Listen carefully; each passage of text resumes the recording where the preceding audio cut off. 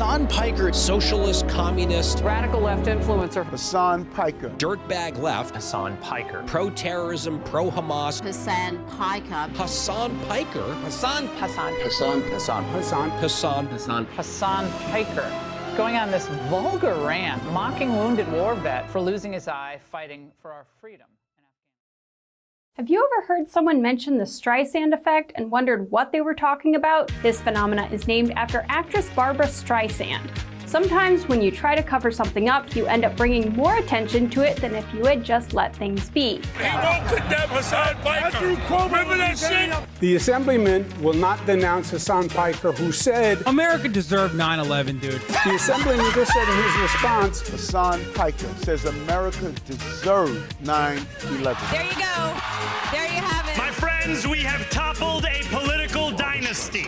Now to the Michigan Senate race, where El Sayed is campaigning in Michigan. Appearing on stage at 2 Michigan campaign rallies. He's proactively campaigning alongside Piker. The man who says Hezbollah's flag is his favorite because it's dope. Why would you align yourself for raging anti-Semites? Who has defended Hamas terrorists. Calling them the lesser of two Israels compared to the government evils.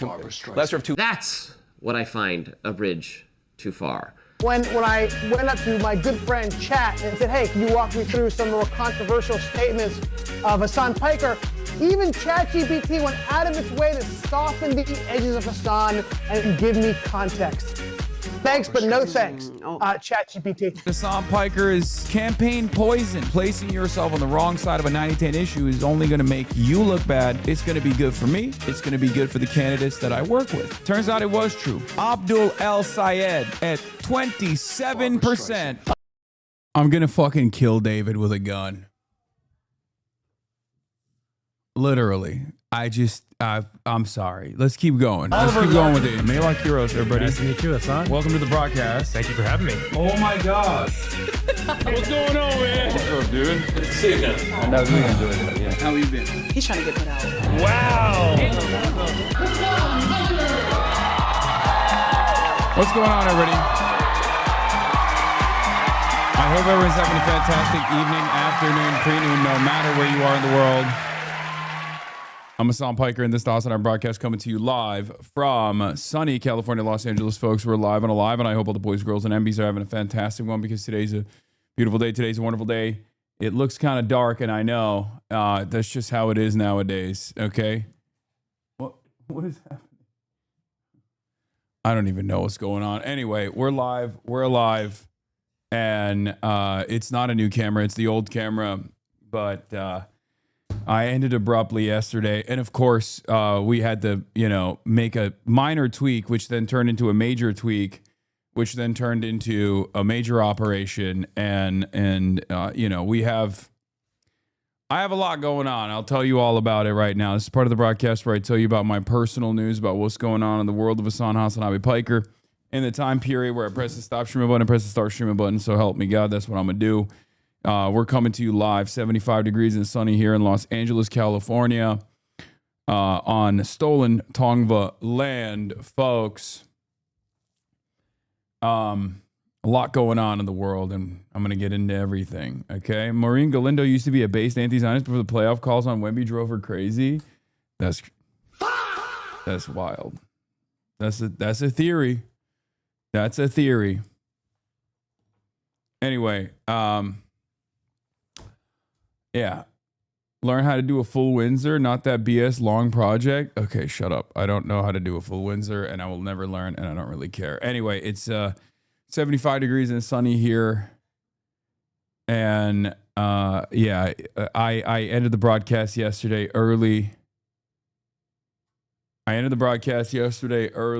Because I abruptly ended it because, well, there was a power outage, I believe, caused by a power outage born out of the wildfires. Okay. A power outage born out of the wildfires. And then that actually kicked me off. That tripped my entire energy, my entire electricity in the house. And I apparently was not real. I didn't even realize this, but like my whole setup here including my internet, is on batteries. Okay. Which is why, what the hell is this? I'm on the front page of a Danish newspaper. Hell yeah. For 0 kroner, I can try to read the Danish newspaper. Okay, very nice. So yeah, I had multiple UPS, multiple battery systems. Okay. And it turns out I was literally on the battery. And the battery ran out abruptly in the middle of the day. Boom, everything is gone, knocked out. Everything is gone, knocked out, totally cooked. And yeah. Also, IDF ball took place yesterday. Oklahoma City is Israel. It's true. I didn't realize that it was the case when I first encountered it. But honestly, Oklahoma City Thunder is the most Israeli team in the league. Down to strange religious displays that take place right before the game starts. Okay. Netanyahu trying to step on Wembanyama's ankle. I saw that. And I thought to myself, no, not today, Israel. Not today, Israel. Yeah. Oklahoma City, tiny. It's tiny market. It's small market team. Why can't Oklahoma City have small market team? All of these other teams, they're such big market teams. Anyway. Another atrocity took shape in Oklahoma last night. Terrorism. Oklahoma, a state known for atrocities, committed one last night. This time on the game of basketball. Okay? Yes, we're going to look at this is the basketball coverage power hour. I don't know why I do this, but we still do it. Okay, let's take a look at the atrocities that took place. He comes to get it back. First of all, it was so bad. This compilation was so bad that someone came out, and I think it was SGA himself, that someone came out and was like, "Well, you guys don't understand. Like SGA does that to land better. Like there's a new meta. It's actually not foul baiting. He's not a flop merchant. He's not a foul merchant. He's actually landing like that so he doesn't injure himself because his vert is too good." Hands again. He comes to get it back over Wemby. I mean, look, they will run this for generations, dude. Look at He this. comes to get it back over Wemby. Took the bump. Hartenstein had a body on him. SGA got inside for the bump of the bumpers for the Thunder. SGA got bumped. He'll come to the line.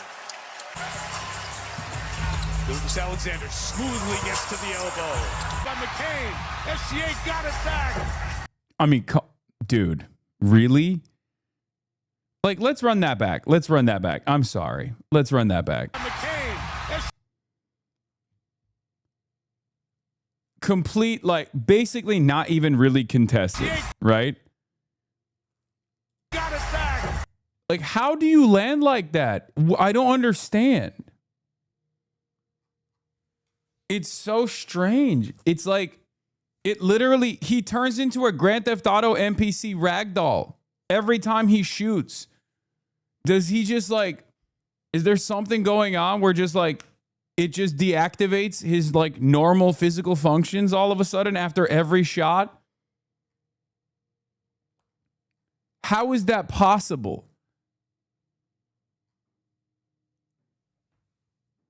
Yeah, he said it got so bad that he had to lie. Okay, which is fine. Again, another Israel, the Israeli government style trait. Okay, lying. It got so bad that he had to do hasbara.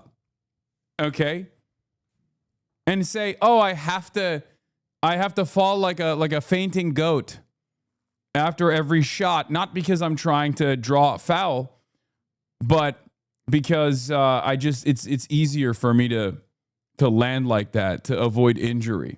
SGA got it back. Didn't get it. Game by Hartenstein at both ends. That's actually how you're trained to fall in figure skating, to avoid injuries. It's the safest way to draw a foul without worrying about getting injured yourself, Lamau.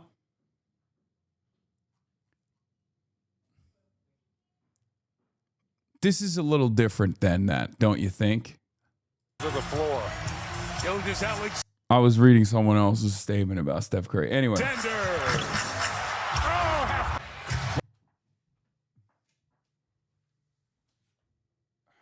I gotta grab my coffee real quick. At 7. SGA gonna pull up again. Hands again. But he comes to get it back over Wemby. Took the bump. Hartenstein had a body on him. SGA got inside for the bump of the numbers for the Thunder. SGA got bumped. He'll come to the line. Gilgeous Alexander smoothly gets to the elbow. By McCain. SGA got it back. Didn't get it. Game by Hartenstein at both ends of the floor. Gilgeous Alexander. The league is soft. I mean, it's not. I'm not one of those guys. Not going to sit here and be like, oh, the league is so soft. It's like, these guys are incredible athletes, right? These guys are incredible athletes.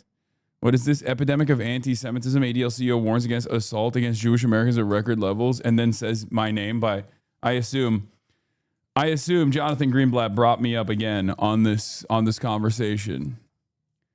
He's trying to see if he can slander me and defame me to like such an unbelievable degree that it just becomes a criminal prosecution, like first time in the history of the United States where we're experimenting with criminal libel. Like, is there, like, normally this is a civil proceeding, but prosecutors had to kick in because they were like, this level of slander has never existed in the history of slander.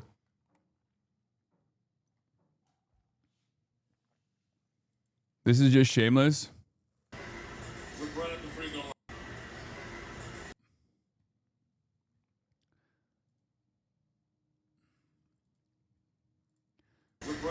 What do you do there? I mean, what do you...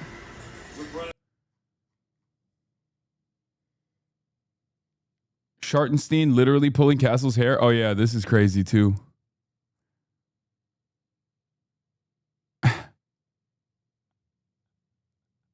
Is that a tangle? That's unbelievable. Pulled his hair because he was still upset about this.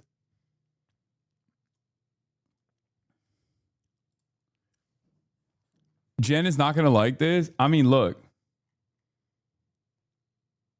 Do you denounce SGA? Yes, I do. I do denounce SGA. I do denounce what he's done to the game of basketball. Is he the next up? Is he like what Steph Curry did to basketball? He's doing the basketball. Everyone's just going to start learning how to flop.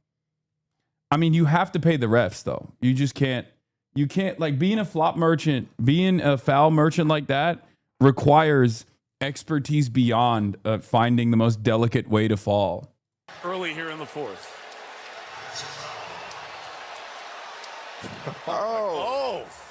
Oh my goodness. Was that a tangle or a pull? That's a pull. Okay. That's a pull. Early here. They're like Oklahoma City has a right to defend itself though. Maybe they actually are the Israel of basketball. Many people are saying this. Wembanyama inside. He had Joe. He's got more attention. Oof. Oof. Oh my God. Oh my Lord. Dude, look at that. God damn. Oh my goodness. Stephon Castle. He says, sit down. Refs are paid by Shaypack. Shaypack.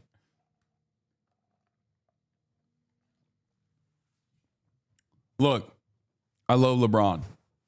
You guys know this. Many people have said LeBron James is also a little bit of a flopper. Maybe a little bit. Okay, I don't think he is. I think he's an incredibly physical athlete, and he plays very physical game of basketball, and people hate that, and they attack him for it. That's what my analysis is. Can't say that about SGA. Can't say that about SGA at all. That's all I'm saying. Y'all think LeBron is flopping? I mean, you got to have some choice words for SGA. I mean, he is reinvented flopping. All right.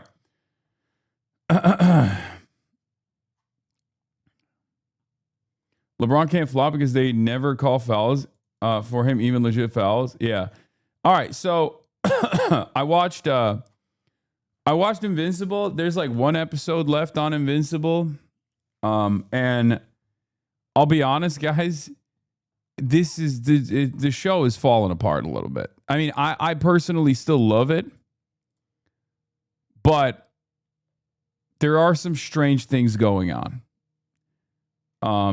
Like the last 2 episodes, I'm not going to give you like a spoiler or anything like that, but like this last season, they just gave up on drawing the show. It kind of feels like there are just straight up Blue Lock season 2 style PowerPoint PNGs.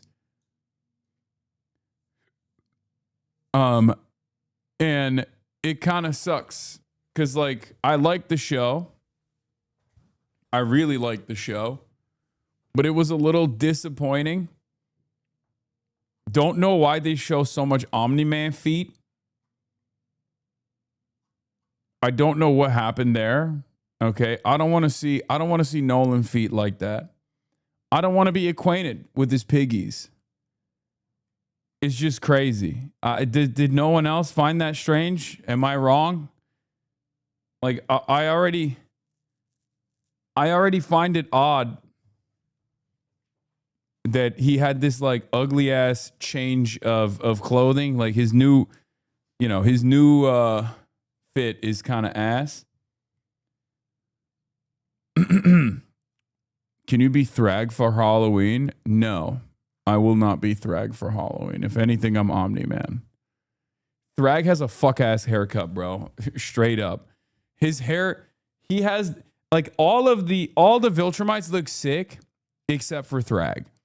Thrag looks like a fuckboy for some reason, and he's just so out of place.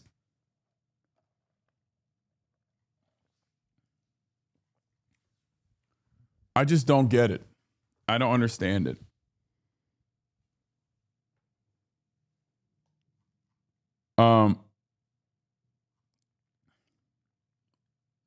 Your white is jumping out, Unc? Why?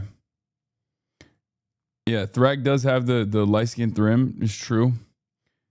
But, and then in the front, there's like a weird thing going on. The one point with Conquest goes on for far too long. Can I say that? Is that allowed? It's just,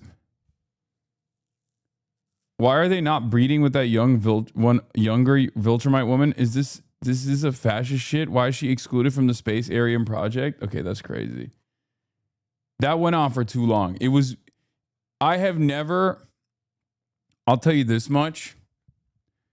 The one Conquest moment with the guts, I have never genuinely felt uncomfortable watching an animated sequence before. Because it went on for so long. I mean, it was good that it went on for so long. It really drove home the point of what was going on, but I kind of fucking hated watching it. It was uncomfortable. Can I say that it was uncomfortable without people yelling at me? Because it was.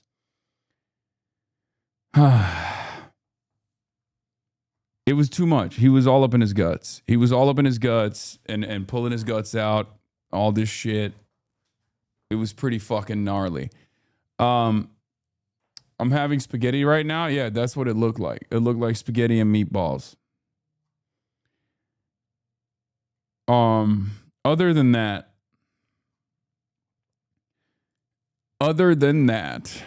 remember what they took from you? Oh my God. I don't know why Auntie Piker thinks the buzz cut theory is like, he's just on this buzz cut shit. I am not doing the buzz cut ever again.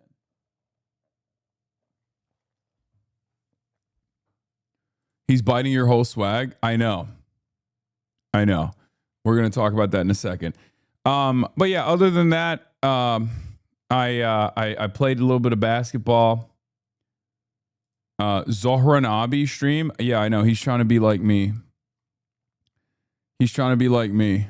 Little bro. Little bro just wants to be like me. It's fine. He wants to be like big bro. It's all good.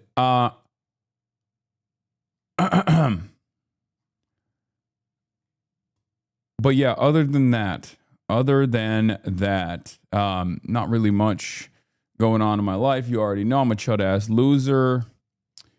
And the reason why the room looks more blue is because we can't ever have a minor tweak around this operation without everything fucking falling apart.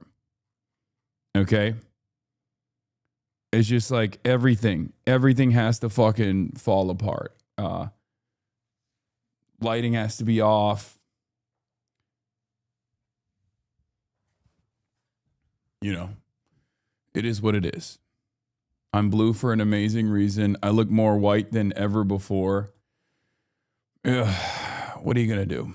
I used to really like the other. I used to like that one camera angle with the one lighting, but it's cooked now forever. It's gone. Okay. And it will never come back again. It was in your dreams and you will never see it again for the rest of your life. So get excited. Anyway.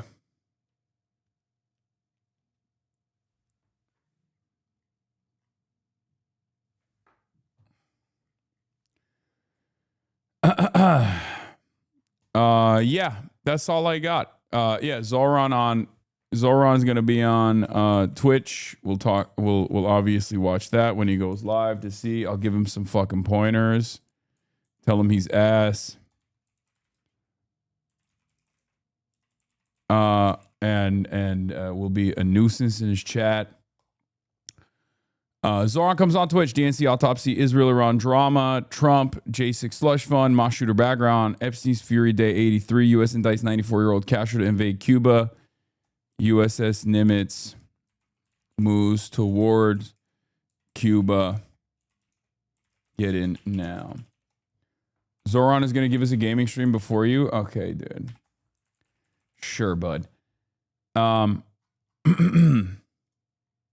What if Zoran raids you? Yeah, that's not happening. You want to know why? Yeah, Zoran's going to raid me so we can have 17 million articles about how he is a terrorist anti-Semite for raiding me. New York Post. Is Zoran worse than Osama bin Laden for raiding Hasan Piker, who we know is worse than Osama bin Laden? Power rankings for the worst terrorists. Power rankings for the worst terrorists of all time. Osama bin Laden, number 10. Hasan Piker, number 1. Zoran Mamdani, number 2.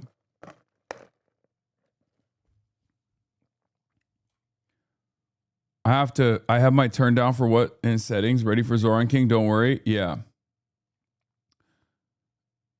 Fox will have a field day. Yeah. All right. So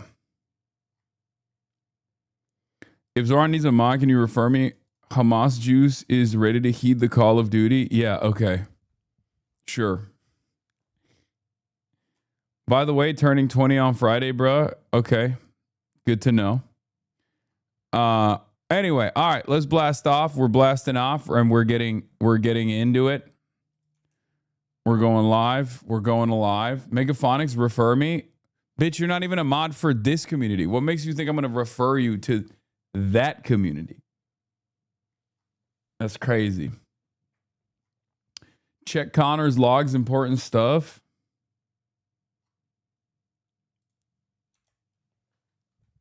Where is it? What did Connor say? The Macy's, thank you for the playlist. We can change that, by the way. Megaphonics, we are not making you a moderator in this community. You're out of your dang mind, dude. You would... There's a delicate balance that we've struck in this community, and you would destroy it single-handedly.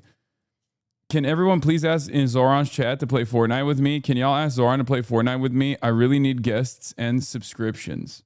Nice. You got it, Connor. Okay. Let's get started. Let's get it twisted. We got the DNC autopsy, which is classic case of Democratic Party failure. As expected, the Democratic Party has did it again. You might be under the assumption, you might be thinking that the Democrats were maybe somewhat competent. Maybe they were actually hiding the autopsy deliberately because the DNC autopsy was actually too damning. Okay. And then there was some Pod Save America coverage that came out a couple weeks ago that said, actually, it turns out it's dumber than you think. It's because Ken Martin asked his friend to do the autopsy and it fucking sucked. Like it was, and I don't mean like it sucked as in it showed really scary information that the Democrats don't want to identify, but it was just like straight up incompetent. Like they weren't capable of putting together like a comprehensive autopsy that showed exactly where the failures were.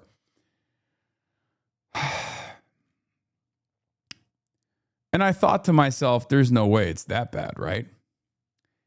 And guess what? I was wrong. It is that bad. Yes, the autopsy came out. Ken Martin released it and basically said, guys, the reason why we didn't release the autopsy was because it was just really bad. And, you know, I don't think it was good enough to take out there. I don't think it was good enough for you to see it, but now you can see it. And also the guy who wrote it, my friend, he still is working for the DNC. That's literally what's going on. And CNN has published a copy of the report into why Democrats lost the 2024 presidential election, conducted at the request of the Democratic National Committee Chair, Ken Martin. This version of the report, better known as the 2024 autopsy, was written by Democratic strategist Paul Rivera. The DNC withheld the report until presented with CNN's reporting about much of its contents. The copy published by CNN includes annotations of red that the DNC added to the version of Rivera's report. CNN has not modified the report and does not vouch for the accuracy of any statements within the reported DNC's annotations. And it's incredible. Here are some of the highlights, I guess. DNC Chairman Ken Martin released an incomplete and unedited version of the 2024 election autopsy. Number one, Trump's transgender-focused ad, Kamala is for they, them, is seen as highly effective and damaging. Harris did not shift position in response. Reports paint a dismal picture. Democrats have lost ground since the Obama era due to stagflation, failure to invest in states and local parties, and inability to project strength and unity. Criticizes Biden White House for not adequately preparing/supporting Kamala Harris, e.g. no polling on her like Jill Biden, poor defense against border czar label, false overall Democratic effort for failing to effectively define or attack Trump, relying on assumptions his negatives were baked in.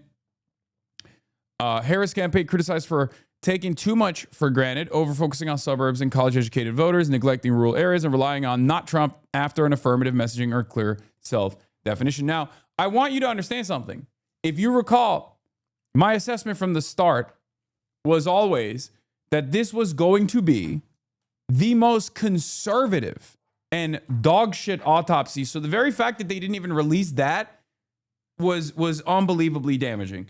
But I will admit, I did not think that part of it was because they were just, they had done a half-cocked, half-baked, possibly AI-written autopsy that was going to be so bad that there were no lessons in it whatsoever, especially after I heard Ken Martin talk over and over again about the lessons that we could take from the fucking autopsy.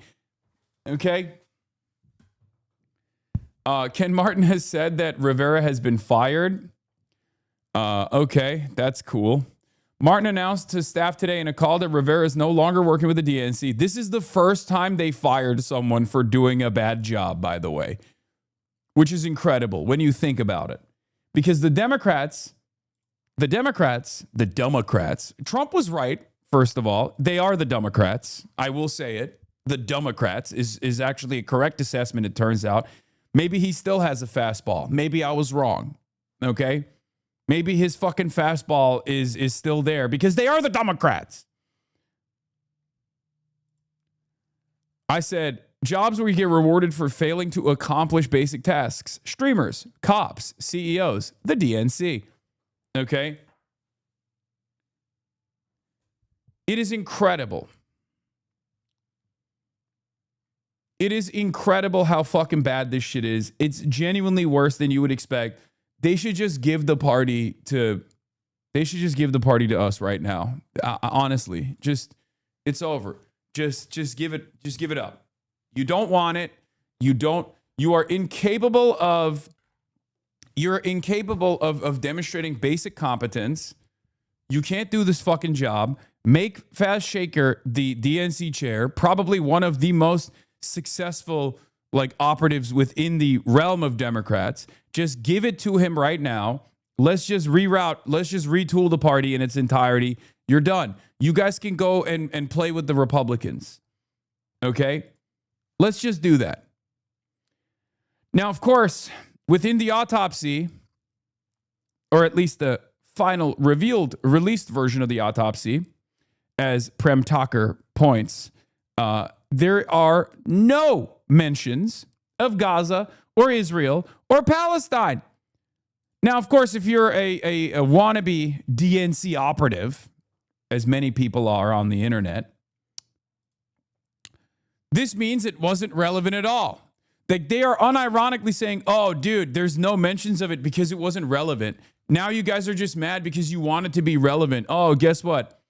Now, there's two leading schools of thought here. They're competing schools of thoughts. One is the idea that it actually was in the autopsy and then they took it out. And the other one is, yeah, of course it's not in there because these guys are fucking morons.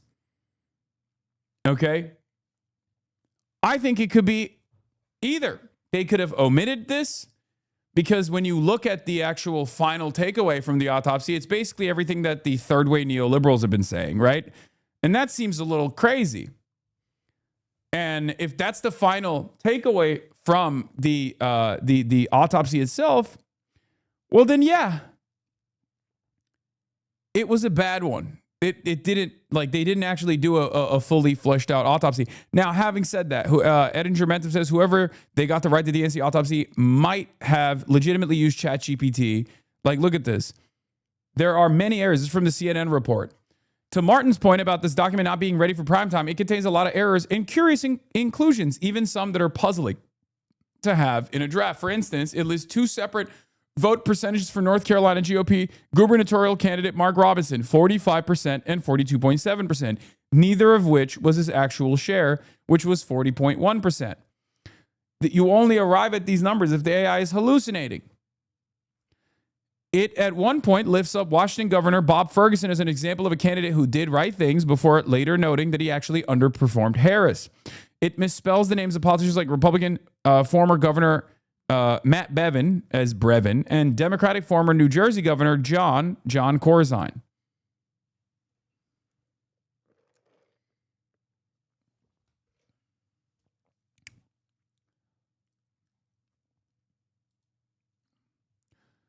So, DNC autopsy author Paul Rivera met with the pro-Palestinian group IMEU Policy Project in July 2025 and told them the war in Gaza hurt Democrats in the 2024 election, according to people familiar with the meeting. But the final report makes no mention of Israel or Gaza. Dave Weigel says DNC's position, they've published what Rivera gave them in December. Nothing was taken out. And all the DNC did was add the notes, the box about how stuff is wrong or missing. So if Gaza is not in there, it's because Rivera's report didn't include it. So either Rivera purposely did not look at Gaza or Palestine at all. Okay. In the autopsy, either because someone directed him not to look at Palestine or Gaza or Israel at all, which is insane, right? Because you're supposed to cover every angle. There is no, even if it's irrelevant, right? which is the argument that like the pro-Israel, Israel firsters in the Democratic Party are going to try to say, oh, it's because it was irrelevant. Stupid. It was irrelevant. This confirms my priors. They didn't factor in Gaza because it was irrelevant. See, all you guys are obsessed with Israel. Like, that's what they're going to say, right? Except there were a million polls leading up to the election that showed that it was significant, right? And even if it was insignificant, the autopsy should show that it was insignificant. The idea that a full spectrum coverage on what went wrong is not going to feature some of the things that were irrelevant and openly say that it was fucking irrelevant is insane. Okay? If it's irrelevant, it should be in the autopsy, as Gaza was not relevant to the equation at all.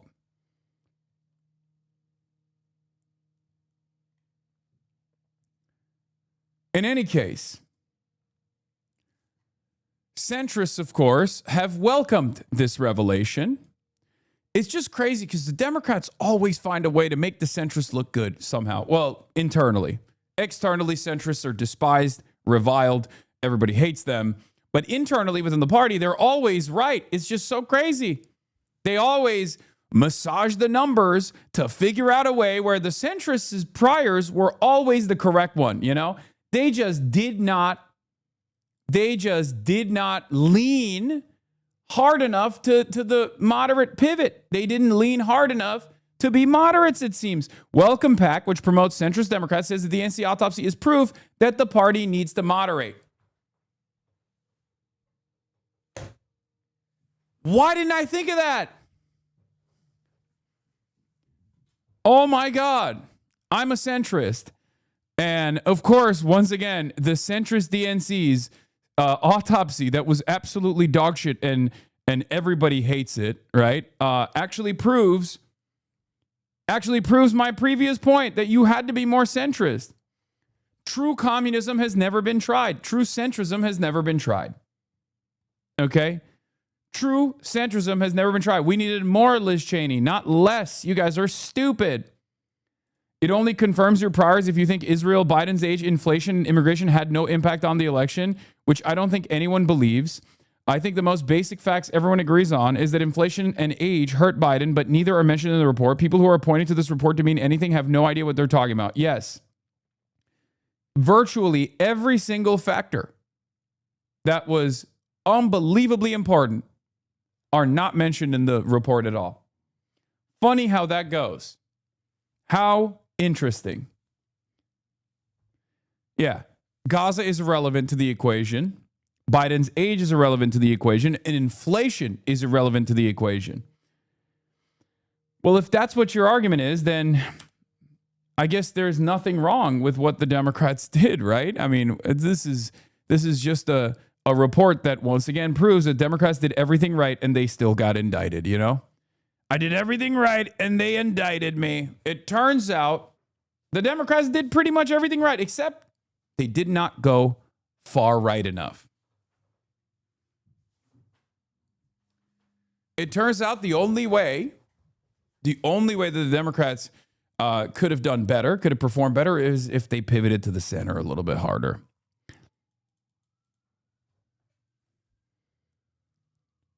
It's really funny that centrist PACs like Welcome PAC are pointing to this as a spectacular victory when the DNC chair himself is like, this is dog shit.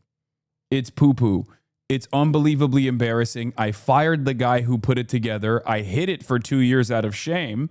And I'm probably going to be fired from my position. And centrists are like, oh, this is perfect. This actually shows that we were right all along. Incredible. What is this? David Hogg made a good video on this. All right, I'm skipping it. All right. Let's take a look. Third Way also posted and deleted a meme about the autopsy as well. Third Way put out a statement claiming the long-awaited DNC autopsy proved their worldview correct, only deleted afterwards, pointed out that the document they claimed was proof of their analysis was riddled with basic factual errors and was woefully incomplete. Third Way President John Cowan on the DNC autopsy. No wonder the chronically online, highly educated, left-leaning team at the DNC wanted to bury this report. The autopsy draft released today validates the case we've been making post-2024 and are making again today as we gather over 150 Nevada Democrats to chart the party's future. Democrats must be able to win the middle anytime, anywhere, and they can do that only with a combative centrism that rejects identity politics, reclaims the vital center, and positions the party as fighters on the economic issues that matter most to voters. As the New York Times poll shows, even a majority of Democrats want the party to move center and not left, and this report echoes that sentiment. For Democrats who want to win, this report should be case closed. They had to delete it. They had to delete it because everyone was like, dog, this report sucks. What the fuck are you talking about? You're such a goddamn idiot. But again, it doesn't matter because you can be a fucking idiot as long as you're an idiot for rich people. As long as you're a propagandist for rich people, your position is usually going to be fine, right? Your station will not be your station will not be in jeopardy. Another example of this, of course, is Bari Weiss. Bari Weiss is an unbelievably incompetent brown noser, but because she's a brown noser for the right billionaires, her station is usually fine, right? I mean, now they're talking at CBS because of her unbelievable incompetence, that maybe they should switch her around a little bit, but she's always going to have a career, right?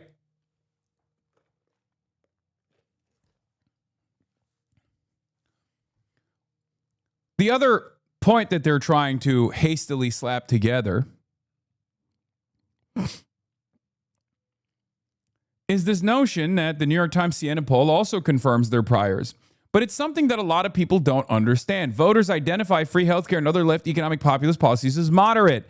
That's the problem. These guys think when the average American says, let's move to the center, let's move the Democratic Party to the center, they actually mean stop talking about trans stuff all the time, which is what they think is going on, which is not going on, because the only reason why the Democrats are defined by that is, and this is literally absolutely a major fucking part, a major part of the Kamala Harris failure, right, is because they are defined by their enemy, okay?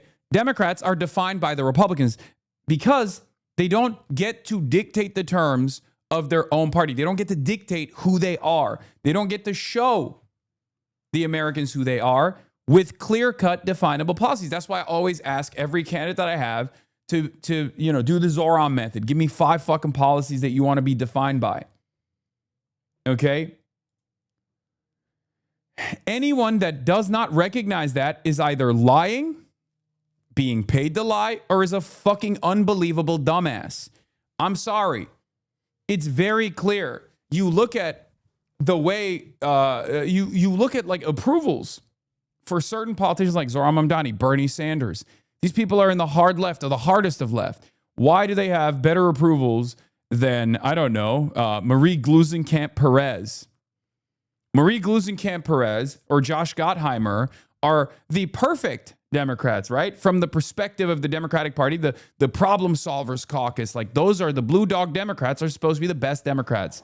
If you were to look at fucking Twitter and get your notes off of like DNC consultants and also those who LARP as DNC consultants for free on election Twitter, Marie Gluesenkamp-Perez is the best fucking Democrat possible.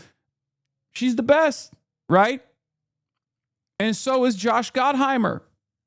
So why are they not at the forefront? Why is Abigail Spanberger not one of the best Democrats out there? Why is her popularity not skyrocketing? Why is that the case? Perhaps because what consultants frame as centrism is not the same as what the average voter perceives as being closer to, a moderate politician.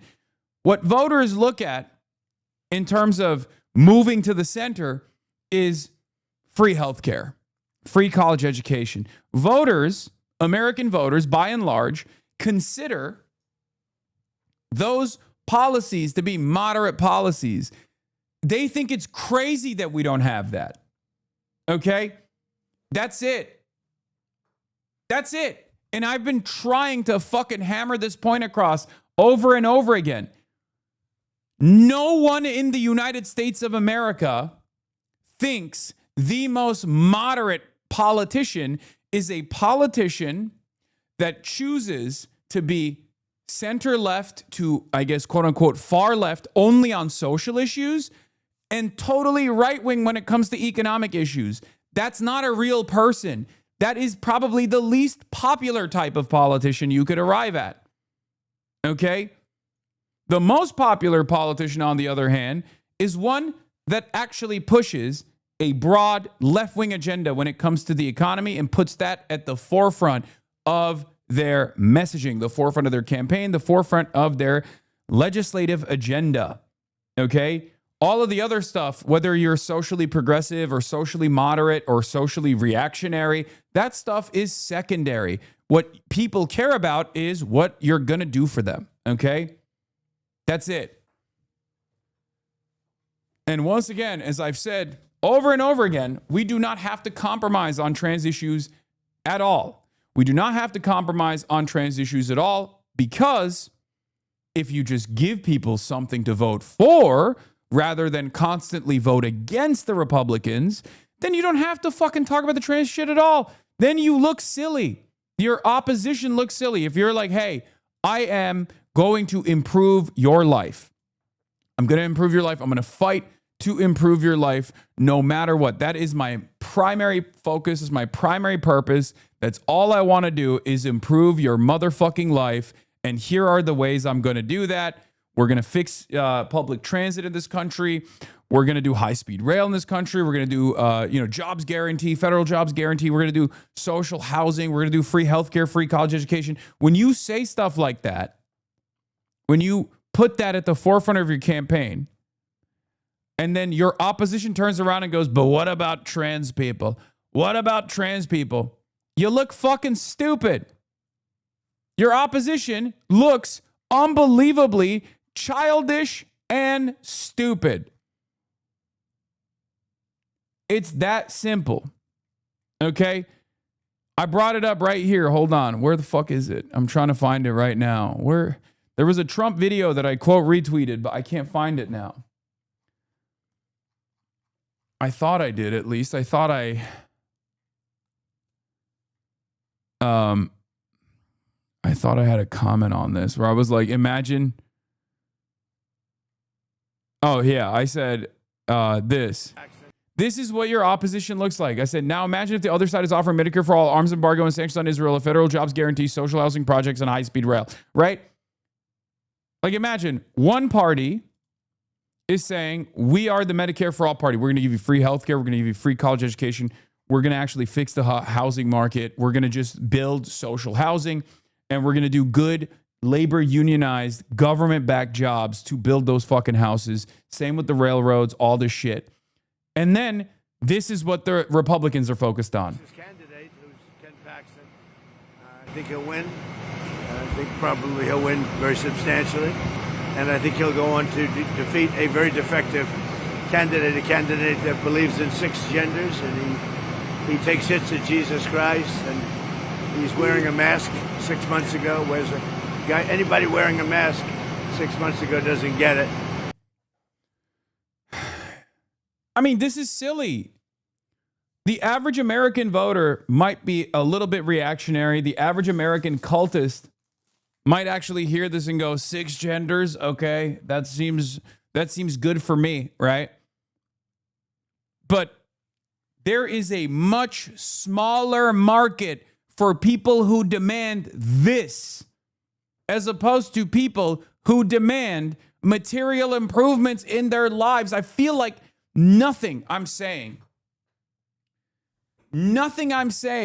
is shocking. I don't think anything I'm saying is even ideological.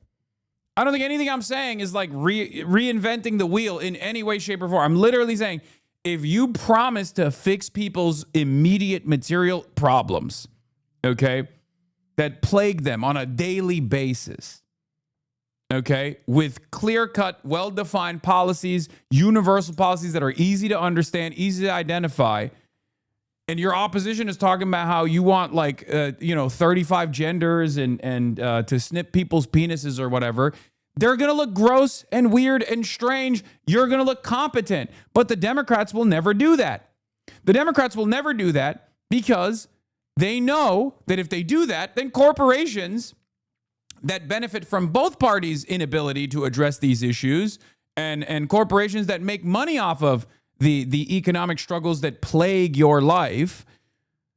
Corporations in the private healthcare industry, for example, right? Those guys will lose profits and they'll stop giving money to the Democrats. They'll stop hiring the children of elected representatives in the Democratic Party into high-paying jobs. That's it. It's not that confusing. It's not that complicating, okay? It's not that complicated. Paxton is just Diet Trump nicknames. Okay, whatever. We're not going to get into Ken Paxton right now. We're still on the autopsy. The guy that Martin hired to do the autopsy fucked up so bad and was still working for the DNC months later. He just got fired. Okay?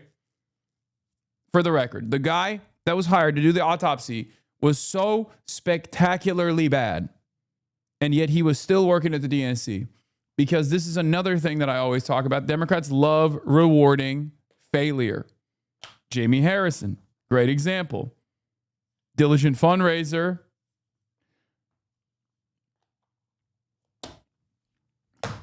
Fundraised a shit ton of money against Lindsey Graham. Failed spectacularly. And the DNC was like, you're our guy. You should head it. And it turns out Ken Martin is also kind of a fucking kind of a failure too, a little bit.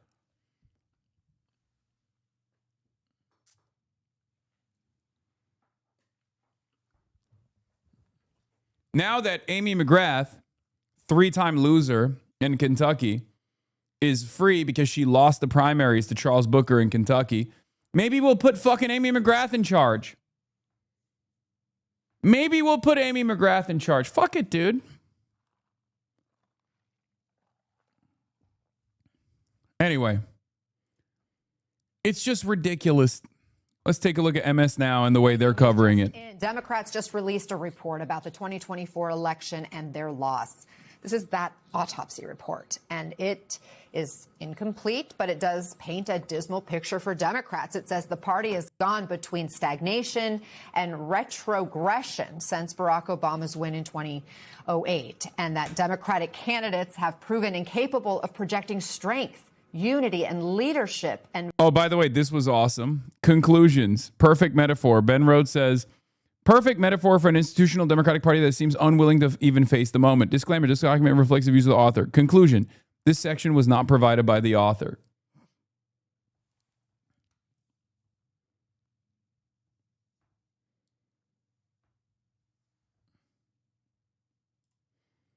Not too many people here on Al Gore's internet are also the lead author of a sprawling 2024 autopsy-like report. Since the good Lord blessed me with this opportunity, she has also chosen to bless me with this. The funniest fucking thing I've ever seen in my life. Actual raffling. Oh my God. I don't even know why people on Blue Sky have just a like 2016 way of speaking still. Like they haven't, it's the most faillennial. Oh, it's just irrelevant. I don't want to get bogged down with that. All right, let's continue. Voters have drifted away. Let's bring back MS Now Capitol Hill reporter Kevin Fry. And Kevin, I know you just are getting an initial look at this. It's 192 pages. I know you haven't had a chance to read through all of it, but based on what you're seeing so far, what are the big takeaways? What do we know about this report? Yeah, about 20 pages in. I will say, look, one of the things that has stood out to me is one of the things they have in, quite frankly, the opening, which is that they argue that the reduction in support for and training for state parties has contributed to a shift in voter registration issues, organizing capacity for the state at the state level, and persistent problems with their candidates to listen to voters.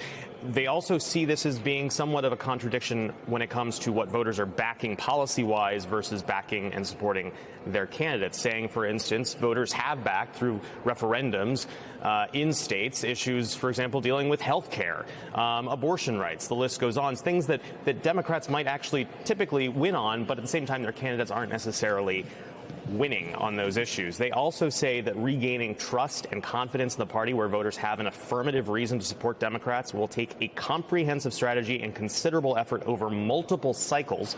So this is not some sort of short-term change they're seeing here, saying that Democrats need to do it right now because the future could become even more difficult to do so. Still pouring through some of the kind of the contradictions they see between how Senate candidates did versus the presidential candidates did, where they see that Kamala Harris, for example, failed to get across the finish line compared to other candidates. So a lot more to unpack here, but those are just within the first dozen or so pages, some of the initial takeaways about the kind of structural messaging and favorability issues that the party sees with just the voting public. What's up with the timing? Why are they releasing this now? That's a great question. One of the things that is notable about this is that the DNC's own chairman is basically coming out and No, I don't look good today. I'm not okay. I am pale because I wanted to move the camera just a little bit. And of course, in the process of doing so, everything got fucking reset. I don't want to get into it. saying that, one, that there was essentially pressure on them to go ahead with I'm this. both And pink and pale at the same time. I don't even know how. I don't even know how this is fucking possible. I look like shit. He said that he shit. wanted to be honest and transparent with actionable and specific takeaways for the future of the Democratic Party. He says that when he initially received this report, it was not ready for prime time. And as you look through it, it's notable that there is, one, no executive summary, and two, there are lots of sections where you see comments from the DNC, from Ken Martin, basically saying, this data doesn't add up, this number is wrong, where is the calculation to back up this claim? So not necessarily everyone on the same page, it seems, as to what the takeaways are here. Yeah, you look at, as I'm scrolling through, I went right to where it was supposed to have the executive summary, and it's completely blank. One thing that we are finding, though, in this report is that they're noting a rural miscalculation that, quote, Harris wrote off rural America, assuming urban-suburban margins would compensate, and, quote, the math doesn't work. Kevin, 2028 isn't that far off. It's not, and 2026 is going to be a big test case for this. Can Democrats manage to make inroads there? Part of their messaging strategy and part of the takeaway, another takeaway that I saw in this, is that the Bidenomics messaging, quite frankly, was just not landing with voters. If anything, it was turning them off. And Democrats have leaned into affordability as part of their 2026 messaging, seemingly trying to rebut that. It does help, of course, that under the Trump administration, we have seen gas prices surge over the last several months because of the Iran war, other healthcare-related price concerns, for example, that have given Democrats ammo in that vein. And so will that affordability message, will that make an appeal? How are you going to live in sunny California and not have a tan? Again, we're focusing on all the good stuff, but I will eventually. I've been going outside more. According to another source on the call, Martin didn't refuse to take questions. Nobody asked one. Wait, what? Ken Martin just held a call for all DNC members. According to a person on the call, Martin essentially just read his public statement on the autopsy and then refused to take any questions. Nobody asked for questions? Okay. Again, this is why, look. This is why I say these guys are unfathomably weak. This yields opportunity. This presents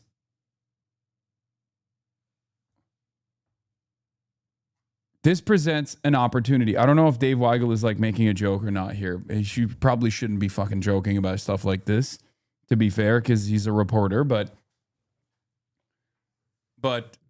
I will say this. This is why I keep repeating over and over again that this fucking party is dying. Okay? They're dying. But what the fuck? Oh my God. I am so annoyed. Oh my fucking God. It's just everything is so broken. How is this possible? Everything is so broken. I'm never letting anybody touch my fucking setup ever again. I swear to God. All right. Here, there you go. You got Kaya Cam as well. Time for a studio. This is a studio. We're in a studio. Anyway, as I was saying,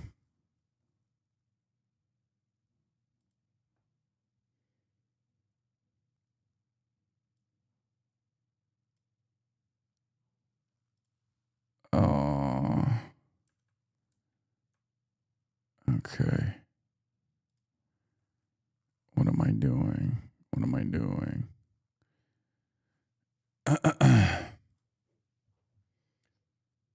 Can you make Kai bigger? Kai has a great tan unlike her father. Yeah, because she actually goes outside a lot more than I do. The brightness is too low. I know. Where was I? What was I talking about? Oh, yeah. What I was talking about is this. Okay.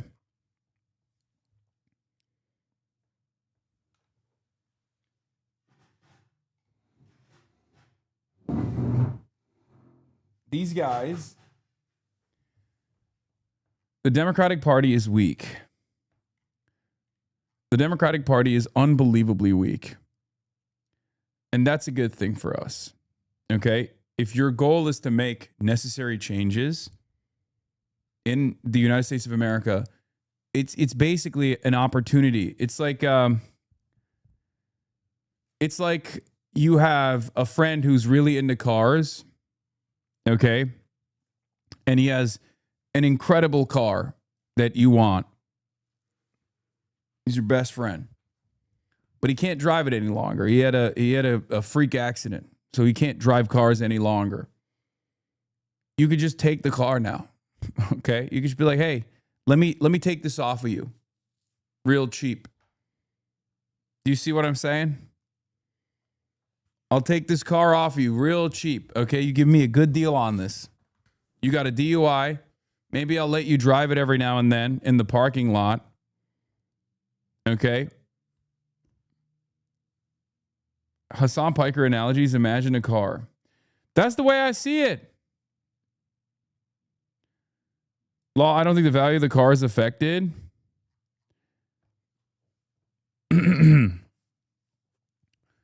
value of the car is not affected, but there's no one driving it, no one capable of driving it. So it's just going to waste, sitting around, collecting dust in the garage. Okay?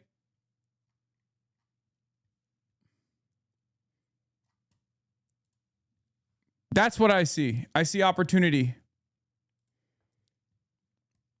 I feel like it's a waste not to use this opportunity, this moment. That goes beyond just the typical Democratic voting demographics. Will they be able to re-secure some of those voters? I think that's part of what Democratic leadership here on the Hill has been betting on, and that could serve as somewhat of a roadmap heading into 2024. At long last, the Kevin 2024 Fry, we'll let you get back to reading 2024 this autopsy report from the DNC from 2024, and we know you'll bring us more highlights as you get them. Oh, God, they're so fucking bad. Like, it makes total sense why incompetent fascist Republicans keep winning in this goddamn country with objectively the most evil, like openly evil policies. Because it's not like the Republicans are running around being like, we have some really good ideas on how to fix this country. They are just open. They're open about it. They're like, no, we fucking hate you. We want to melt the poor. We want to kill a lot of immigrants in the process, or anyone and everyone that we have considered to be bad because they're brown, right? Like, we have all the worst ideas, and people still go, you know what, I'm going to vote for this guy. And if you're wondering why that's the case, if you're like, how is that possible? How are the Democrats still losing to this? Well, here you have it. It's because the party is unbelievably fucking incompetent. They don't want to win.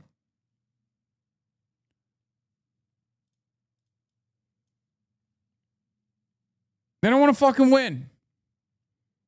They don't care about winning. They don't care about defeating the Republicans. It's that simple. They just want to sit around and fucking collect their money. That's it. All right, y'all, got some breaking news here for you. So the DNC has now officially released the autopsy of the 2024 race, and it gets into why they think they lost. Now, Ken Martin is the head of the DNC. He had basically been going around in interviews and gaslighting us as to why he's refusing to release the autopsy. Well, now that it is released, allow me... Yet you still work with them? You're a fucking idiot. You are the biggest idiot of all time. I cannot comprehend a bigger idiot. You might be dumber. As a matter of fact, you are dumber than fucking Ken Martin and the entirety of the Democratic Party, because they recognize what I'm trying to do and they're very worried about it. That's why they spend a good deal of their fucking time attacking me. You, on the other hand, don't understand what I'm trying to fucking do, and you just want to chirp from the sidelines, okay? I'm not working with the fucking Democratic Party, you moron. Oh, my God. Do I work for the DNC? Does it look like I work for the DNC to you? Are you that fucking stupid?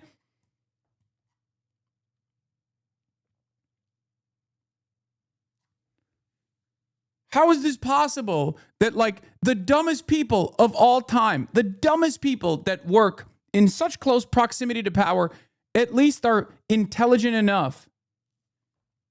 What? Why did you respond to Salin, a Palestinian, in that tone? They're right. Wait, what? A Palestinian? How the fuck am I supposed to know what anyone's background? What the fuck are you guys talking about? What are we doing? We're doing identity politics now? What the fuck is this bait? I don't know who Salin is. What the fuck is going on? It's got to be bait, right? What is this? Is this the new meta? That I'm anti-Palestinian? Is that what you're doing? Is that what the new thing is? Holy crash out? Yes, dude. Yes. It is a fucking crash out. It is. You got it. If that was your goal, if that was what your goal was, you fucking you achieved it. Okay. Oh my God. Double perma. Who wants it? Who else wants it? Who else wants it? It is bait. Every day you aren't on Fox and CNN is a day where chat sucks is simple.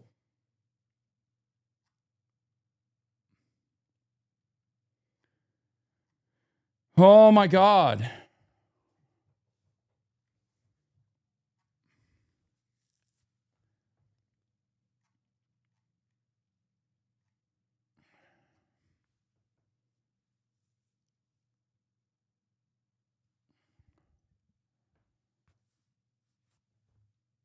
Chat is low-key the no job convention. Yes. Listen.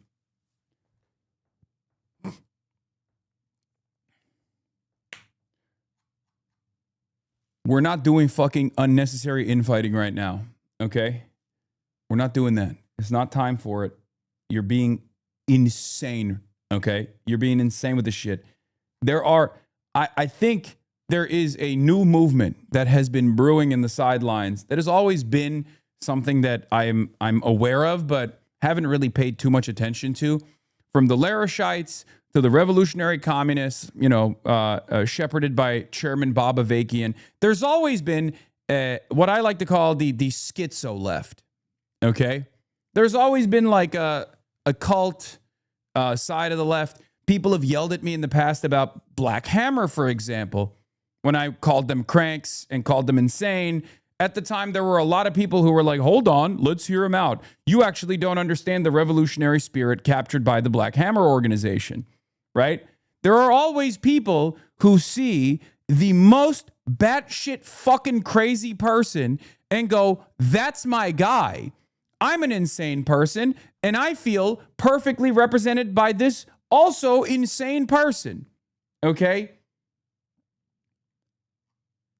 One of the things I often do is just push aside or try to actively not talk about people who are in the schizoid communoid left. Okay, they are out there. They're not like a very large constituency. They're not necessarily a sizable constituency at all. But because they spend every fucking waking moment on the internet and don't have a job, right? So all they do is fucking chirp. They have an outsized representation on websites like Twitter and also sometimes this fucking community as well.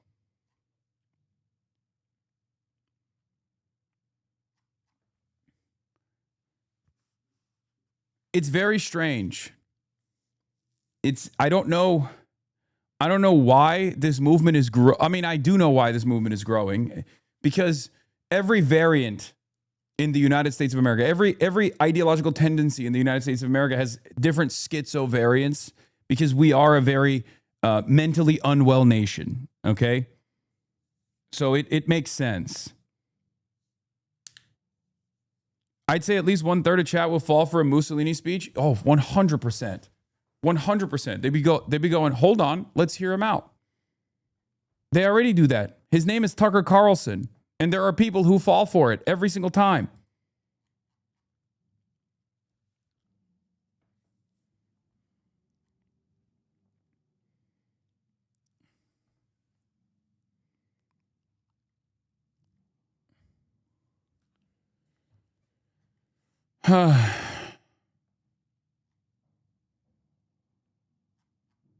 In any case,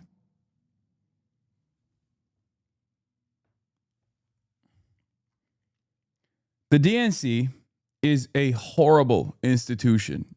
It is an institution that has bred so much failure. Okay?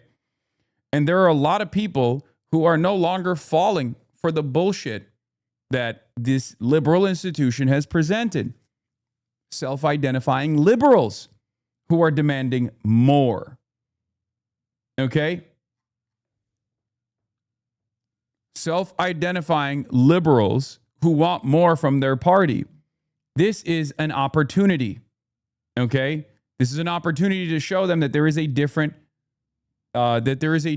type of politics, a different way of understanding the world, one that actually focuses on class, one that actually wants to improve their lives. But instead of using this as an opportunity to foment class consciousness amongst the masses, most of the people just want to fucking chirp in Twitch streams. They want to chirp on Twitter. They don't want to actually go out and talk to people. It's fucking frustrating. All they want to do is yell at the people who do that. All they want to do is yell at the DSA. It's always about criticizing the different methods of organizing that other people are using. It's never about doing the fucking work. And I don't understand where this comes from. Sometimes you just got to shut the fuck up and let other people cook, and you cook in the way that you want to cook. Okay? You do it. If it works, I'll work with you every single time. Okay? People get real mad when I say build the Vanguard King and I'll be there for you. And they get real upset. They're like, wow, this is so dismissive. No, man. My point, I'm being sincere when I say that. What makes you think if there was currently an active Marxist-Leninist Vanguard party or an active, genuine, successful, impactful Vanguard out there that I wouldn't work with them?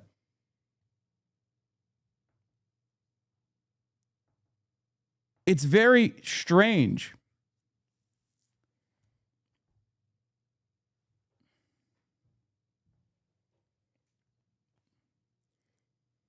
If you just assume that the masses are gone and it's a foregone conclusion, build a vanguard so you want to get in when the hard work of decades of organizing is done. Buddy, you're not doing it. That's my point, okay? You're not doing it. You're not doing it at all. All you're doing is this. This is what you're doing.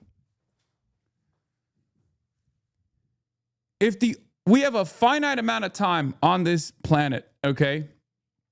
Lifespans are relatively short in the grand scheme of history. And if you're spending all of the productive hours that you have in the day chirping at a fucking Twitch streamer, then you're not doing it. Be more productive with your time. That's the whole point. You think trying to rage bait me so that I respond to you in a fucking angry way, and maybe it gets into, like a Fox News clip machine, is somehow going to make you feel better, is somehow going to make you feel like you're moving in the right direction. I always ask myself, is this productive? Who is this message for? Who is this argument for?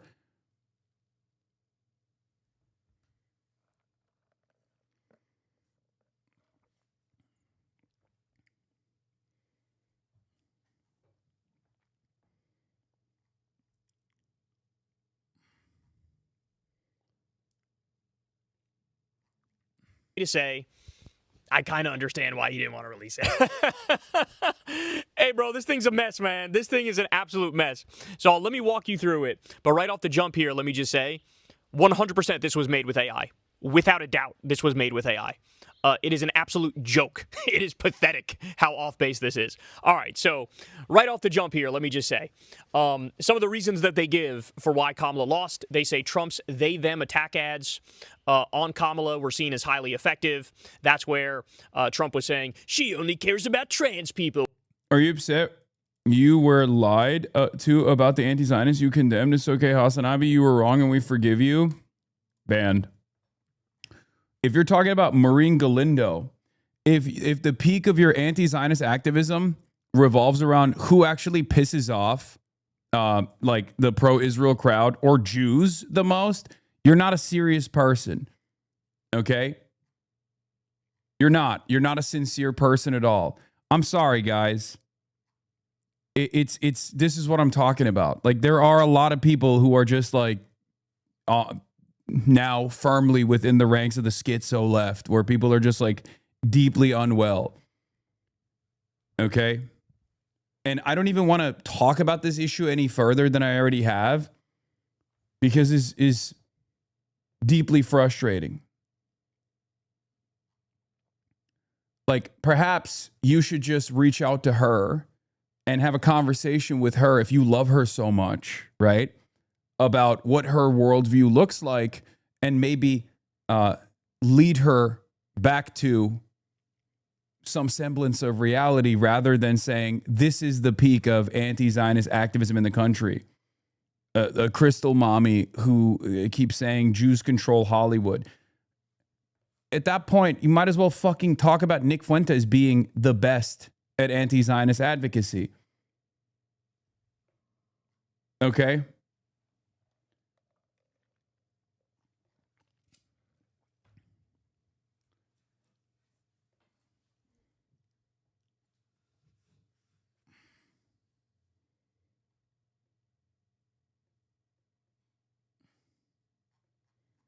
You're reactionary.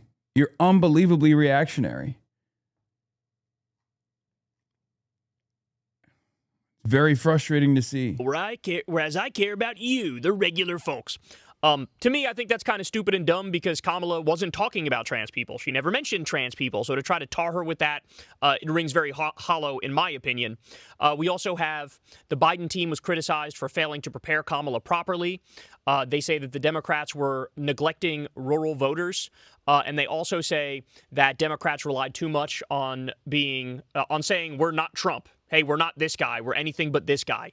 Okay, so that's some of the conclusions. We also have Kamala Harris on the ballot helped down ballot Democrats more than Biden would have if he was on the ballot.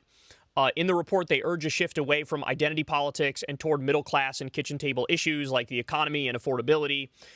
They also say that Republicans were more effective at messaging and data use, and they learned messages from the past better, including from Obama's campaign. Now, having said all that, you ready for this? So, mentions of Gaza, Palestine, or Israel in the 192-page report. Zero. None. Not at all. It didn't bring it up at all. Okay? The only reason why that attack ad, the Kamala is for they, them, worked, quote unquote worked, and its impact could absolutely be discussed.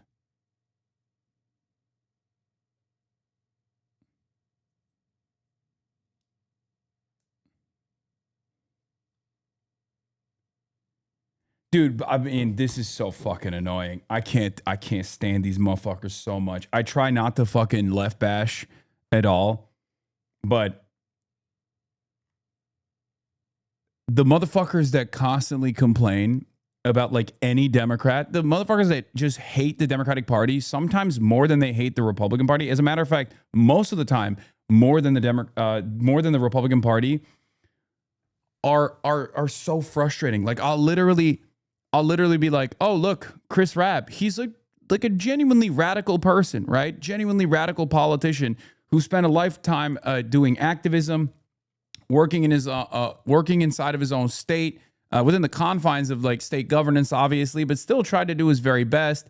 What a wonderful moment that he got elected. What a wonderful moment that he's now in a position of power to make some changes. And people will be like, no, because he's a Democrat, of course he's fucking pro-Israel. He's a Zionist because he's a Democrat. Everyone is a Zionist. Everyone is a Zionist. Unlike me. Okay, guy who fucking chirps on Twitter. I'm doing the most anti-Zionism. I'm doing maximum anti-Zionism. Electing anti-Zionists into office is not anti-Zionism. Tweeting about how those guys are actually Zionists is anti-Zionism. Like, it's so frustrating. And then, like, I'll be like, dude, what are you doing? You're not doing anything. You're just fucking posting on Twitter. Like, you're not trying anything. All you're doing is posting on Twitter. And people go, wow, you sound like ContraPoints. Wow, you are so fucking, you're completely captive. You're completely captive to the pro-Israel Democratic Party. I hate having to have these stupid conversations with people who I previously thought were at least somewhat empathetic and somewhat intelligent. It turns out you can be an empathetic person. You can be on the right side. You can be on the right side of an issue and still be a fucking moron. Reactionary and parasocialists created the most unhealthy online combo I've seen in a long time. There's so many of them now, bro. I don't know what's going on. The last 2 weeks have been a nightmare. AOC bad, Plattner bad, Bernie bad, Galindo good. Yeah, where is this coming from? I genuinely don't get it. I don't understand it. I don't understand where this is coming from. Where they're like, yeah, no, Chris Rabb is a Zionist because he's a Democrat, whereas Maureen Galindo is anti-Zionist because Democrats hate her. Okay, there are plenty of people that the Democrats hate. Well, they hate me too, for the record, but of course that never factors into the equation. I'm a Zionist too. I'm literally pro-Israel.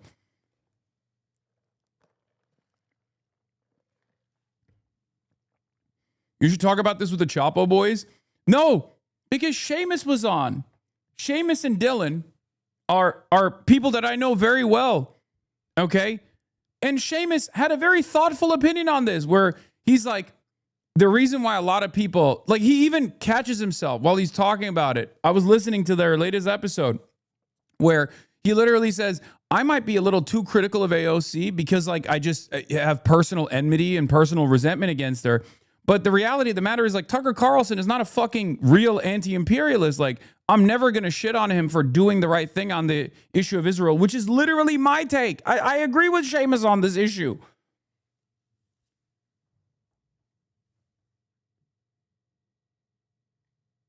I didn't hear the rest of what they were talking about, but he was straight up saying, like, look, I don't think, he just straight up was saying, like, I don't think that we should just cast aside any aid like Marjorie Taylor Greene or Tucker Carlson.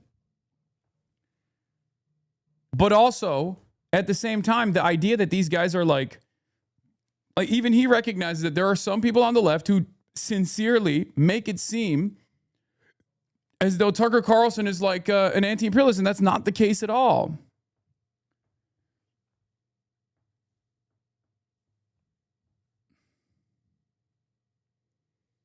Maybe I haven't gotten to the other part of the story.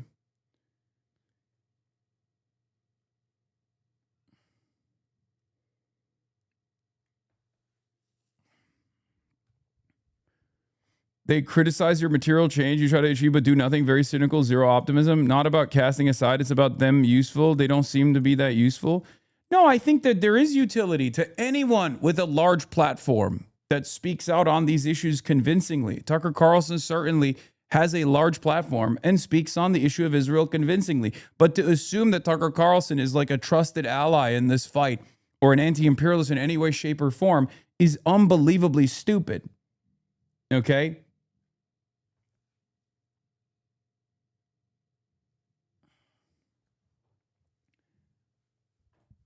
I think too many Groypers on Twitter love that crazy pro-castration lady. I think this is the far-right Carlson Groyper type trying to infiltrate. No, it's not. It's not. It's not. For a lot of people, they're so desperate for anyone to be fucking anti-Zionist that they will literally lean into anyone and everyone. It's the Randy Fine versus Dan Bilzerian equation, where they will just go, yeah, Dan Bilzerian is a better alternative than Randy Fine. Okay? And if your calculation revolves around like both of these guys fucking suck dick, but one of them is anti-Israel, one of them is pro-Israel, then yeah, Dan Bilzerian literally etches out against Randy Fine because they believe the same exact fucking bullshit. Randy Fine and Dan Bilzerian believe the same shit. They do. 99% of the way. Same with like Nick Fuentes versus Ben Shapiro. Ben Shapiro and Nick Fuentes believe the exact same bullshit. But one gets recognized as a valid media person. Ben Shapiro does, right? And the other is understandably deplatformed and cast aside and has no place in like polite, civilized conversations in civilized society.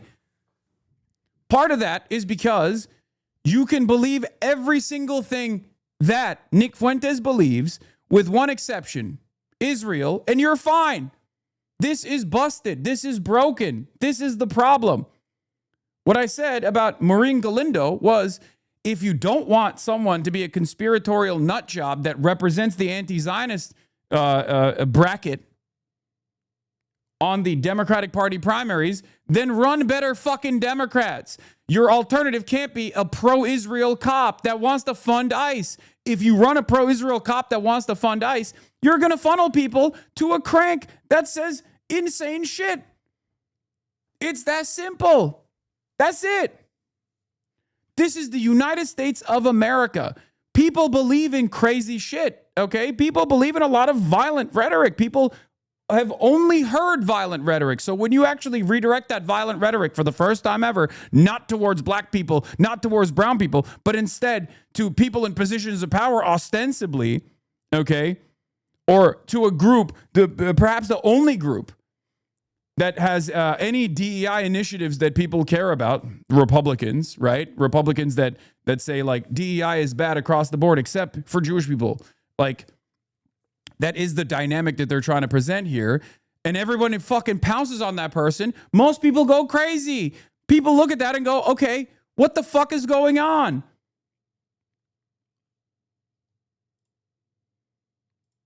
Not everything is a psyop. Holy fuck, everyone's conspiracy brand is so painful to listen to. I don't even think Maureen Galindo is a psyop. I think she's just crazy. I think she's just like a sincerely crazy person. I think she is not very well read, not very educated, right, on this issue, doesn't understand it, and is just simply reacting to the things that she has seen thus far. And when you're like a little crazy on top of that, or very crazy on top of that, of course, that's going to be your output. Your output's going to be like legitimately insane. She's Marjorie Taylor Blue. Okay?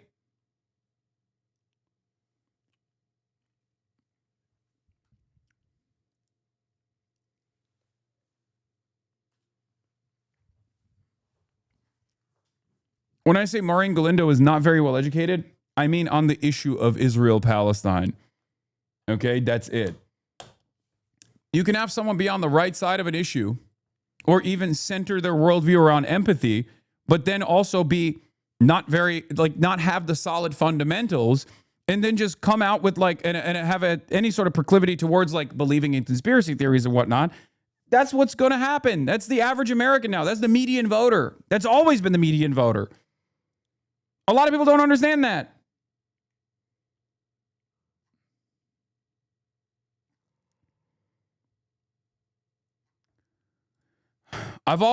Ironically enough, I've always been anti-crank. Okay, this is why a lot of people have yelled at me over and over again for years. I was always anti-Tulsi Gabbard, for example, and people yelled at me all the fucking time for this. Okay?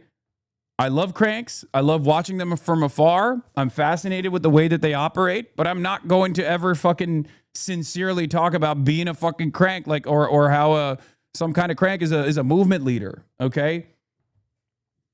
I love watching Professor Jiang, but I'm not going to sit there and be like, what a brilliant, thoughtful person.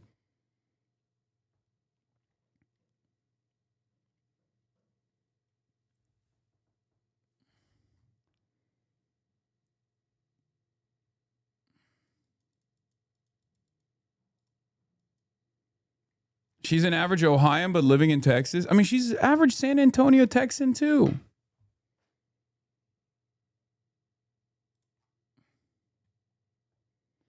Galindo/Tucker exposed the reactionary tendency among leftists to just want their adversary to theoretically bleed by any means necessary. They insist on any kind of pragmatism, even if it's in the direction of socialism being weak and wrong.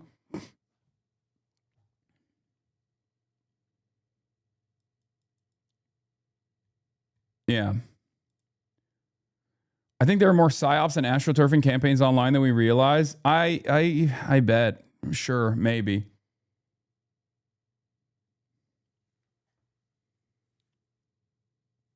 Better to be crank agnostic because they're a good gateway into politics, to be perfectly honest. Opposing them too harshly makes their newly awakened fans who will fall away after a month or two when they see how dumb they are less open to you. I know. But I do think it's good. We have to push back on it a little bit. Why else would I push back on anti-Semitism, for example? I mean, most of the anti-Semites, with the exception of the Zionist Christians, right, evangelical Zionists, most of those anti-Semites, most anti-Semites in the United States of America are anti-Israel. So why do I not let that shit slide? Why do I not let it go? Anti-Semites, and maybe even some on the left, say, oh, it's because you want to be a mainstream media figure and you have to pay the piper. You are not allowed to be a mainstream media figure if you say the secretive truths, right? That's their suspicion. That's not the case. That's not the case at all, because I'm not a fucking reactionary tailist, okay?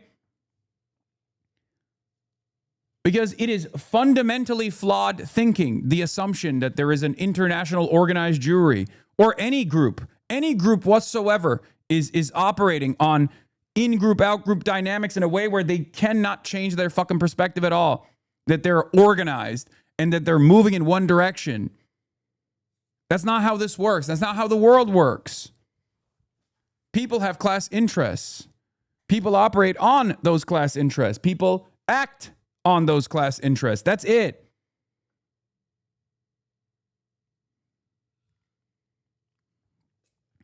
Except for Oklahoma City Thunder fans. They do obviously participate in Hasbara. It's very clear.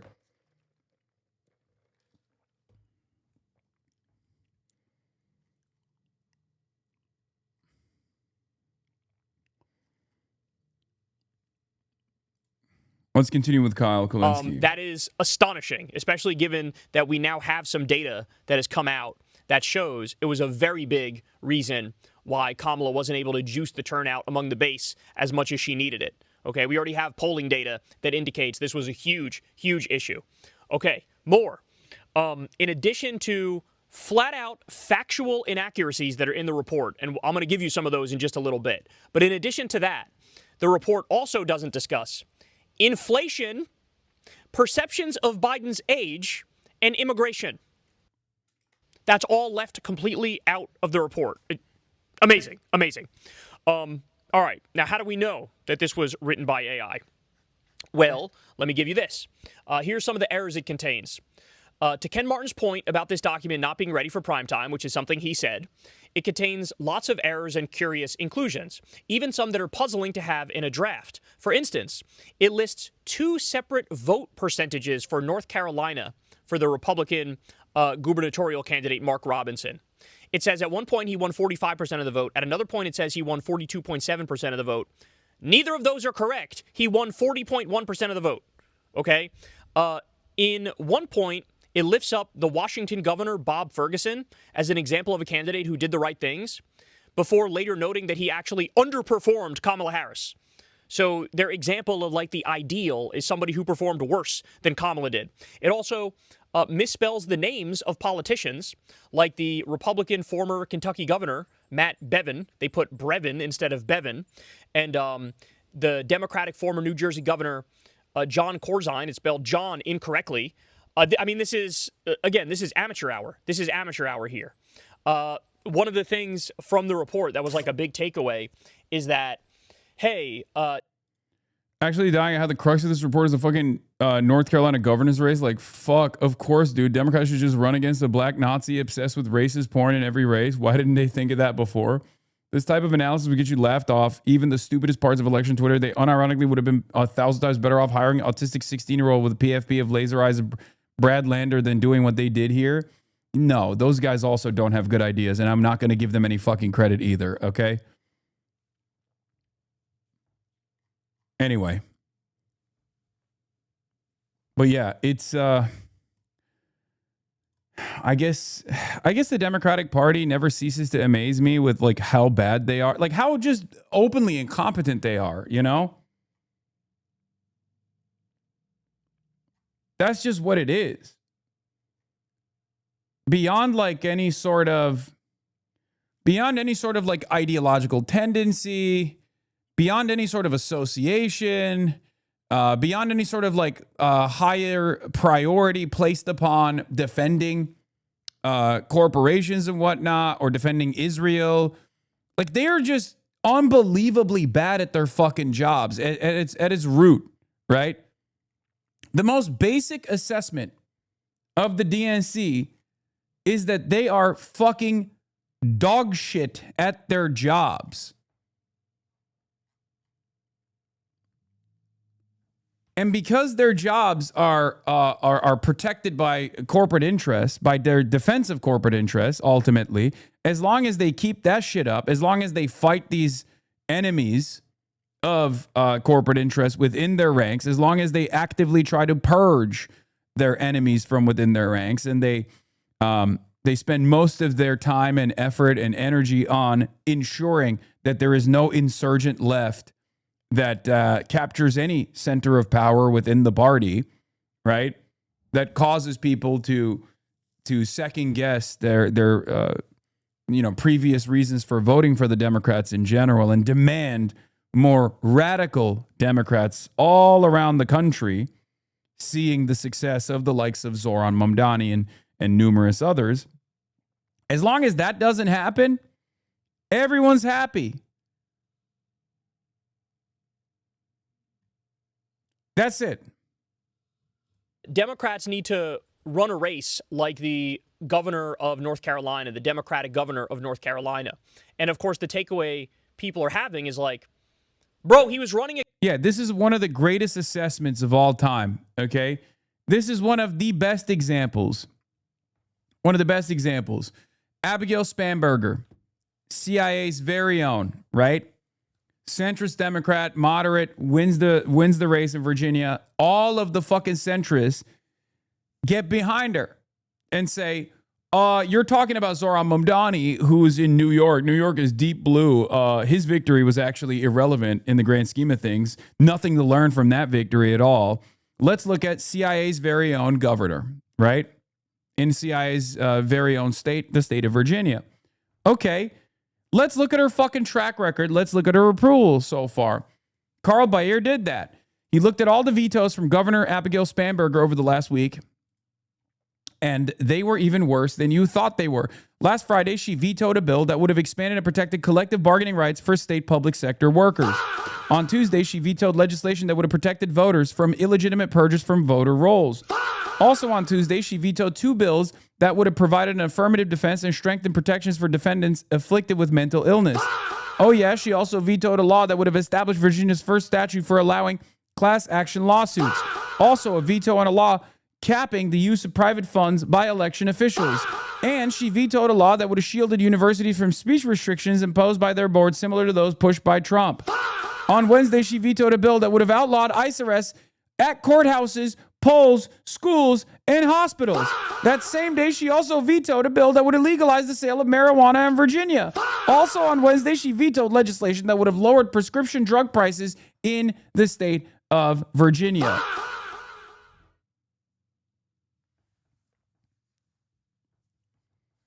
What the fuck are we doing? If you look at her as like the North Star, as how all Democrats should be all around the nation, you just want the Democratic Party to be the gay Republican Party. That's it. You want gay Republicans, and maybe not even too gay. Not in your face with all the gay shit either, right? Like, that's what you want. I don't think that's what the base wants. I don't think that's good. I don't think that's good politics, and I don't think that's good policy.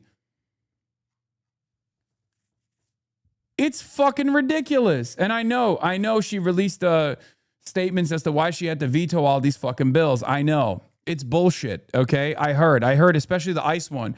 oh, well, if I didn't veto this ICE bill, then we would be putting security in a compromising position where ICE agents are going to go into those hospitals anyway. No, dumbass. When that bill goes through, that actually limits ICE's fucking movement because they don't want to be in this like weird friction with, local security in the hospital. So they don't go into the fucking hospitals.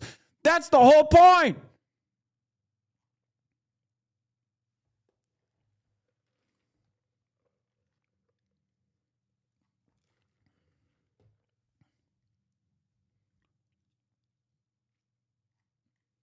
I know it's super controversial to say this right now, but I really do completely agree with you. No, it's not controversial to say that.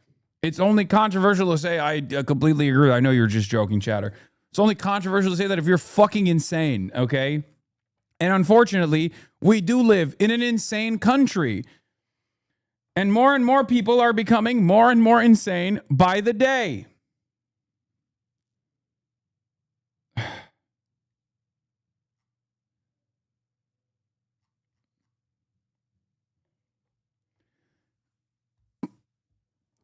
Her fans are saying that she isn't against them. She just wants policy reworded, and she will agree because they're party apparatchiks, okay? They are the most loyal propagandists for centrist Democrats for some weird reason. I think it's unearned. I think this loyalty, this overzealous nature of like centrism fans is unearned. But they're just party defenders. That's it. They are regime pilled.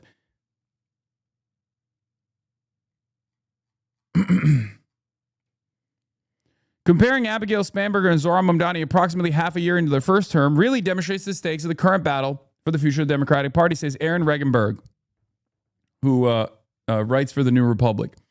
After their respective elections, a lot of third-way types argued that Zohran's win in New York City offered the Democratic Party few, if any, lessons, and the real attention should be on folks like Spanberger. Fast forward, and Zohran is reinvigorating municipal institutions and doing a whole spectrum of things to make people believe that democratic government can, in fact, make a positive impact in their lives. Compare that to Spanberger, who is vetoing laws to support collective bargaining, protect immigrants, and lower prescription drug prices. This really gets to the core divided between Dem factions right now, between those who think Trump and MAGA appeared out of nowhere, and so all we have to do is win one election against them, and those who understand that these forces arose out of a disillusionment with our democratic institutions, a belief that the system isn't working, so we need a strong man to blow it up, meaning that the only long-term solution that can avoid a repeat of this Biden wins in 2020 but Trump is back in 2024 loop is proving that democratic government can in fact work for regular people. This is at the heart of my fucking understanding of the problem as well. This is exactly what I kept repeatedly mentioning with the 2024 election. The idea that Democrats didn't learn the lesson of 2016, that they thought a return to normalcy is what people wanted. And then when normalcy came back, that people were going to be comfortable delivering normalcy a second term. That's not what was going on at all. The average person is fucking pissed off. They're pissed off because of inflation. They're pissed off at the institutions. They correctly identify that the current system is fundamentally flawed. But if one party is offering no alternatives to that whatsoever, and the other party is saying, we're going to break this system down and we're going to rebuild it in a way that suits your purposes, then yeah, they're going to go with, fuck the system party. The problem is the fuck the system party is very much a byproduct of the system itself. They're just using fuck the system and let's brick the establishment as a tool to galvanize the public, as a tool to basically win elections. And then they do break the system, but in a way that actually suits their purpose, in a way that is not disruptive to the pre-established hierarchy of capitalism, of capital, transcending above the needs of everybody else.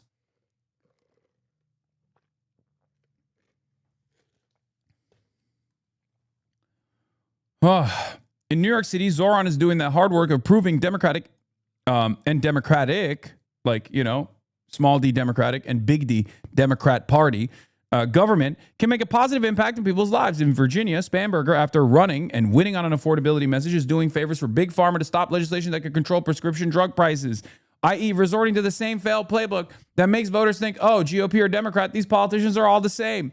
At the state level, this is the kind of trajectory that will lock in a Republican gubernatorial victory in Virginia in 3 years. But the bigger picture, and as we think about the next presidential primary, this demonstrates that the question must be not just who can win in 2028, but also what will they do after winning to ensure we're not right back in the fascism loop a few years later. We've talked a lot about how economic populism is the best frame for winning upcoming elections, but we should keep in mind that just as importantly, it is a necessary governance strategy to lock those wins in for the long term. That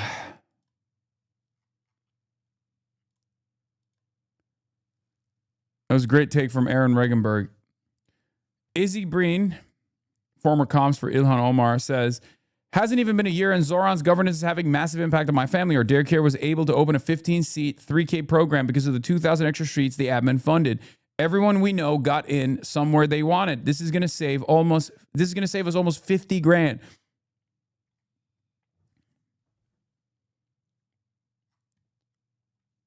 That's real material changes being delivered to the people after they voted for someone. When is the last time you felt that way? And we obviously don't feel it here because I live in Los Angeles. So I'm on the fucking outside looking in, right? I'm on the outside. They're having a fucking grand old time in New York City, and we're all watching from afar. When is the last time you voted for a goddamn politician and that politician actually followed through on their fucking promises and that actually impacted your life in a positive way? When is the last time that's happened? When?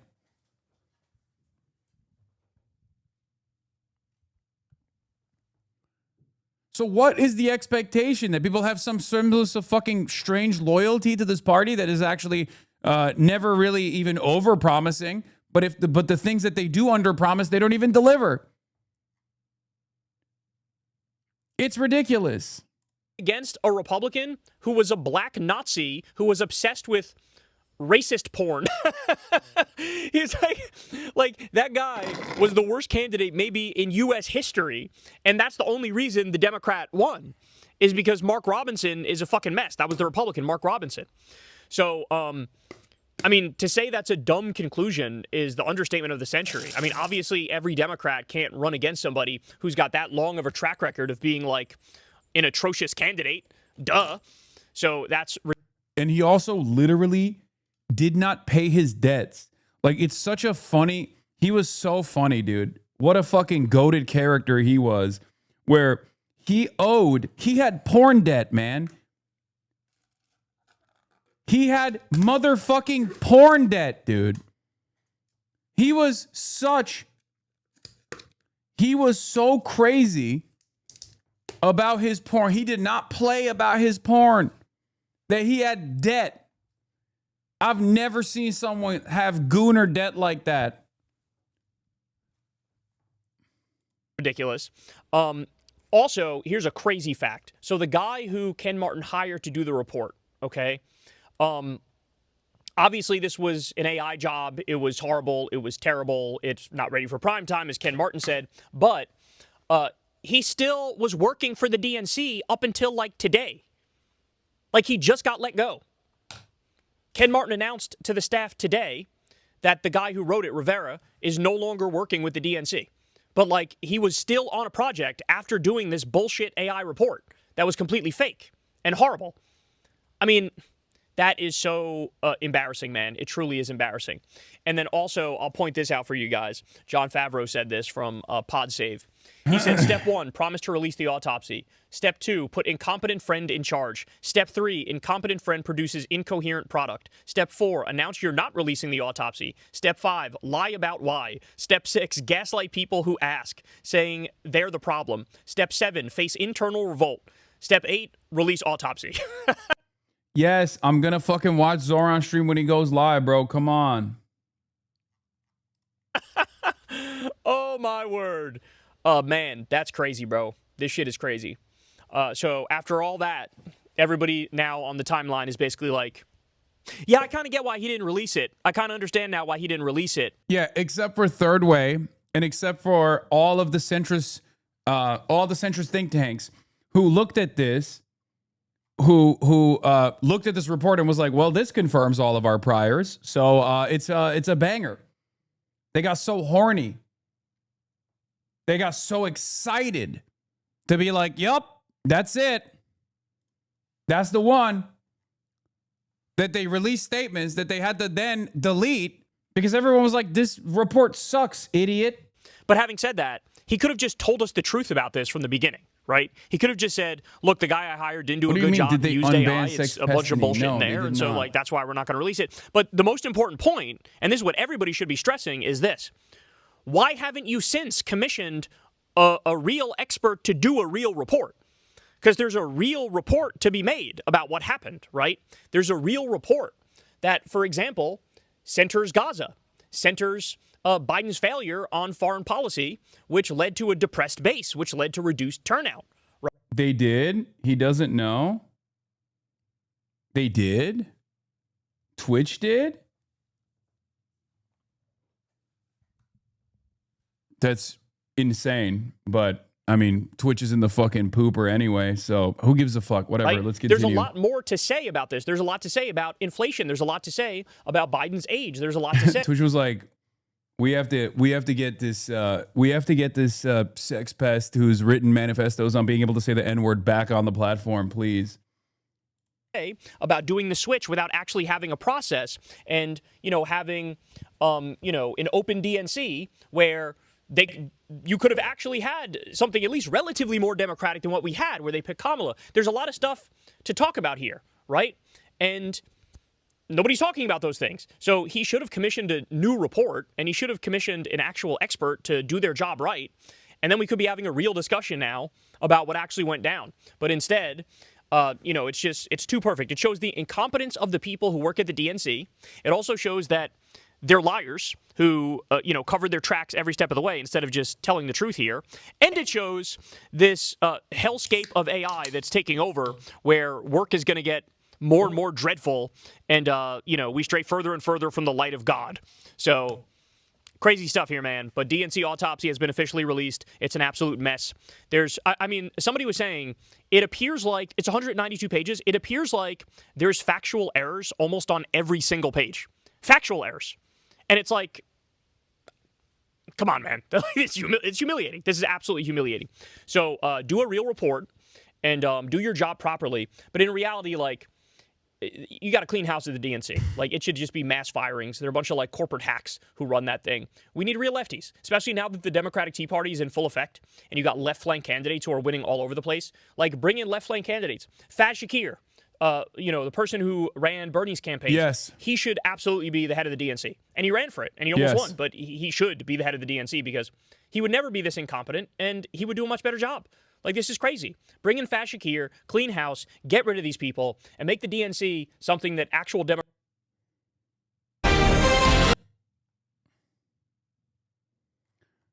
Before we get to the New York primaries, what is this? Scoop. DHS Secretary Mark Ray Mullen told travel executives that he's serious about curbing international flights to U.S. and airports and cities with sanctuary policies which could force airlines to reroute and inflict economic pain. That's awesome. Faz or Ben Winkler? I mean, I would absolutely choose Faz over anybody else. I don't even know if he's down to do it. Yeah, this is also during the World Cup, which, by the way, from what I understand, people are also pulling out of the World Cup as well. That's also another incredible situation. Is Zoran live, or are you guys just fucking with me? I feel like locking in for the Zoran live stream. Yeah, this is fire. They always do this shit where it's just like haters always eat the way that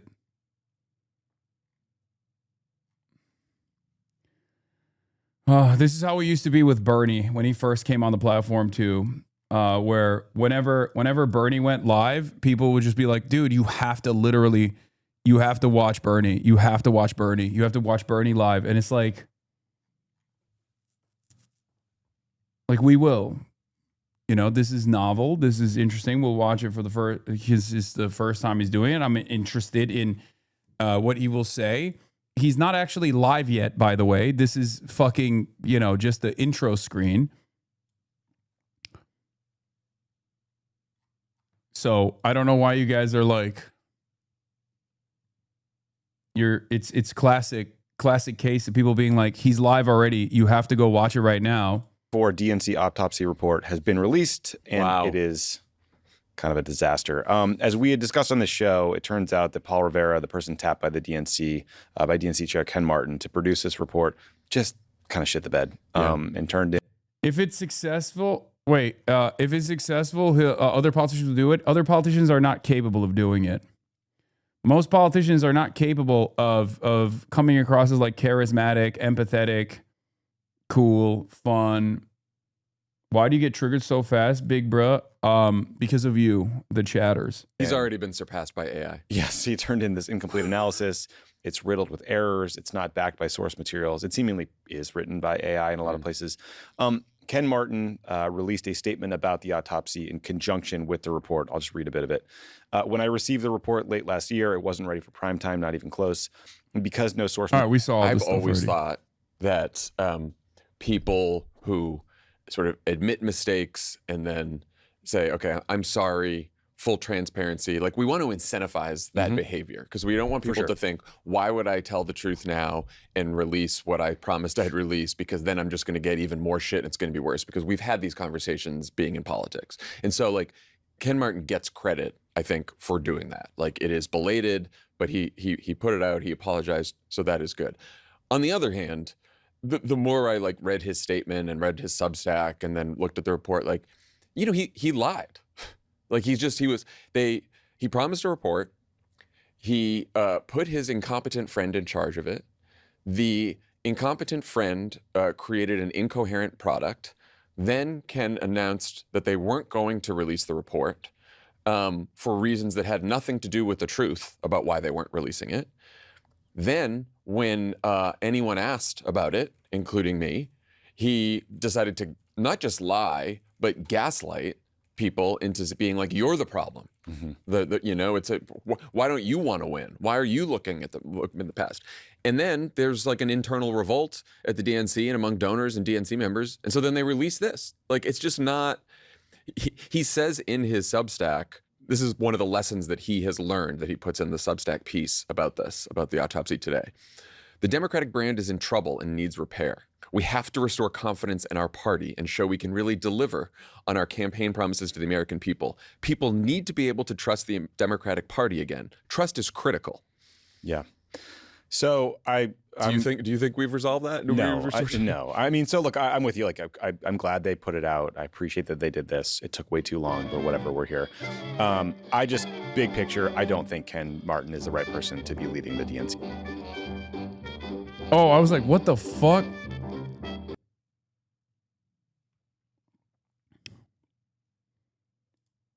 Jasmine Crockett endorsed Wesley Bell? Ugh.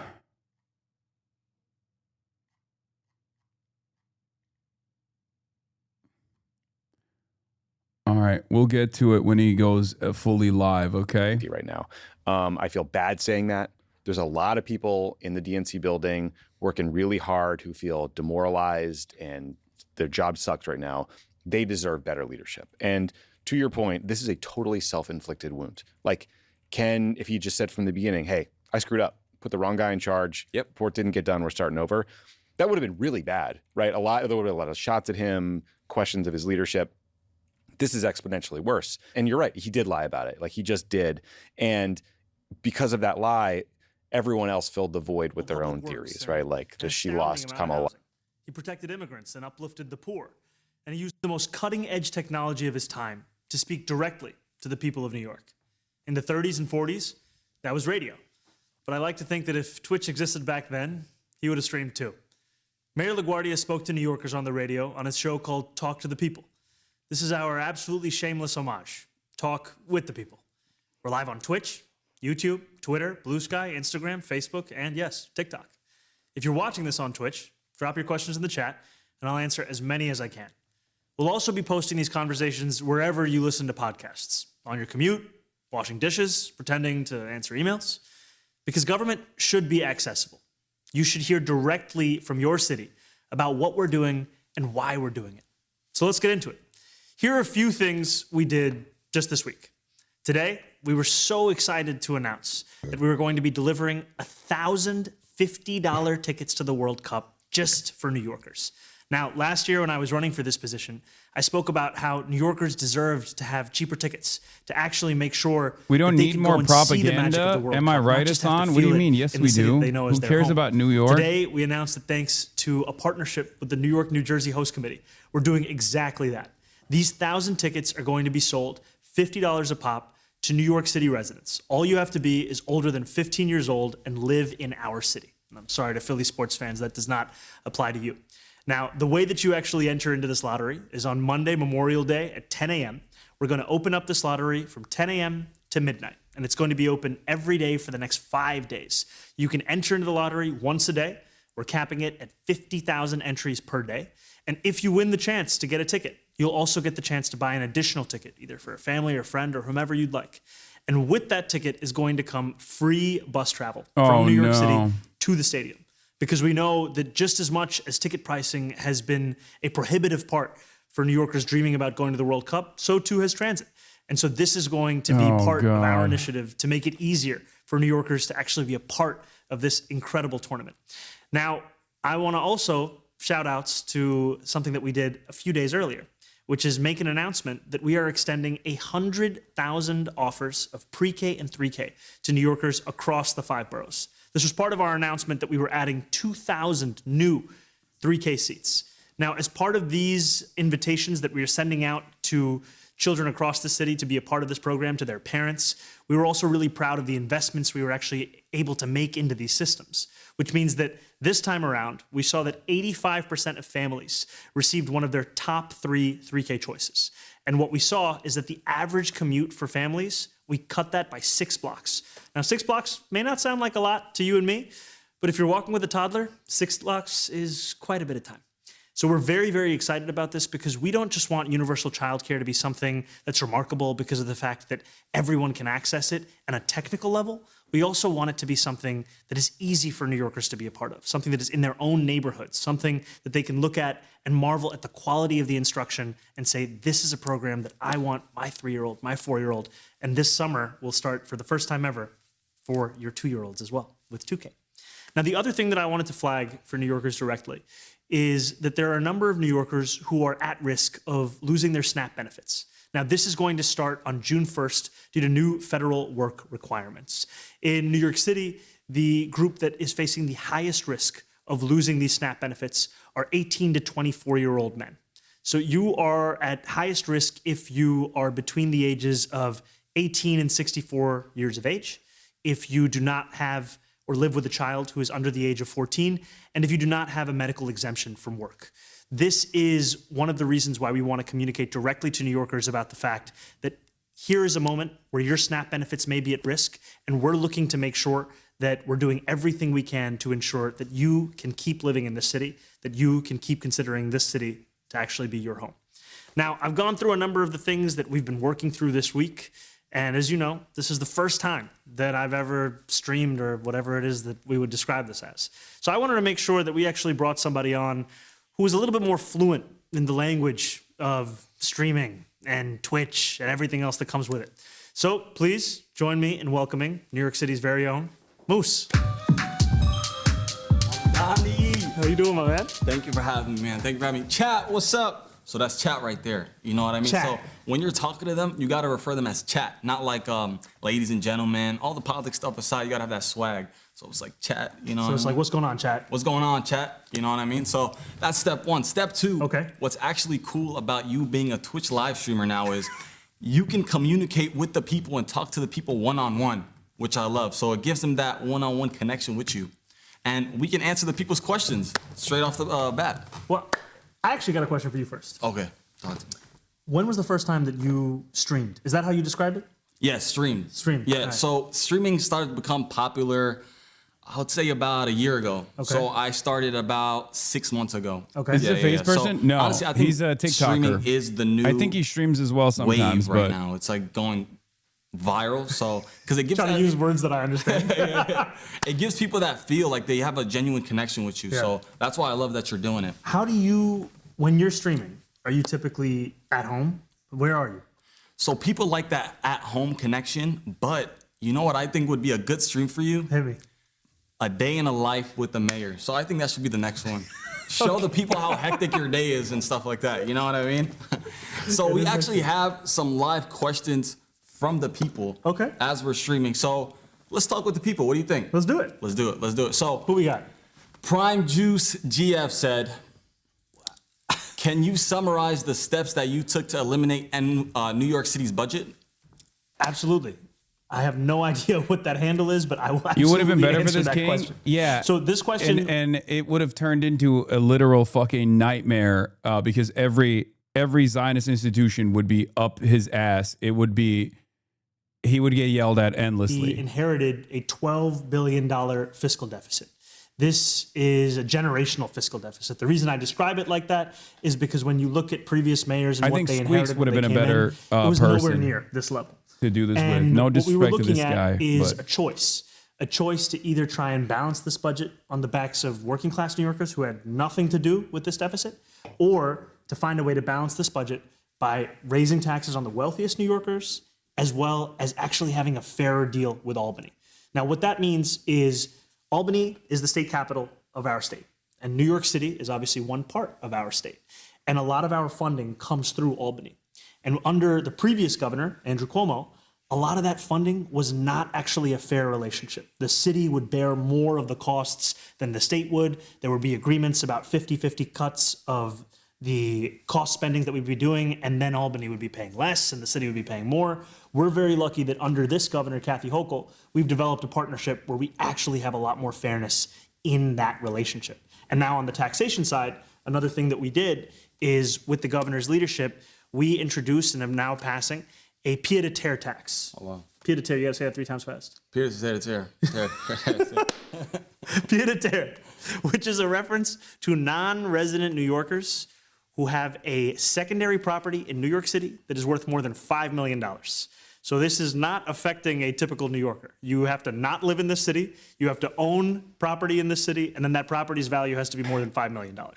That itself is gonna raise $500 million for New York City. oh God. So all of these ways of having a fair relationship with Albany, of increasing taxes on the very wealthiest, and of actually finding the savings and the efficiencies in city government that have for a long time just been tolerated because that's how things are. Those were the ways in which we actually got to a balanced budget.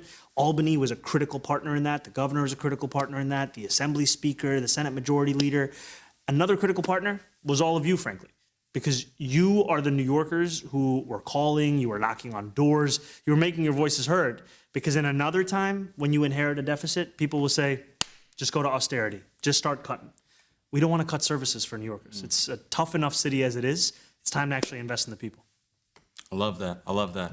The chat is spamming right now, so I gotta ask you some more questions. I'm sorry. Hit me. Someone said, what would you say to a young New Yorker who feels like New York City is becoming impossible to build a life in? What would you say to that? First thing I would say is I hear you. It is the most expensive city in the United States of America. It is. You're not imagining the fact that it's difficult. You know, I was sitting with a number of young New Yorkers the other day, and they said something that really stuck with me. They said, there are fewer things worse in life than being young and broke in New York City. And it hit me because in that moment, what a young person feels like is they don't have a future here. That the only way they could afford to live here is maybe continuing to live with their parents for the rest of their lives. Maybe living in that basement for the rest of their lives. And that's not the city that we want to live in. We want to have a city where you can actually dream. No one of said that, funnily your life enough. Here beyond Yeah, the I life don't that think you're they're living saying right now. that in the So chat. obviously I'll there's be a lot honest of with hard you. work that is asked of I think anybody it's who's trying to mostly make it here. ASCII dick But we also spam. want to make it clear that if you work hard in this city, you can find a way in the city. That's why we're investing in childcare. That's why we're investing in housing. That's why we're investing in city-run grocery stores, because we want it to be that little bit easier. So when you're putting in 110%, you can look at city government and say, at least I don't think it's somebody's trying to be pre-recorded. I love that. Yeah, because honestly, I don't even live in the city. I live in Staten Island, and it's still expensive for me. But you know, I know it's. Okay, you know what I love? What? So you just said you don't live in the city. I You live in Staten Island. It doesn't count as New York. No, but here's the thing: is like when you grow up in New York City. To me, the city is Manhattan. Exactly. It's just Manhattan. The city is Manhattan, and then everywhere else is everywhere else, right? You got Queens, you got Bronx, you got Brooklyn, you got Staten Island. So you grew up in Staten Island. I grew up in Staten Island, unfortunately. I love Staten Island. Unfortunately, come on. It doesn't have that New York feeling. You know what I mean? When you come to the city, it's like hecticness and so much going on. That's why a lot of people love Staten Island, though. Yeah, They want that. I guess if I was older, I'd love it. Right now, I'm too young. So someone also said, can you play Minecraft? Okay. Do you play Minecraft? I gotta be honest. I have not played Minecraft. How do you play Minecraft? Honestly, Is I it don't a play computer Minecraft. game? Yeah, I think it's a computer Reminder game. what good moderation looks like. Yeah. Yeah, this is the ADL page for how good the AOC moderation team look like. But there's a different ADL page now, which is precisely the reason why their moderation doesn't look like that moderation. Anyway. Yes, Zoran's going to play video games before me. What age group people play Minecraft? I think it's Is it like, like a kids? like Is it from like a- 4 all the way to like, it could be like 30 years old. You know what I mean? I think it's a That's generational a game. Pretty incredible range. Okay, all right. Woody W said, Zahran, do you think Arsenal cheated their way to the Prem title? Okay, Woody W, I don't know how to kick you out of the stream, but I think you deserve to be kicked out of the stream. If anybody's listening that can do that, I think they should do that to Woody block W. Woody W. You should get Woody W out of here. Chat, you know what I'm talking about, if I'm using that right. Look, I'm proud to be an Arsenal fan. 22 years. Do you watch soccer? I'm more of a basketball guy, but I saw they just won. I saw they just won. Okay, I'll give it Think to about it through the context of the Knicks. you. Okay. How long we've been waiting. Yeah. And every year we think it's our year. I think it's been since 2002 for you guys, right? It has been, I think we were 24. Oh, sorry, it's been 22 years, so I think it was Wow. 2004.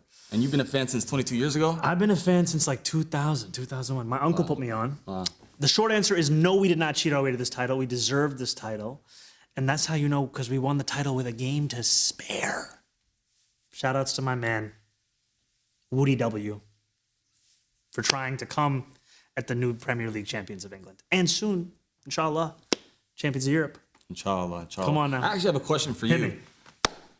How do you feel about the Knicks? I'm feeling incredible about the Knicks. Game 2. Game 2 is tonight. Did you watch game 1? I did watch game 1. I also have to give a shout out to my friend Nikhil Sharma because the only reason I could watch game 1 was because he had YouTube TV and he gave me his login. I have someone's YouTube TV too. Let's go. So that's But that a lot of comeback was people. insane, A lot of people ask, honestly. "What's democratic socialism?" Sharing YouTube TV with your boys. Exactly. That's also a little bit of example of that.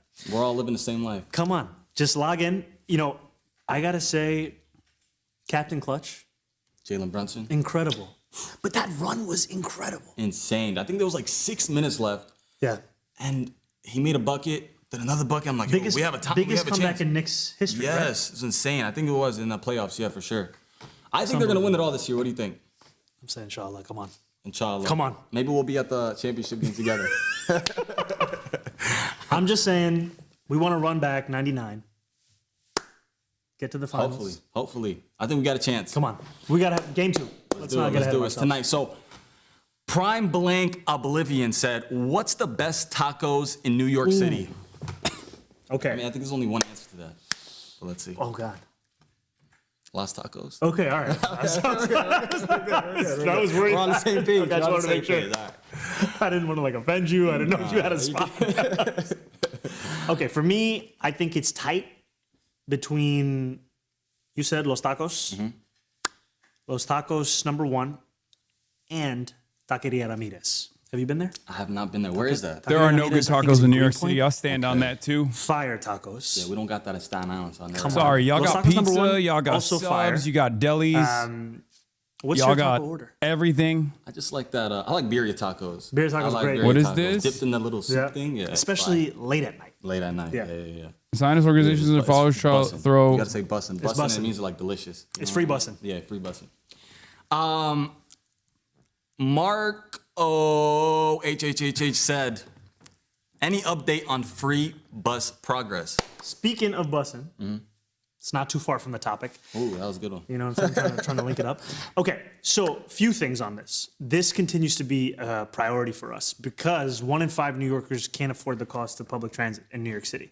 And that was when it was $2.90. Now it's $3. So this is something that we're going to keep fighting for, and this is something we're going to deliver by the time that I'm done being mayor. We want to make buses free across the city. When I ran for mayor, I talked about making them fast and free. So what we focused on first is the fast part. Right now, there's some buses that travel at around 5 miles an hour. So we're doing everything we can. Reading chatter usernames out loud, rookie mistake. Yeah, I don't think this guy's not a streamer either. He streams, I think, sometimes on Twitch, but he's so that bus action plan is right now our focus. a We're TikToker. going to keep working with Albany on how to actually make buses free across New York City while we also make them fast. I want to give one shout out though. There is one free bus in New York City today, Q70. You can take that in Queens. It's a great place to be. And we just opened up a little bit of a busway for the World Cup for the Q70, so it's going to move a little quicker. Who you got for the World Cup, though? Brother, I feel like I would be a fool if I made a prediction. Do you have? Who do you think? Yeah, I got What you got? Portugal. Shooey! Portugal has a stacked squad. They do. They have a stacked squad. They do. We got to be, first of all, host nation, there's always a little bit of magic, right? So I'm praying for the U.S. men's national team today. I was standing next to 2 of our incredible players. We're rooting for them. And then also, I was born in Uganda, in East Africa. You were. So we have never qualified for the World Cup, which meant I grew up rooting for African teams across the continent. Where's your family from? My family's from Palestine. Oh, let's go. Yeah. Not in the World Cup. Not in the World Cup. But Soon, it's all soon. good. Maybe soon. Maybe soon. You never know. We still rooting for everybody out there. Exactly. And I think Senegal and Morocco also looking very good. Morocco did amazing last year. Not last year, 4 years ago. Yeah. Where did you watch the games last time, man? At home with my mom. Yeah, but I'm actually excited that it's in America this year. What a beautiful, sweet story. You need to dab your guests up more. Yeah, you guys would be freaking out about the audio spiking if I dabbed up my guest. Astoria. What is your love with Astoria? Why do you love Astoria so much? I mean, have you been to Astoria? Yeah, it speaks for itself. Oh, I have a story. Okay. I don't know. It is vibes. It's good vibes. You go during there. Ramadan. Yeah, during Ramadan. It's amazing. All the people are there. Everybody's happy. So I see it, but I mean, it's okay for me. It's the sense of community. That's one thing I love, especially during Ramadan when you're walking on Steinway at 2 a.m. People are just sitting outside drinking coffee. Yeah. Uncles are just chain smoking and having espressos, right? Gives you that Europe vibe. Very much. And then I think the other thing for me, the food is incredible. The food is amazing. I mean, I know you like the ziyara. Shout out to ziyara. Shout out to Lefa at ziyara. Although I love ziyara, but never order ziyara if you have to run to be somewhere. like it's never 30 minutes. With all due respect to ziyara. Yes. I'm probably going to get a phone call about that afterwards. Okay. Jocelyn, New York, sorry, I'm not the best at reading, said, can you describe how DOT is responding to clearing out storms, drains prior to storms? Yes, so this is actually a very pertinent question because yesterday we had a significant amount of rainfall across New York City. Now, in most parts of New York City, this was 2 to 2.5 inches maybe, and our storm system is built for 2 inches of rainwater. As we know now with the climate crisis, that amount is increasing. Olivia Reingold looking up this guy's playlist right now? No, I don't think this is going to have that much that equates to impact. 6 inches in an hour. Actually, earlier today, I was meeting with a number of families in Hollis and Queens who it wasn't just that their basements flooded. Ain't no fucking dot question in Twitch chat. Flooded. And there was a woman who came up to me and she had tears in her eyes and she was sharing with me that it wasn't a 2026 problem. It wasn't a 2020 problem. She's been facing this for 34 years. Wow. And that to me is an example of a lot of the roots of the climate crisis that we have been ignoring, especially in terms of flood-prone areas in our city. So when it comes to what the city's doing on the short-term basis, we are making sure that we are clearing out catch basins. We are actually investing in cloudburst technology. Have you heard of cloudburst technology? I have not. I'd be lying. I'm gonna hit you with what it is. Okay. So there's a basketball court in Queens that is an example of cloudburst technology. Okay. How is the YouTube stream looking, chat? A basketball court with a surface. That can I assume it's absorb even worse than rainfall, this. Hold it for 24 to 48 hours, so the sewage system is not overwhelmed. Then when the rain does anyone have a link to the YouTube stream? A day later, 2 days chat later, is off on the YouTube stream. That makes sense. And then the system can actually absorb that. So we have invested I think, close to $300 million over a 10-year period in additional cloud-based technology. And then we're also investing multi-billion dollars on a longer-term scale to actually address some of the longer-term sewage issues It's both on YouTube in Southeast too, but the Queens chat as well is as other off. parts of New York City. Because the videos that a lot of us have seen, especially that I've seen, I don't know if you saw any videos about the flooding seen a yesterday, couple, yeah, right? yeah, yeah. There's a way in which we've come to accept this as if this is New York City when it rains, and that's unacceptable. And so we're looking at every single thing that we can do to make sure we actually catch up to the climate crisis. Yeah, It's everybody amazing, give man. a shout out to the motherfucking mods, You by the make way. being mayor look cool. I'll give you ADL that. endorsed moderation you got team. that aura to you, man. You got that aura to you. So we have another question from Fright Fest 2005. Yeah, it's Salted ASCII Raven. getting ass fucked. She said, or he said, what are some additional ways you intend to tax the hyper wealthy? What would you use the funds to improve? This is a great question. So 2 ideas that we've put forward is increasing personal income taxes on New Yorkers who make more than $1 million a year by just 2%. So if you made $1 million a year, this would be just an extra $20,000 in taxes. The other thing is to increase taxes on the most profitable corporations. So this isn't like a mom and pop store in your neighborhood that you know. These are the most profitable corporations doing business in New York. And to us, the importance of this, it's not just about fixing a broken tax system. It's also about having this revenue to invest back into the working people of the city, which will reap benefits for everyone who calls the city home. I'll give you one example. Childcare. Childcare right now. Do you have kids? Sorry, but this is boring as soon, I fuck. hope so. I mean, Inshallah. we're just watching it because it's I'm going to novel. make it easier for your mom to nag you about having kids because we're going to. Okay, this is a novel experience. He's the mayor. He wants to do this like fireside chat shit. Obviously, their first, this is the first time they're doing it. It's not great. It could be better. It'll be better next time. But it's not a bad thing. If Hasan turns your stream off, he'd have dozens of chatters spamming to watch it. I know. There's also that too. Critical part of the kinds of investments we could be making. So when your friend tells you that they're settling down, the next sentence doesn't include they're moving to Long Island, or they're going to the suburbs, or they're going to Jersey, or they're going to Connecticut, because they can actually envision living in New York City. That's beautiful, man. So when you have kids, you got to stay here. When I have kids, I'm going to hit you up. I got to start dabbing people up. Pinky promise. Guys, to everyone spamming the chat, let's try to be a little respectful, keep it family friendly. We appreciate it. Thank So we all know you used to be a rapper. Yes. Nah, I'm just playing. Who was legend US Fair 5 _ said, who's your favorite underground rapper? That's not good. Okay, what counts as underground? I mean, like that low key, not Drake. Drake just dropped his album, by the way. Did you listen to it or no? I'm listening to that Janice song. Yeah, there we go. It's pretty fire. But not on Drake level, kind of up and coming. Okay, up and coming. Sure. Oh, God. Up and coming. Okay. I feel like I'm a little bit washed now in terms of the rap that I listen to. I feel like I've reached the age where most of the rap I listen to is the rap that I used to listen to. Okay. But I can tell you when I was in high school in New York City, you know who I would actually listen to a lot? Okay, he's not quite underground, but I feel like he never really broke through into the mainstream in New York City. There was a Canadian rapper named Chaos. Chaos. K-O-S. Shout out to Chaos. I never heard of you, but 4321, Zamboni. Great songs. Also, now you know the song "Waving Flag" by Kanon. Yeah, right? yeah. When I get up, you know, right? Yep. Kanon actually has a lot of other great songs. Okay. And I used to listen he to sang Kanon. that song "Waving Flag"? That was him. Oh, that was him. So he actually okay. has a bunch of great songs, and I actually went to a few of his concerts when I was in high school. Wow. At least you have a camera setting with plausible deniability to say where you beat red right now. I mean, it's not.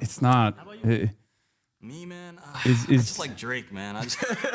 Look, it's awkward. He's not a rapper, growing pains. Growing pains. Really good, Okay, so growing pains. So shout out to Michael Jackson. That's the opposite of an underground rapper. I know. I'm just making. You're naming the most famous people in the world. I get fanboying for Zoran, but Newsom proved this should not be done. It just doesn't work. No, I think if there's one politician who could actually do this, it would be Zoran Mamdani. It's just that it has to be done. It has to be done in a way that is more organic, and they just kind of. There meeting with Councilmember Carmen De La Rosa. Dyckman Street. It's his first ever stream. He's not doing a very good job with it. Obviously, like AMLO and them, they do a much better job with it. But I'm sure that AMLO and Claudio Sheinbaum's first ever stream was probably ass too. Yeah, it's like Stein, right? But much better mofongo. So go to Dyckman, get some mofongo, go to Mamonas. It's a good time. I would also say Jackson Heights is a really lovely place to check out. Go to Diversity Plaza. There's a lot of different places you could eat. There's a place called Amdo Momo. You ever had momos? No, I haven't. But maybe you'll take me one day. Yeah, maybe one day. All right. Amdo Momo, $8 momos. 8 momos. Pretty great deal. It's a great lunch special. Actually, it's just they offer it all times of day. And then Bay Ridge. Gotta go to Bay Ridge. Gotta go to Rozdana and get some Arabic chicken shawarma. It's chopped up. It's incredible. So I see you like your Arabic food, you know what I mean? Arabic food is good. Yeah, I like that. I like that. Chat, give us some suggestions as well, you know? Where do you guys think we should go? Where do you guys think? What's your guys' favorite places in New York? For all of the tourists who are coming to New York City, we want to make sure that they're not just coming to Midtown and just going to the game. We want them to get around the entirety of the 5 boroughs. Yeah. So I want to hear from you guys. Where should they go on Staten Island? Oh God. Don't go to Staten Island. Come no, I'm on, joking. go to Staten Island. No, go to Staten Island. You go to the mall. Glorp for Mamdani. Give me one restaurant. They got some nice parks. Restaurants. So I do have a lot of respect for the random chatters. Go to Ayat. You ever been to Ayat? Who are Ayat's at least good. Shout out to trying. Ayat's really good. How do you see the city exam system changing as a way to bolster the city's ability to solve problems and reduce reliance on consultants? Like, there are people who are genuinely trying to ask questions, dude. Soul food. So good. Shawnee's. I'm gonna go there tonight. Yeah. I'm gonna go there tonight. I'm gonna check Gotta it go. out. But you gotta actually get a reservation now. Oh yeah? Okay. Gets I got packed. the mayor to call him. Just give him a call. Give him a call. Okay. KD80 said, where does the Big Kevin Durant fan. where does the compost go? Did I say that right? Yeah, compost. But you got to say it the way that they wrote it. Where does the compost go? Thank you, KD80 for your question. So to give you a sense, your compost goes to several facilities in the region. If we're talking about Staten Island compost facility, we got one right there. Some of it also goes to the Newtown Creek wastewater plant. Everybody should be composting though, because that's what we want you guys to do. It's too it is too highly produced. Sure. He should have unveiled this with like Okay. I think that's a yes. Okay. I mean, and last question. I'm so sad to wrap this up because it's been amazing to. It's been a great time. Go live with you, man. Honestly. Oh God, you need to stop dabbing up. Gamble 2088 said Mayor Mamdani. These are incredible names. Yeah. Do you know what that means? Is that a reference? I have no idea what that means. All right. Well, anyway, let's get the. Don't read the usernames, Mayor man. Mamdani, Don't read. What's one decision that you've made recently that you feel most people misunderstand, and what would you want them to make about it? I actually really appreciate that question. You know, are you backseating? I mean, this is literally the thing that I know best, better than anybody else. Here's one. You know, when we faced this $12 billion fiscal deficit, we were able, through the use of reserves and savings, how long are they going to do this? Like, are they going to keep doing this? In the middle of February, I had to come forward and present the first version of our budget. They call it a preliminary budget. Mm-hmm. Can we move on? 2K chatters left. Okay, shut the fuck up. It's almost over. How we could get the remaining deficit down to zero. I said there was a path of last resort, and I said that the reason it's last resort is it would mean raising property taxes. And then there was the path that we wanted to pursue, that we would spend every day looking to pursue, raising taxes on the wealthiest and having a fairer relationship with Albany. And I laid out these were the two options, and that in our budget, the only thing we could control was the last resort. But the option we were going to pursue was the higher taxes on the wealthiest, the fairer relationship with Albany. And for some people, when they heard that, they thought that that meant we actually wanted to pursue property taxes. And we spent every single day since then pursuing the other option.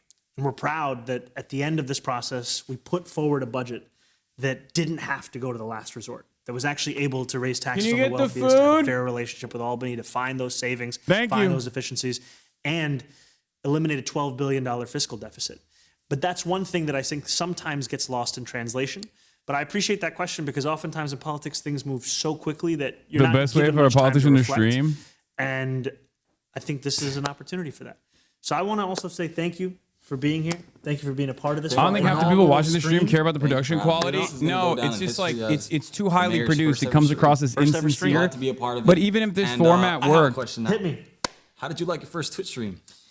Honestly, this is actually quite fun. It's fun. It's fun. It's nice to not also do this alone. Yeah. Because it feels like sometimes if it's just No. me, it feels a little stilted. You know, I feel like actually I'm chatting with somebody. Yeah. I'm chatting with the chat Chatting with as the chat, well. talking with the people. Talking with the. We don't say that. I mean, talking with the chat. Talking with the There we chat. go. We There don't we say go. people. You're We don't say ladies and professional gentlemen. now. We say chat. Before we end it off, you gotta hit this. You gotta say W's in the chat. So like if they spam W's, that means you got aura. W's in the chat. W's in the chat. Why are we not saying chat? Chat comes from Drake. You know I love Drake. I should have seen this coming. All right. But hey, it was a pleasure. This was a Thank pleasure. you so much for having me. Thank you for being a part of this. Of course. To all of you, to the chat, thank you for being a part of this. We're going to come back and do this sometime soon, and we're really looking forward to it because we want to make sure that you don't have to go searching anywhere to find out what is city government doing, why are they doing it. We want to make it easy for you, and this is the best way to actually be right there in touch with you. And we want to thank Mayor LaGuardia for the inspiration. Thank you, guys.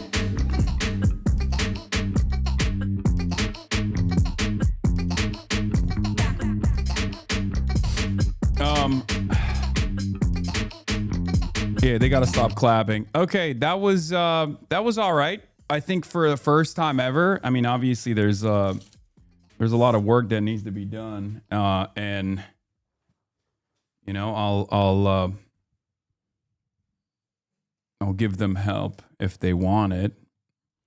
But that was a little.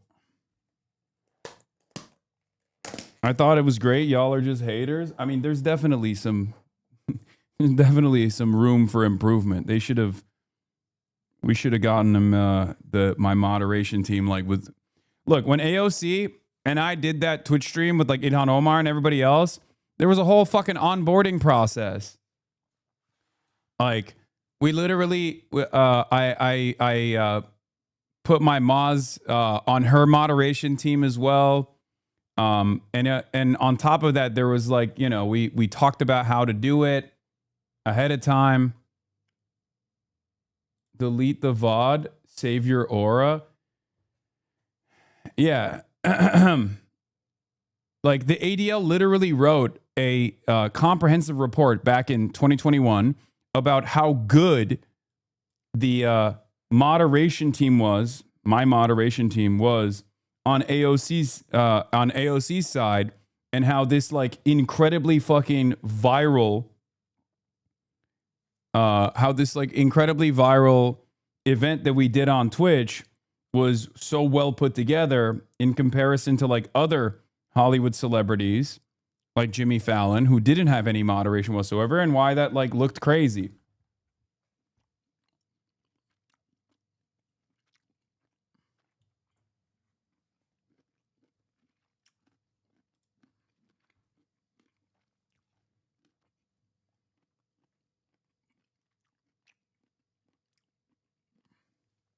Bro, you heard that he didn't have you on as a first? Brother, I don't know if you live in the real world, or at least in the world that I live in, but I wouldn't want to be on this first ever stream, because it would be all about the fact that Zohran Mamdani had a rabid anti-Semite or whatever the fuck as his first Twitch stream guest. It sucks, but the reality of the matter is we live in a very different world now where everything he does, he gets fucking yelled at.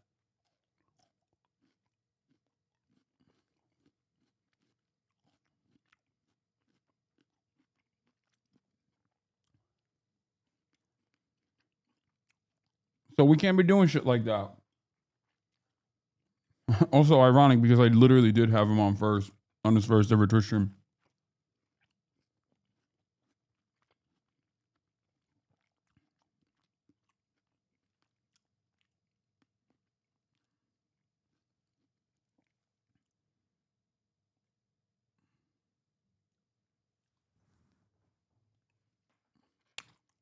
But they'll get better.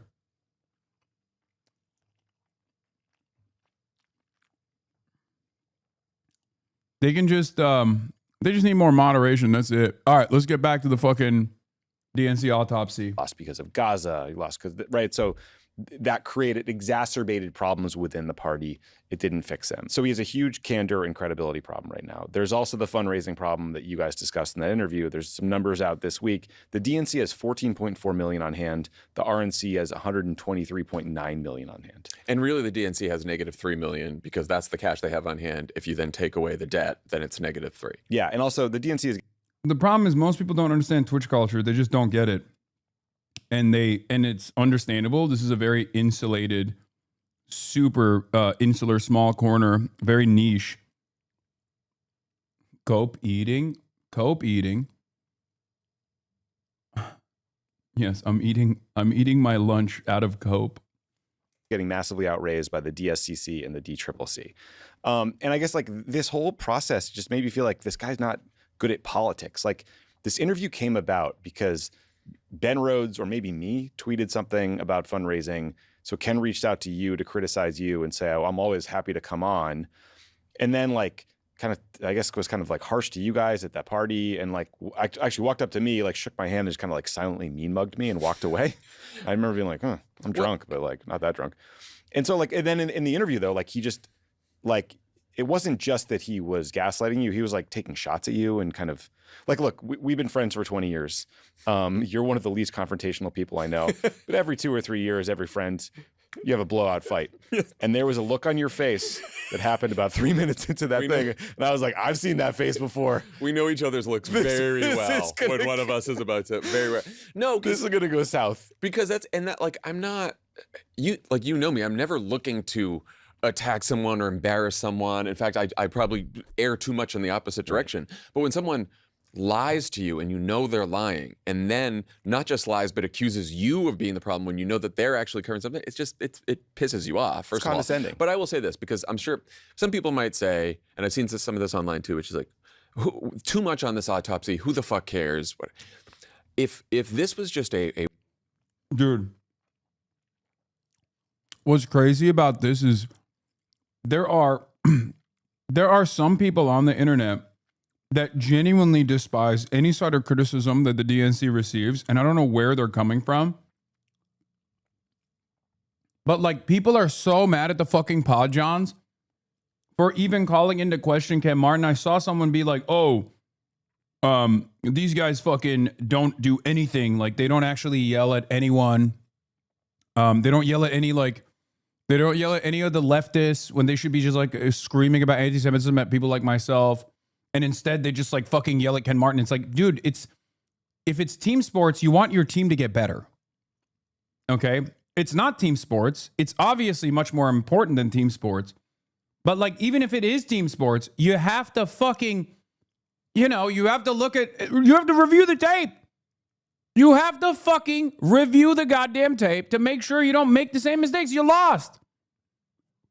one-off mistake by Ken Martin and that was it, and it's a pretty big mistake, that would be one thing. From everyone we've talked to inside the DNC, outside the DNC, DNC members, fundraisers, donors, all these people, this is indicative of a larger problem with how Ken has operated, which is that he is defensive, insular, is not transparent about a lot of things, does not have good communication with other people in the party. He's got his crew of people that he brought in there, and he talks to them and doesn't talk to a lot of other people. And I think that the credibility problem, yes, the autopsy is the most glaring example of it, but it goes beyond that. You mentioned the fundraising thing. And look, this is not a Democratic Party writ large problem. If you look at the April fundraising reports, and this has been true for the whole last year, NRCC barely outraises the DCCC, NRSC barely outraises the DSCC, and then the difference between the RNC and the DNC is just massive. Yeah. Massive. So it's not the other party committees that are the problem, because if it was a wider Democratic Party problem, we'd see that in the DS and the DCCC. And I think I don't have the numbers in front of you, but I think the DS did like 2x what the DNC did, and the DCCC maybe did 3 or 4x, right? So they're raising a lot of money over there. Yeah, and look, again, I'm not being critical because this person was kind of like prickly and rude to my friend. Like, who gives a shit? Be prickly and rude to us. Yeah. Right? It made it a more interesting interview. Fine. But I think it's indicative of just like a political problem, which is like the fundraising is bad in part because Ken Martin took a bunch of shots at some of our biggest donors. in the campaign against Ben Wickler, and then seemingly just refused to make amends for months and still hasn't. And so, like, look, we can muddle through these problems now, but the trust deficit, the political challenge here, the rubber meets the road when he has to set up a presidential primary process and balance a bunch of interests and keep people in line. And we just cannot end up in a place as a party where there's like a half dozen splinter groups setting up their own unsanctioned debates and no one is reining them in. It's just a disaster. And like, by the way, another option could have been saying in part what he said to you in the interview, which is like, hey, guys, we lost because Joe Biden is old and then inflation made people mad. We're not doing an autopsy. There's no silver bullet here. We all know we fucked up. Oh, okay. That could have avoided the political problem. I think it's valuable. Like, there have been other people sort of, have released their thoughts on what went wrong and things we screwed up. And there's like kind of useful tactical points in there and things you learn. But again, it's just like the mishandling is like.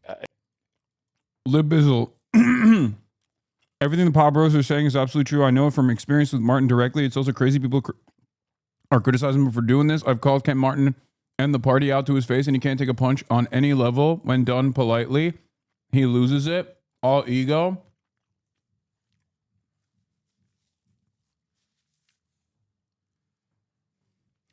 I just don't have any confidence that whoever replaces Ken Martin is going to be competent either.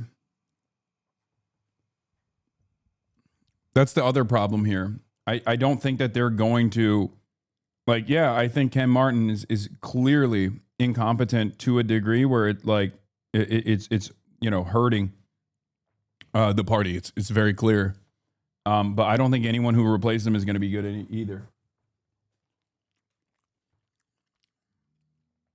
This is not just like a structural problem within the DNC. This is just like the holistic problem with the Democrats. They're predisposed with business as usual politics. That's also lined their pockets up. It's their entire fucking worldview. They love seniority. It's a major issue at every level.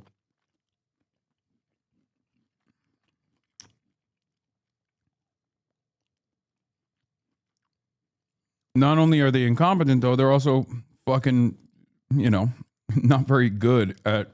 I mean, they're also somewhat corrupt.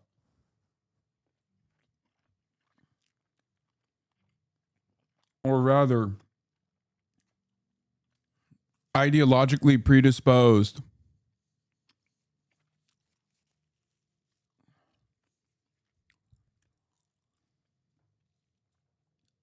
It's not confidence inspiring. It's also, there's a pattern among the establishment of the Democratic Party for the last several years where when the online grassroots noise gets really loud, the response is, these people don't know what they're talking about. They're just, crazy lefties or libs or whiny people online. And we know best because we have the right information and we do this for a living. And so fuck you people, right?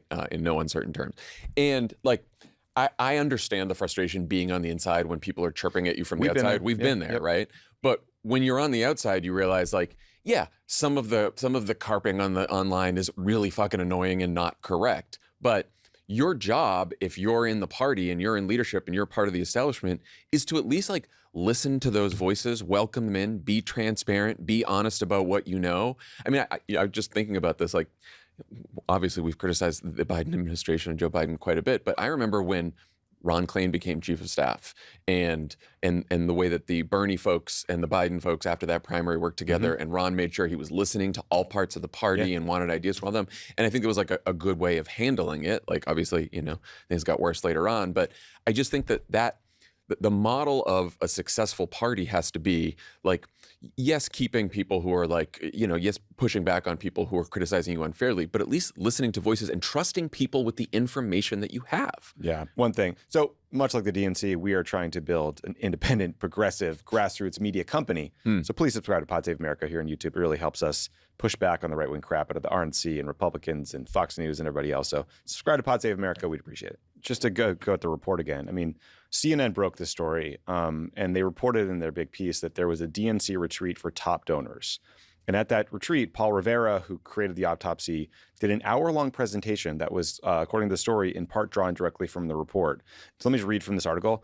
Another part of his presentation tracked the candidates' areas of focus by content theme to argue that Trump advanced focus many times more on immigration than Harris did. Rivera used an unclear methodology for the breakdown, assigning percentages to 10 categories of content or theme for Trump, Harris, and their running mates. The percentages in every column, one for each candidate, added up to well over 100%. Right? So it just like speaks to how sloppy this is. And again, it's like, okay, if this report was so bad that you just released the statement saying you could, quote, not in good faith put the DNC stamp of approval on it, why did you let this individual present some of the findings to your biggest donors when you have this huge fundraising problem, right? Not only that, Tommy, in the CNN report. Perhaps the answer to that question also is the same reason why Third Way and other centrist think tanks instantly said, see, this is a wonderful report. It proves everything that we were saying already. It's because this report was not designed to accurately, this report was not designed to accurately look at the failures of the Democratic Party. It was to soothe the corporate donors. It was to tell them we're not straying away from our priors. We are not changing course. We are 100% locked in. Here is proof as to why. Here is proof as to why we must maintain the same business as usual politics. Look at that. Look at that. Look at how crazy it is. Would you be surprised to find out that we actually did everything right? We actually followed all of your highest priorities, being corporate friendly, and not really focusing too much on inflation, because who gives a fuck about the poors? And that Biden's age wasn't even that big of a deal. Oh my God, that's so funny. Favreau looks like a 60s Vietnam recruit. That's really funny.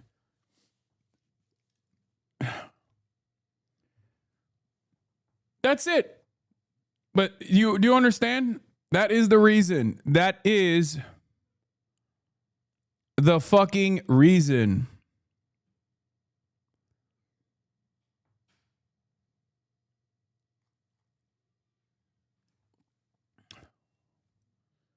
Everything Hasan is saying is right now is absolutely fucking true, Chad. Is the only reason the autopsy exists is to assuage the fucking rich individual donors who are fucking bad at politics and don't know shit about winning elections. Yep.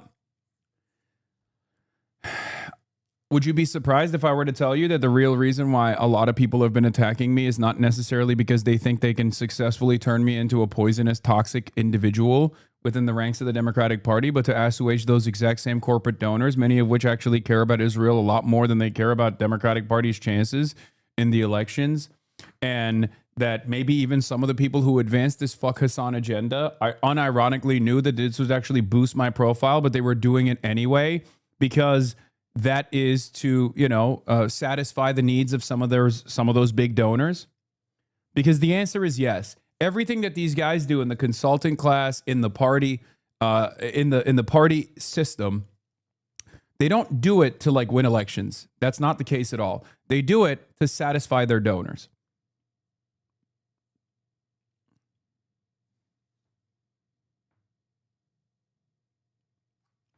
That's why. They know. That's precisely the reason why they know that Israel is unbelievably unpopular, and yet they still tell their politicians not to say anything about it. They still try to find a comfortable landing pad for politicians to speak on the issue of Israel in the least convincing ways possible.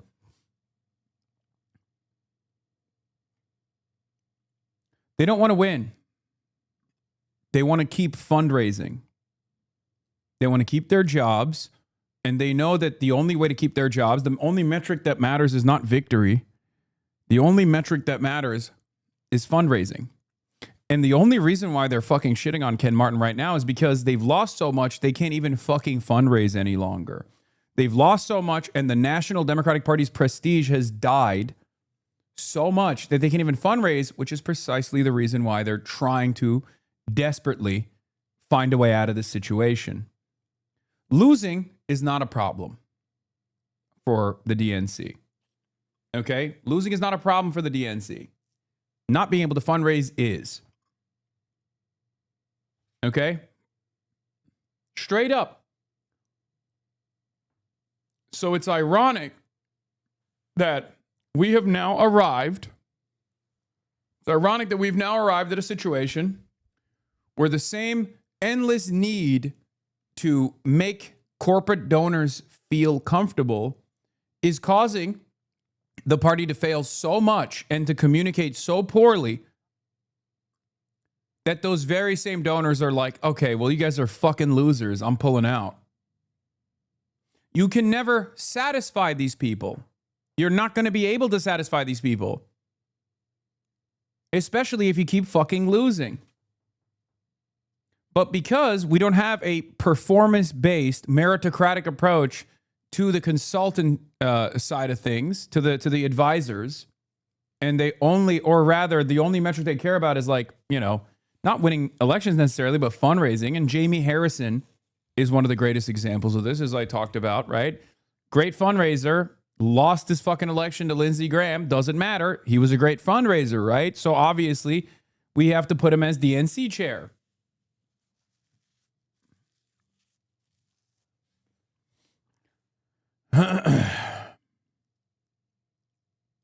Anyway. It says that Paul Rivera has been seen recently still hanging around the DNC, which has demoralized the staffers because they know that he was the guy who fucked up the whole autopsy. Right. So not only did you put this friend in charge of this, he's still there. And he hadn't worked on a presidential campaign since John Kerry in 2004. It's like, look, honestly, I'm washed. I haven't worked on a presidential campaign since 2008. Don't put me in charge of the autopsy. Right. What really says it all is the conclusion. If you go through all the 152 pages of the report, which I have not, but you go to the end and it says conclusion, and then it's blank. And then the DNC annotation is, this section was not provided by the author. TK. Yeah, it's not great. And there's like, I don't want to go belabor this too much, but the list of people they didn't talk to is just crazy. It's like top Biden administration officials. Prem Thacker at Zateo News pointed out that the DNC autopsy is 192 pages. There's 0 mentions of the word Israel, Palestine, or Gaza. Not even examining the impact of that issue on the results is crazy. So anyway, let's just watch a clip from your conversation with Ken Martin about this a few weeks ago, in case folks didn't watch it, and just to sort of understand where we're coming through on some of this frustration. Why not release the full report? What's in the report that you wouldn't want? Well, first off, Okay.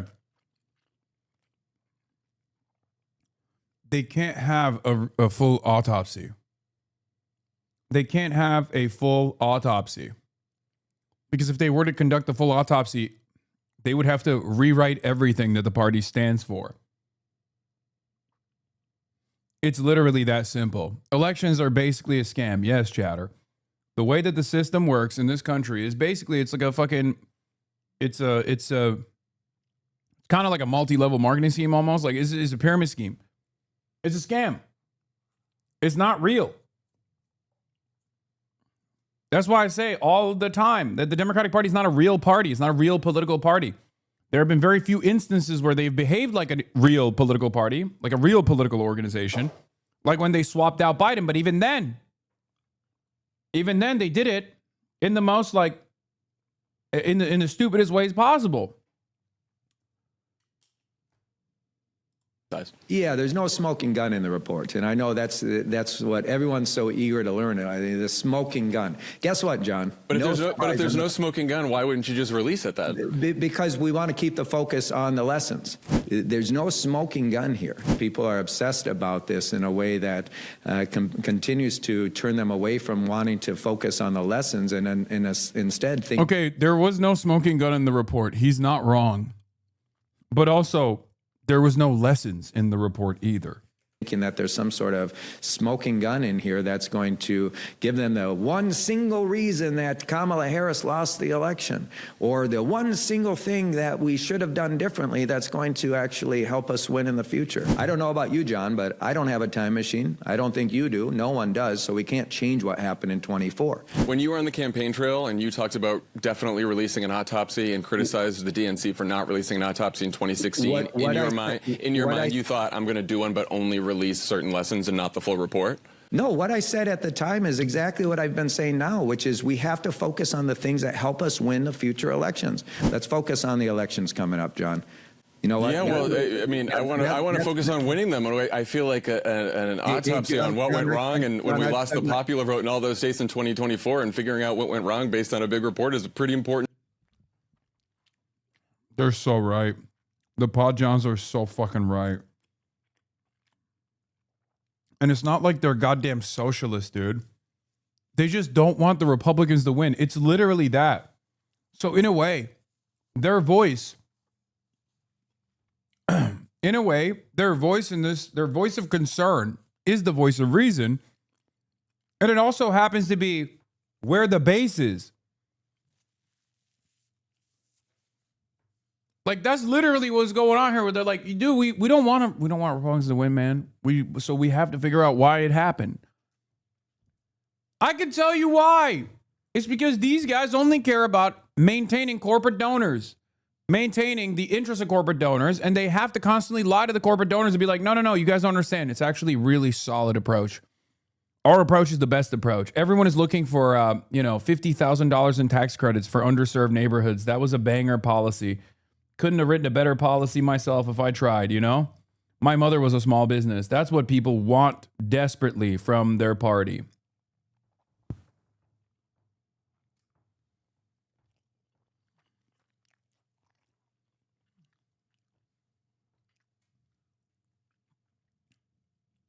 Everybody is self-interested.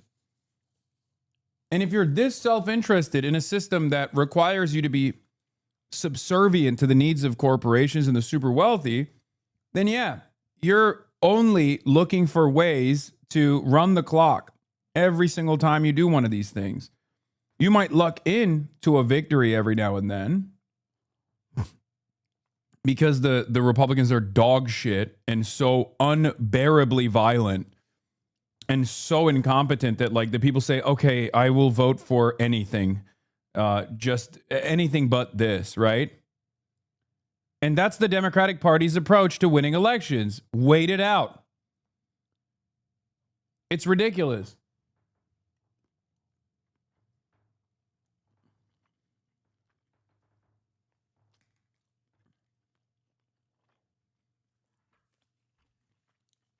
For everyone to know. Yeah. And this conversation doesn't help us actually win elections. All it does is continue to turn people inward.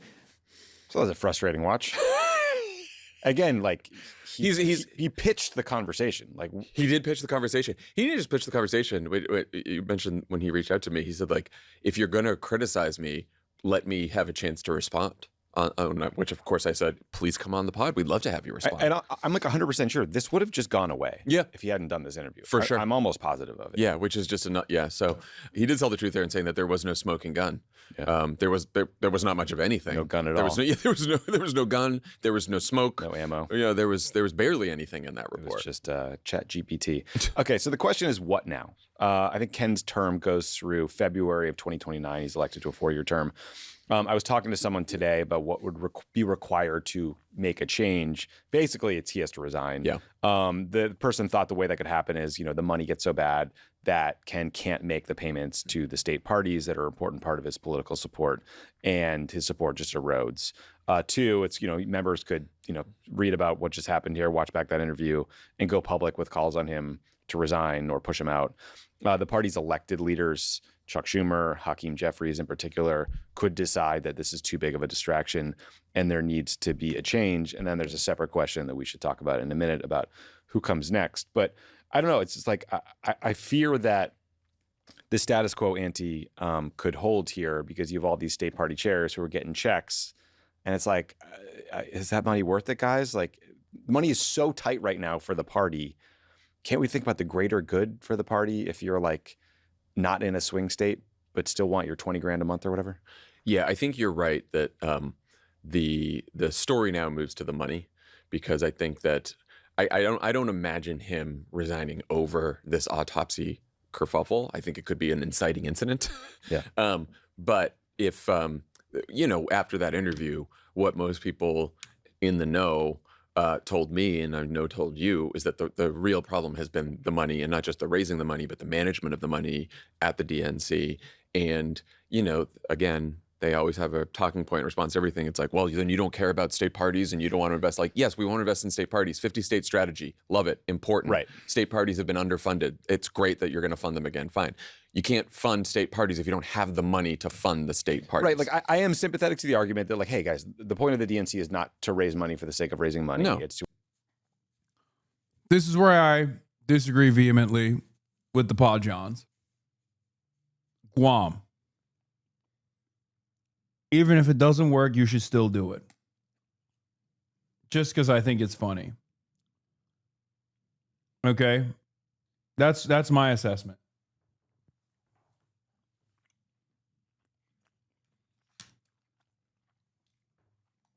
The American Mao will come from Guam. And Ken Martin is the true revolutionary visionary who understands that. And he's working tirelessly for a ceasefire between the Paw Johns and Guam. I'm just saying. These guys don't get it. These guys don't understand it.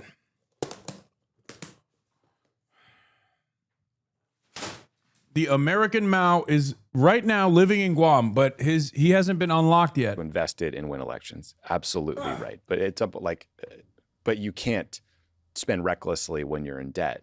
Like, what's going to happen?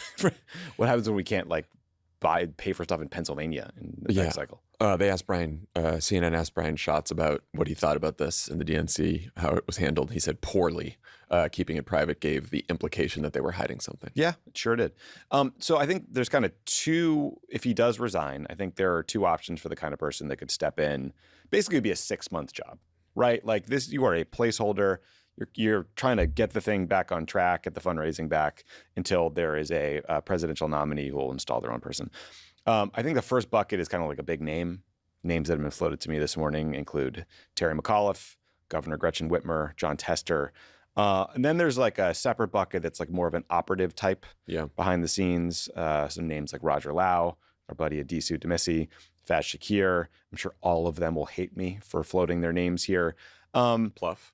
David Pluff. You do need, and it's tough because you need Rahm Emanuel.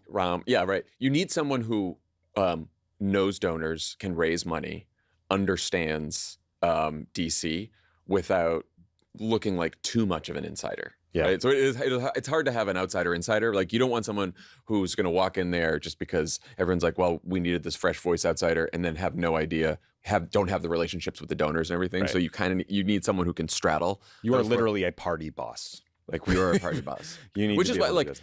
Faz is a great, Faz would be a great solution. Adisu as well. And you still, like, also one thing you don't want to do is just kick up the intra-party left versus, moderate fights in the which is the problem that distrust Rahm comes from gets 2016. you. Yeah, exactly. Okay, well, anything else on this? I mean, it's kind of shocking. It's not much like what Trump does every day. It is not surprising, but it is a shocking level of incompetence. Yeah, it was really quite poorly handled. It really sucks for all the people who work at the DNC who are just doing their best and trying to help us build a grassroots movement, help us win elections. And we say this about politics all the time. Per Axios, they made a revision and deleted it. Super secret DNC autopsy. We listened to Longwell, bro. Ain't no way. It's true. Why did you slander Galindo? Oh my God. We literally unironically have Galindo heads in this fucking chat, dude.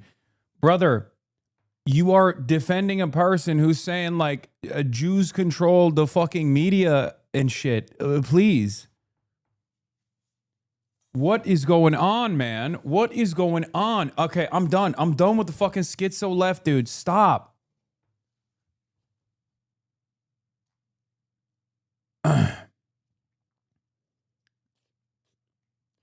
We got Plattner heads. That's worse. No, they're the same people.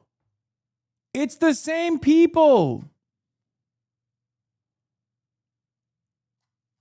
It's the same people that are like, no, Maureen Galindo is the true anti-Zionism candidate, whereas Graham Plattner's anti-Israel sentiment is actually insincere. He's a fucking war criminal, and therefore, like,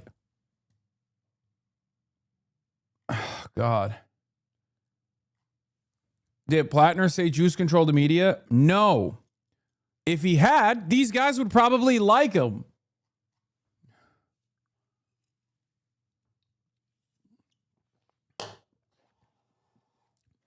What's really fucking annoying about this is, like, I'm beginning to sound like these goddamn fucking liberal Zionists who are like, oh my God, you're anti-Semitic. Like, bro, chill. Can you fucking stop, please? Oh my God. I'm literally turning. You cannot, under any circumstance, unironically lean into, no, it is all Jews as a fucking true marker for anti-Zionism. What's also really fucked up about this is you just keep causing me, because I'm so fucking stubborn and so goddamn annoying, that I can't stop myself. Whenever you bring this up, I have to literally respond instead of just ignoring it. I can't fucking ignore it because it's my own community. I have to fucking, like, hopefully pull people back, because like, my assessment from the start has been that she's a kook, right? She's crazy. She's a kook. But if you don't want people to vote for a fucking kook, which, by the way, her kooky attitude might unironically be more in fashion in San Antonio, Texas, than like a straight ticket person, right? My argument is that she's not a serious person and she's crazy. Okay? But my statement to the Democrats is this: if you don't want a crazy person who's saying all this unhinged shit be the only anti-Zionist voice, run fucking actual valid anti-Israel people. Okay? Don't run a pro-Israel cop who wants to fund ICE. If you run a pro-Israel cop who wants to fund ICE, on the one hand, in San Antonio, Texas, that's an establishment Democrat. And then on the other hand, you got like a crystal mommy who's saying like legitimately insane things, but also is sincerely anti-Israel. You're basically forcing people to bracket themselves into that situation, into that choice. You're forcing people to go, you know what? For me, this is very important. It's a very important issue, so I don't really care. The craziest part of Maureen Galindo's saga is it's barely being reported locally in Texas 35. It's like the SA Current and TPR, and that's it. Worse, a lot of folks in... See? This is precisely what I'm saying. She didn't say anything about Jews. This performative pro Kutchin is getting old. Hoping she wins. I'm all in for Maureen. I fucking called it. I called it from day one. I called it from day one. I called it from day one. I told you. I told you. I fucking told you. Now, you want to know the real truth? You want to know the real scary truth, if you consider that to be a truth nuke at all? I think even if you ran a regular anti-Zionist against her, she might have a better chance. Because I think that the broader electorate is a lot closer to her fucking insane worldview than they are to someone who's like, well, I'm a sincere anti-imperialist and I'm an anti-fascist and I'm an anti-Zionist. I've been talking about this for 3 years now at this point. The median voter is much more persuadable on the boundaries of anti-Semitism as opposed to anti-Zionism, anti-fascism, anti-genocide, and also anti-imperialism.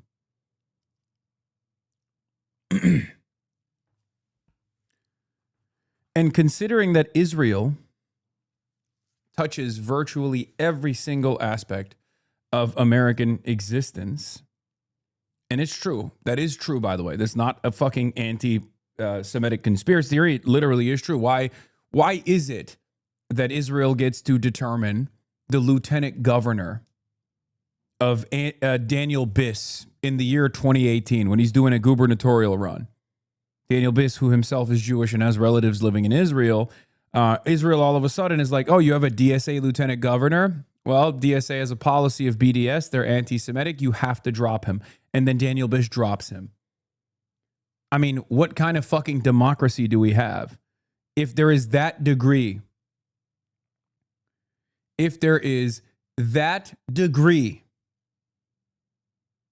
of involvement,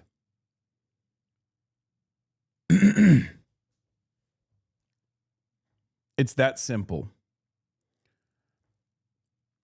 People, dumb people, or insincere and cynical people looked at the conversation that I had with Nithya Raman and were like, wow, it's really unbelievable that this guy is asking Los Angeles mayor about Israel. Who gives a fuck?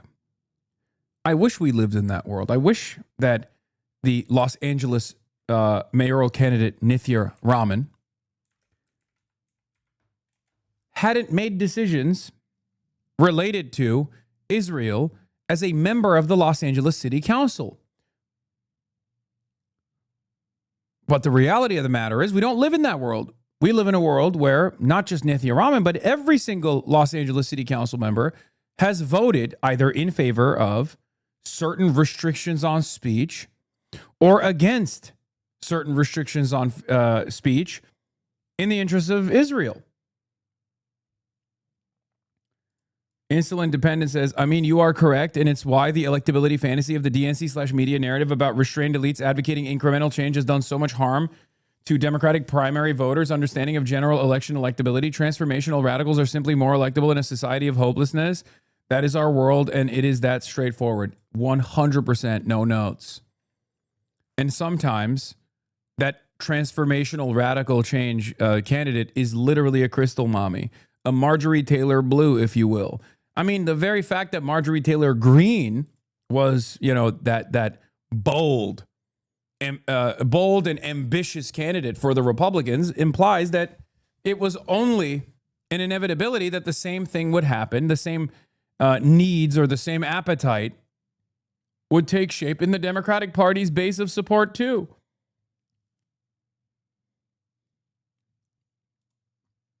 Because Americans are fucking crazy. Yeah, she's being too nice. Anti-Semitism masses anti-Zionism. Being anti-Israel is still anti-Semitism. For me, like I think Maureen Galindo is not like a Nick Fuentes type, but she is the type of person who's been duped by the likes of Nick Fuentes. You understand? Like, she doesn't have the sophisticated ideological underpinnings of a well-read anti-Semitism. She's just a normal person with a lot of kooky ideas who saw the unlimited super violence that Israel was doing.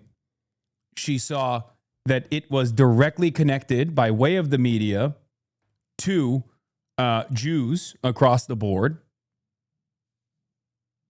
She's not, she's not aware of what the tropes are or anything like that. You know what I mean? She's just a person who is responding to the ultra violence that she sees.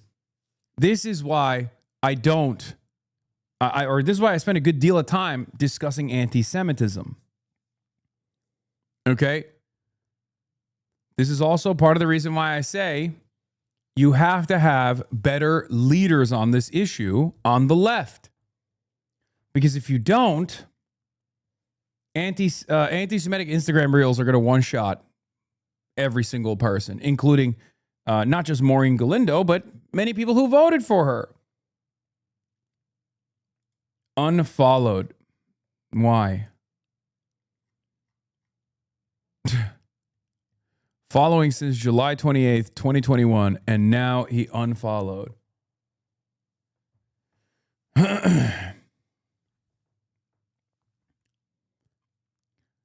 My argument has been twofold. One is not just about Maureen Galindo, but just the Democrats in general and how they communicate on certain issues.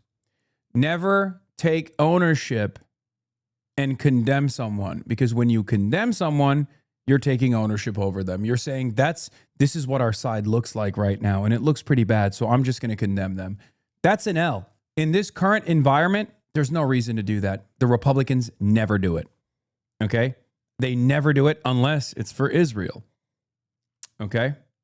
So just remember that. That's number one. Number two, in this current media environment, you should always ask yourself, some guy went on Fox News wearing a mask, creepy shit. But the world global economy, which no, that's a real person, dude. He's not wearing a mask. I don't think. I think that's genuine. That's just him. His neck meat looks crazy. The more everybody comes to realize this is.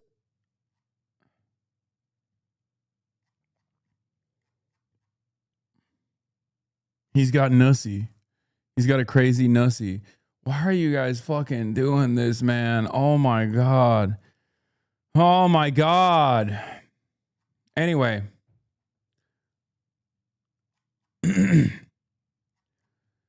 Dude, I can't deal with this. I've spent the last fucking 13 years of my life actively pushing back against conspiracy theories only to have my entire community succumb to like more and more insane conspiracy theories. Like, we're not even like joking around anymore. There's like genuinely people who are like, no, he was wearing a fucking mask. Like, that's an alien, dude. A bunch of people actually posted that in the chat before I clicked on it finally.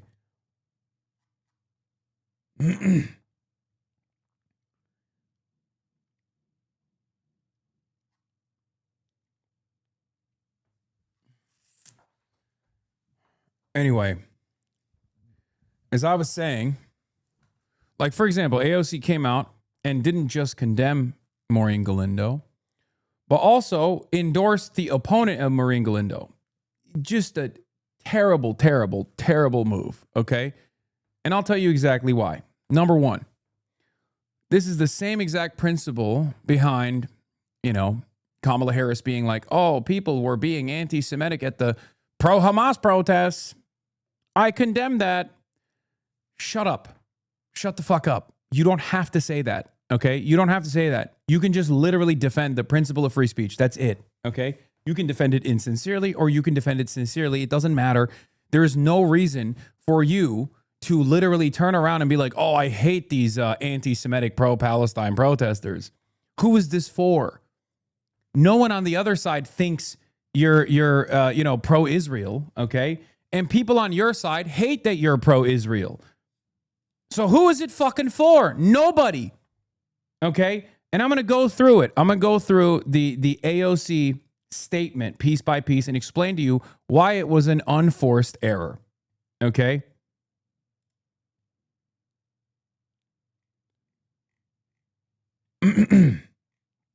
Hold on. Does anyone have the link to the AOC statement with Maureen Galindo?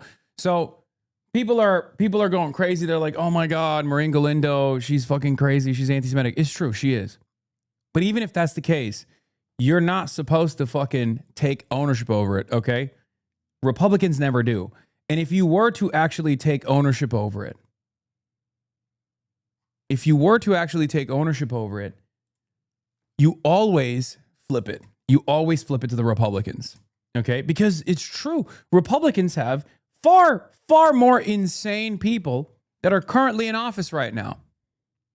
Randy Fine is only one example. There are Democrats that are insane like Maureen Galindo, but just not in the anti-Semitism side,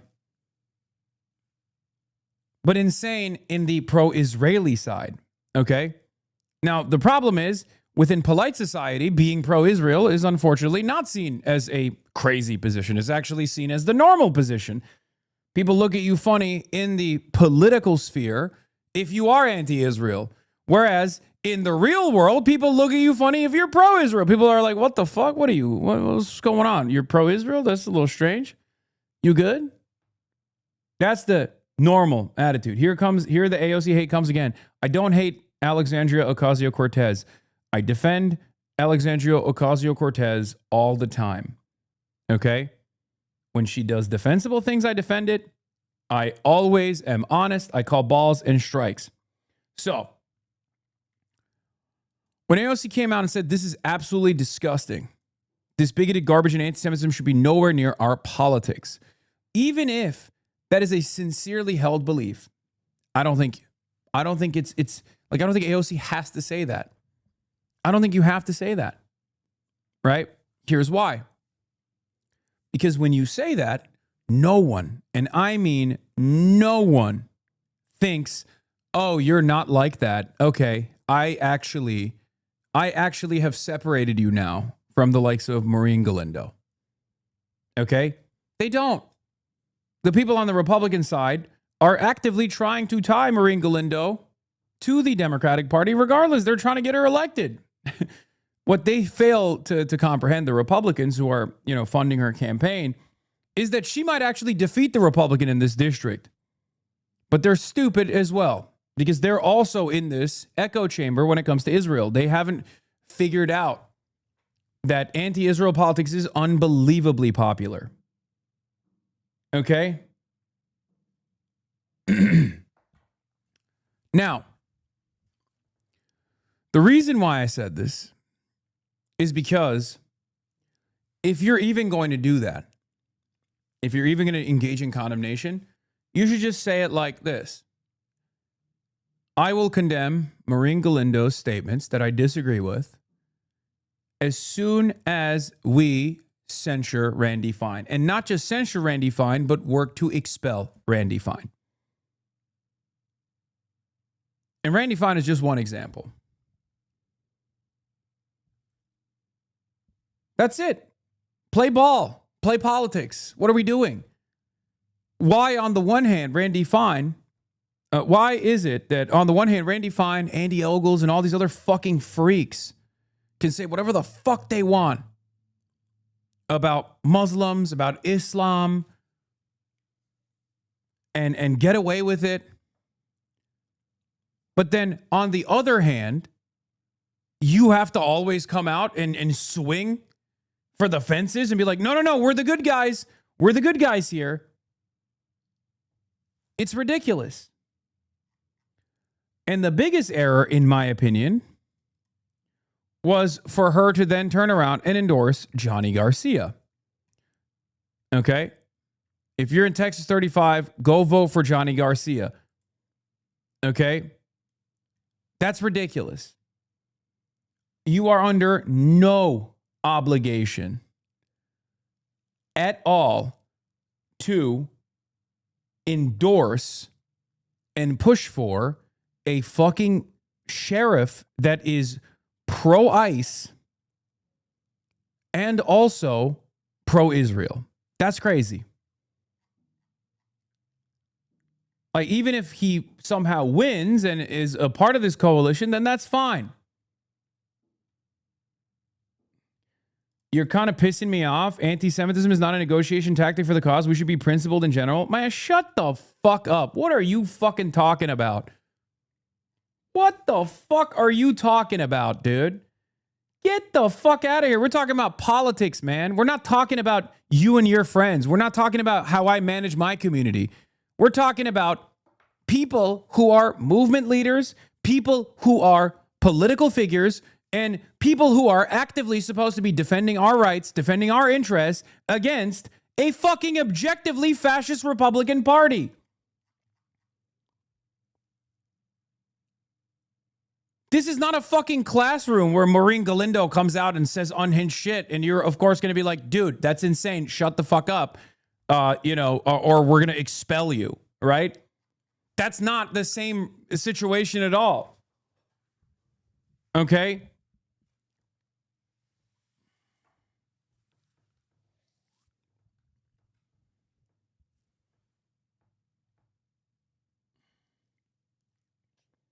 And for the record, I'm not even endorsing her or her statements. I have been very critical of her statements regardless. Okay?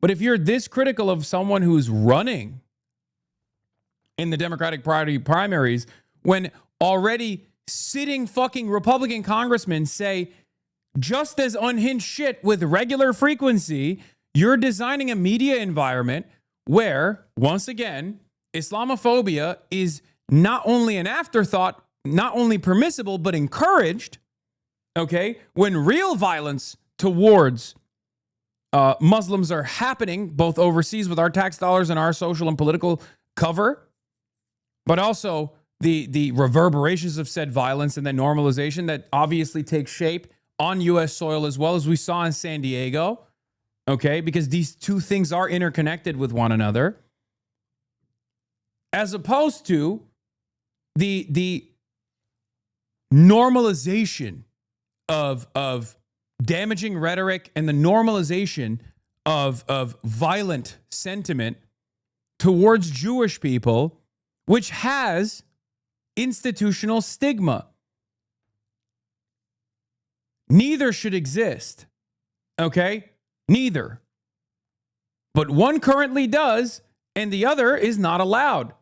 So if you're gonna go out of bat, you're gonna get out of your own way. You're gonna go out on a limb here and openly fucking talk about how bad some random fucking kook is in San Antonio.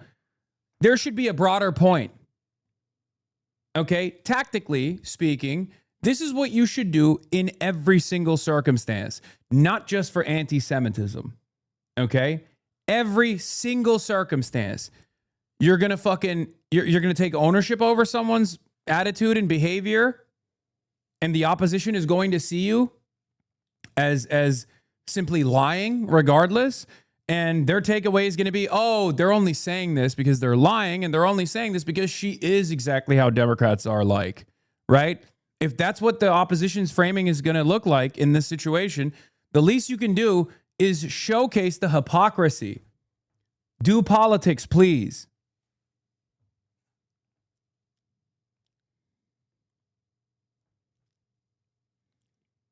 That's it. If you're going to condemn, because like, here's the thing. There's no reason for you to fucking go out as a prominent Democratic Party politician on the left flank to just like unendorse or unendorsing is different. If you have endorsed someone and they've done this, then yeah, it makes sense that you would unendorse them. But like, this is a random fucking person. If you're going to go out of your way to be like, oh my God, this person is anti-Semitic, I'm not like that at all. If you're like so desperate to once again showcase that you are, a good politician and you care about this, then you have to literally make the opposition look ridiculous in that moment. Because any sort of concession that you make to the opposition, no matter how valid it is, okay, and this is valid, any sort of concession you make to the opposition must come with a cost to the opposition. Okay? That's it. She's not a big player. She's a random person with $11,000 in cash on hand in San fucking Antonio. You know what I mean? I think you should call balls and strikes, but AOC is allowed to condemn anti-Semitism when she sees it. Are you saying that she is to give tacit approval and not just endorse? Maybe not let the crazy voters decide and just stay out of it together. She should have stayed out of it, and you should have stayed out of AOC's decision. Promote the candidates that are sane, progressive, anti-Israel, and not anti-Semitic, says Berkeley Grandma. Berkeley Grandma, I think you literally didn't understand my point. My point is, yes, she doesn't have any obligation whatsoever. She doesn't have any obligation. AOC does not have any obligation to fucking call out like random kooks running for office. Okay? There's no reason.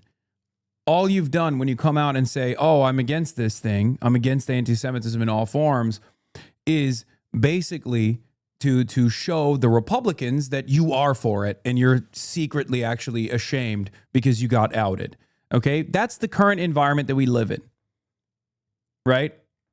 the current media environment that we live in right now, that we exist in right now, implies that anytime you actually condemn someone that's ostensibly on your side, even if they're not, right, causes the opposition to go, there it is, we got him. We live in a post-Trump universe, okay? We have to play ball. We have to stop pointing to the rule book and going, they're breaking the rules. They're not abiding by the rules, okay? And if you are going to do that, you definitely should be like, look, there's condemnable behavior here, and I'm willing to entertain it after we expel Randy Fine, or at the very least, censure Randy Fine. I think that is good politics. Do you see what I mean? Do you understand? This is the same as like the condom Hamas shit over and over again. Anyway, maybe you guys will disagree with me on this, but this should not be allowed in our party's fucking dumb. Just disavow it on its basis, not attaching yourself to the hip while distancing is a cell phone. Exactly. Because, look, you might disagree with what I'm about to say, but I think in this day and age, I'm of the mindset that condemnations serve as ownership. Okay? If your opposition's framing is what matters in the circumstance because you think you're reaching across the aisle, you're showing them, you're showing your own fans and the broader public in general that like you're not for this, right? If that's your goal, you're not going to serve that purpose at all when you engage in these sorts of condemnations. Okay? Because condemnations imply ownership. It sounds really silly to say it like this, but it's true. Okay? When you turn around and condemn someone, for most people, the way that they see it, because most people are very cynical and they're, ideologically polarized against you, they go, she got outed. Condemnation implies responsibility. You have no responsibility over this person. You have no ownership over this person whatsoever. There's no reason, right? This is not your staffer. This is not your ally. This is not a person that you've endorsed at all. You don't even live in the same state. You're in New York City. No reason to do this, okay? And especially because the people who are demanding the condemnation are oftentimes the people who despise you anyway, okay? It's not coming from your actual support, your actual base.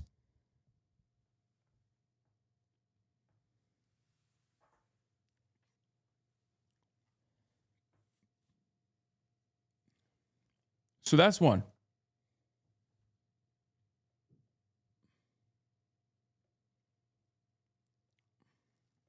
Number two, any kind of recognition or any kind of ownership that you take over someone that is ostensibly on your side, or any kind of apology, is perceived as weakness in this rugged terrain.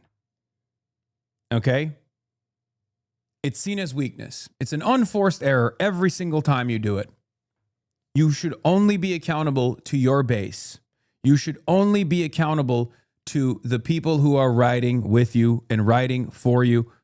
People who might get confused in the process, maybe, who might go, wait a minute, I don't really understand, like, what you're doing here. But you should also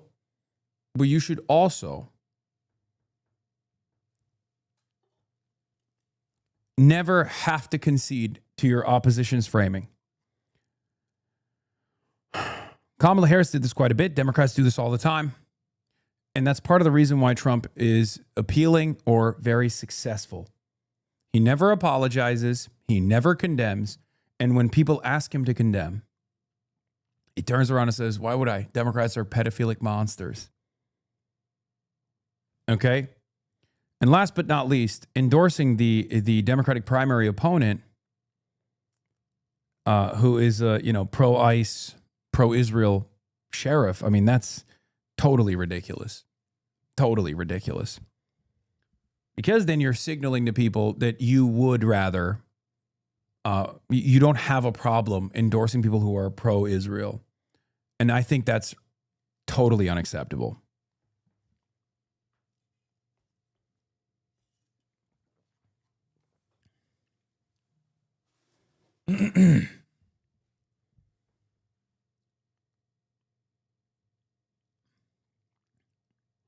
Condemnation is not just taking ownership, it's accepting the terms that the enemy wants the public debate to be held in. Yes, and we know damn well that these terms are used to justify real atrocities. Libs don't realize that these terms are not only dynamic, but must be forced in their own favor. Yes. Hasan, is Dan Bilzerian a good guy? Fuck no. What are you, insane? Of course not. AOC didn't endorse him? No, she did.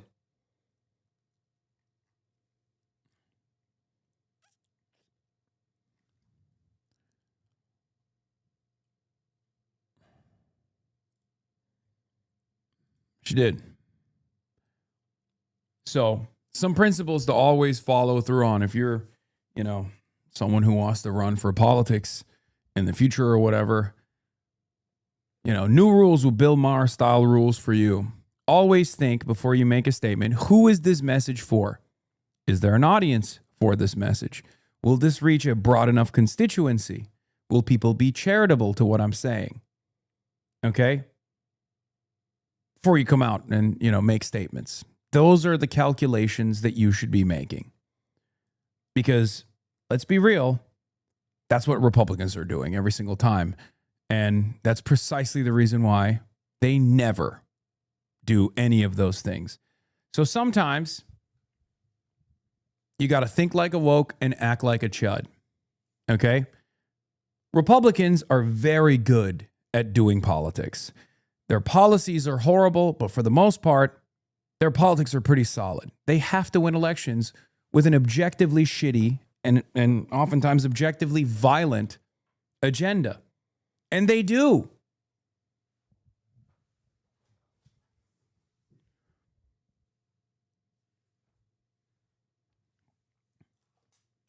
So play by their rules. Don't play by their framing. Because they never play by your framing. People correctly call out Republicans for being unbelievably racist all the time. When has any Republican turned around and been like, you know what? I'm so sorry. This other Republican is racist. Never. They don't do that. You know what they do instead? They have token figures that they prop up just to say, look, how could we be racist? Here is a black Republican that says, I'm not racist. That's how they play politics. And people fucking believe it. It's stupid, but people believe it nonetheless. And then they constantly flip the script and attack the Democrats. I mean, this is the party. This is the party that on the one hand says, oh, I'll have you know the Republicans abolished slavery. Excuse me. And then also in the same breath, defend the Confederacy. These are the people who say, oh, you can't delete Confederate generals. That's our history. That's our heritage. How dare you? And then they say the Democratic Party is the party of the Klan. And it's half the time it's fucking Klansmen that are saying that, Or at the very least, like Klan adjacent politicians.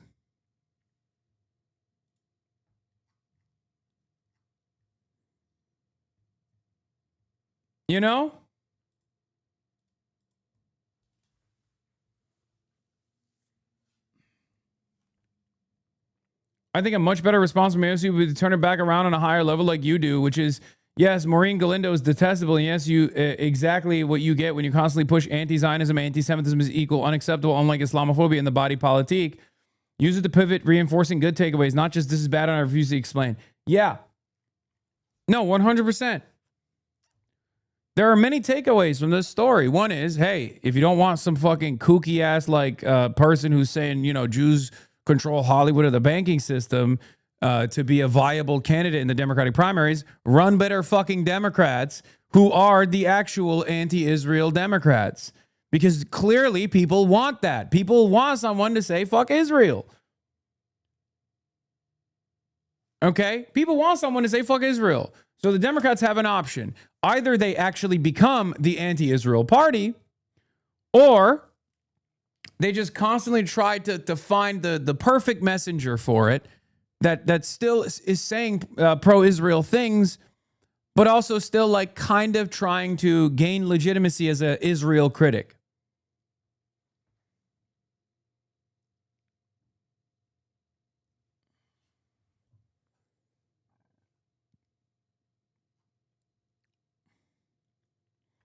There's also one other thing that happened. I mean, being evil IRL prepare you to play politics because you have to navigate the world while hiding your beliefs. But look, this is what it is, though. For people that really love AOC and don't understand why people criticize her all the time, it's this type of counter signaling that she does that cause people to think like, oh, she's not with it. She's not with the cause. And yes, this kind of stuff actually is far more consequential in the media environment than her actual legislative actions. I don't agree with that idea, and I will always correct the record, and I will always show her legislative performance that is cut above the overwhelming majority of Congress, right? And even the times when she is actually leading the pack with her comms as well on this issue, right? Calling what Israel's doing a genocide far before, three other, with the exception of like 2 or 3 other congresspersons, AOC called Israel a genocide far before any congressperson ever did, and many still don't, right? But this, to me, is another problem with like bad instincts. This is called the friend-enemy distinction, and this is how politics begins to look during a fascist epoch. Yeah, because we are in that. We are fighting against fascists. Okay? We're fighting against the forces of fascism in this country right now. So we have to be a little bit more vicious.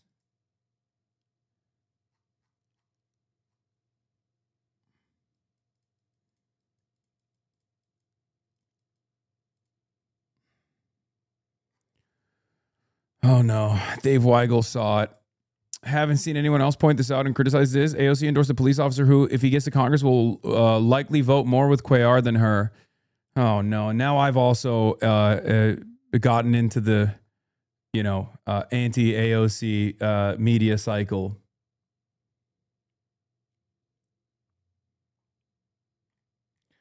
Why are we glossing over the fact that AOC conflated Zionism with Judaism to make this statement? Guys, come on, man. Come on. Stop with this fucking bullshit, okay? Stop with this bullshit. Maureen Galindo said she wants to castrate Zionist billionaires, okay? That's fine. That statement in and of itself doesn't just imply fucking, Zionists, okay? What are we doing? Like, there are certain instances where someone is using Zionism as a fucking substitute term for Jews, okay? Are you guys fucking serious? Like, what are we doing? She has also literally said, like, Jews control Hollywood, Jews control the media. Like, and she knows that was fucked up to say because she has also backtracked from that statement now. So what are we doing? I'm willing to chalk that up to someone just not being experienced, someone not being very well educated, someone who was maybe fallen victim to, Instagram reel style conspiracies and shit like that. But if you're a fucking serious politician, you can't be out there endorsing sentiments like that, okay? If you're even a serious political commentator, you can't be out there being like, well, actually, this is what she meant. Like, you're being fucking ridiculous. There's a limit to it, okay? Yes.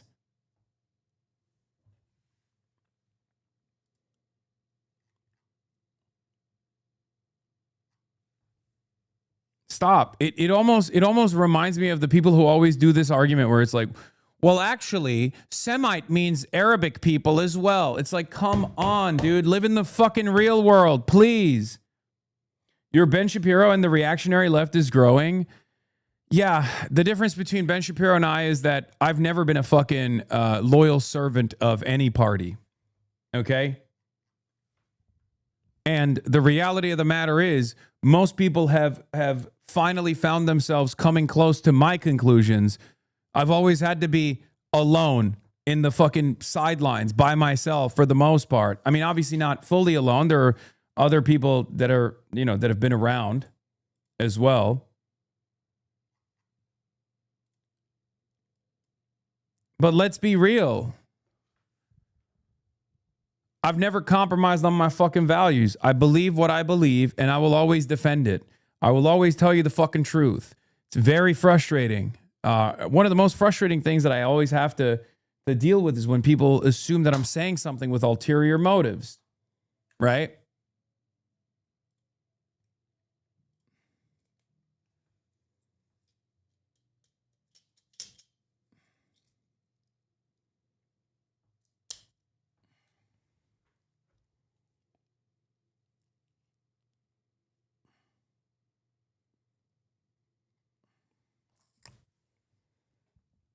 AOC did this to erase the she's not a real Democrat argument. She's trying to show she's a Democratic team player. We might not like it, but center-left libs will give her credit. This was not for us. It was for the Dem primary voters. It's just like working tirelessly for a ceasefire line. It won our points with partisan Dems. Yeah, but that's lying.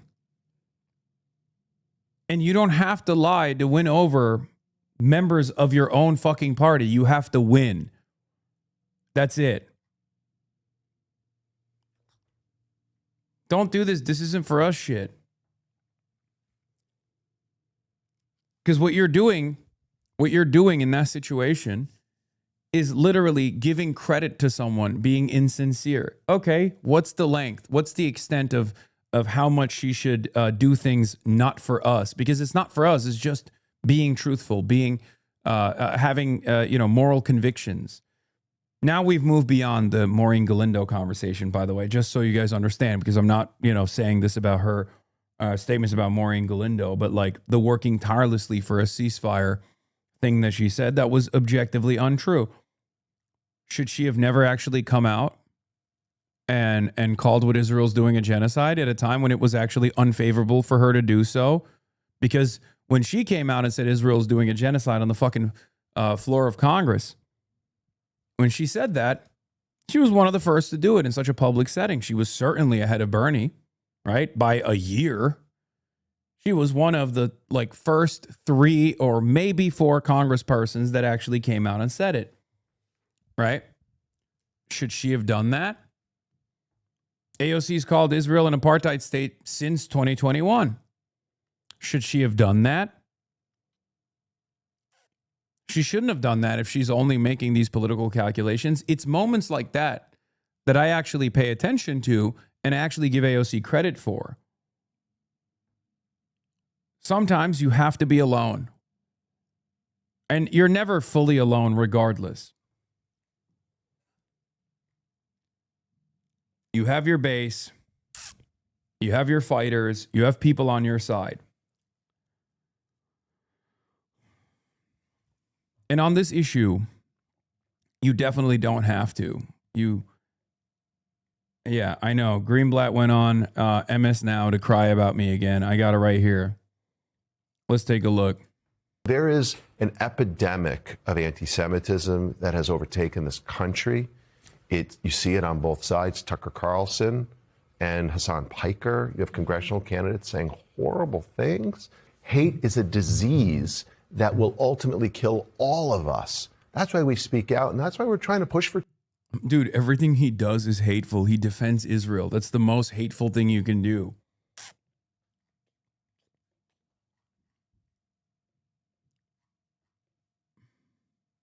God, what an asshole. Change. So I should just point out, we're pushing for something that was proposed just this week in Congress by Senators Langford and Rosen, the Jewish American Security Act, that would increase funding to provide security grants to all houses of worship, whether you're a synagogue or a mosque or a church. No one should be able to assail the people inside. And Congressman Moskowitz was on our show earlier this week. Right. And he released a series of... Yeah, by the way, Gottheimer and fucking Josh Gottheimer and Jared Moskowitz both came out with statements against Maureen Galindo. Okay, they said if for some reason Maureen Galindo wins the congressional election in Texas 35, as soon as she's sworn in, we will force a vote to expel her every single day that we're here. Do it for fucking Randy Fine, you son of a bitch. You will never do that for Randy Fine, though, because you agree with him. Okay? That's the rub. That's the real secret here, which is not such a secret at all, is that both of these motherfuckers actually agree with Randy Fine on all the unhinged shit that Randy Fine says. So they will never actually fucking vote to expel Randy Fine. Randy Fine is a Republican. He's on the opposing side.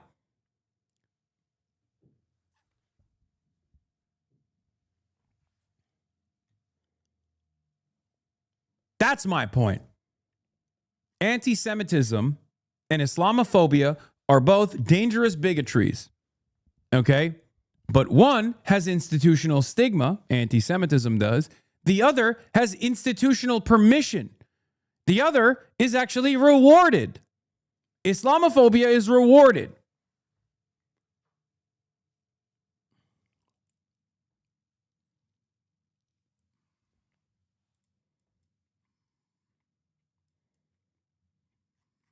Fuck you, pray to a carpet.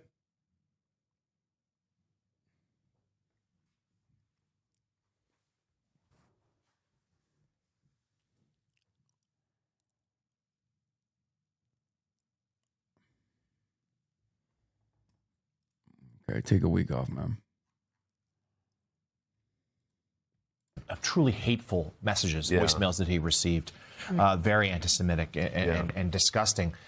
It does seem like, I mean, violent acts are, of course, the extreme of this, but there also seems to be almost a permission structure in place where people feel like they can say things now, whether it's online or in this case in voicemails, that even 10. By the way, this is also a little crazy. Like, we're talking about combating hatred in America, where they brought in a vicious Islamophobe like Jonathan Greenblatt on the MS Now to talk about like the dangers of anti-Semitism. Like, he's using the mosque shooting that just took place as a way to, once again, fund his own institution, which actually churns out a decent amount of anti-Semitic sentiment and also Islamophobic sentiment as well. 15, 20, 30 years ago, they wouldn't have. I mean, why is that? Well, I think social media has coarsened the conversation and numbed us, right? People feel like they can say or do anything. But there's something really important what you're saying. People in power, leaders need to lead. Like here in New York, we've had people like coming up to synagogues with Hezbollah and Hamas flags, and our mayor isn't calling that out. Look, you've got to call out hate wherever it happens, but especially on our own side. When again, people on the left call out Jews or attack other people, Yeah. Brings me up. Muslim guy is a fucking, an example of like anti-Semitism. And then turns around and implies Muslim mayor of New York is also an anti-Semite. Very cool. Thank you for talking about, stopping all forms of hate, Jonathan fucking Greenblatt. Wow. Leaders on the left need to call it out, just like we need leaders on the right to show a degree of dignity and call out that kind of hate. Right. I really appreciated your last guest, Matthew Bartlett, what he was saying about January the 6th. Mm-hmm. There were people rampaging through that building wearing sweatshirts that said 6 MWE, 6 million wasn't enough. Like, who can say that these people were heroes or patriots? Oh, damn. You're going to call out Trump for giving that guy maybe upwards of a couple $1 million? It's true. Those were Republicans. There was a Republican who literally had a Holocaust supporting Holocaust supporting sweatshirt when he did January 6th. Donald Trump got him out of prison, and Donald Trump now is creating a slush fund for him and everyone else that they can apply to get millions of dollars back from taxpayers. So all of us need to call out hate, and we don't get to pick and choose Nazi symbols, Hamas symbols. Hate is hate, and it needs to be condemned.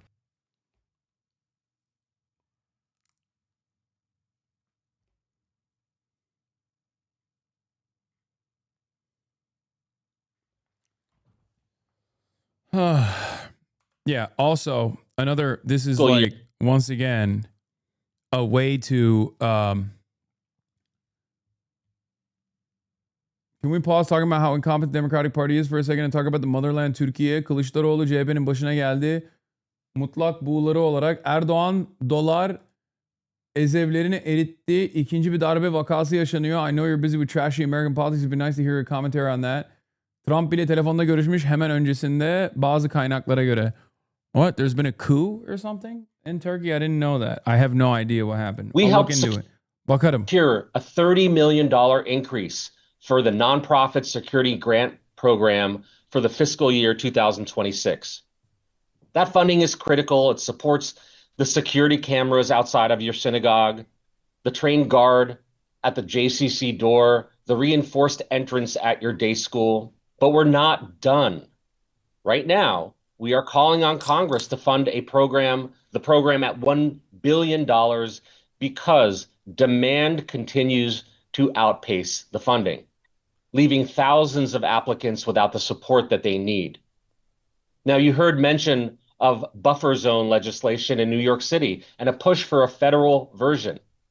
The Sacred Act would establish a 100-foot safe access zone around houses of worship nationwide, protecting people for the right to pray without being blocked, harassed, or intimidated at the door. We're urging Congress to pass it now. We're also taking this fight into the corporate arena. Our affiliate, JLens, has filed shareholder proposals pushing for accountability on anti-Semitism and hate at major platforms like Meta, and has already drawn significant investor support. Oh my fucking God, dude. Oh, okay. Oh, yeah. Brad Lander memory clip is not a thing I ever expected to see. Is a desecration.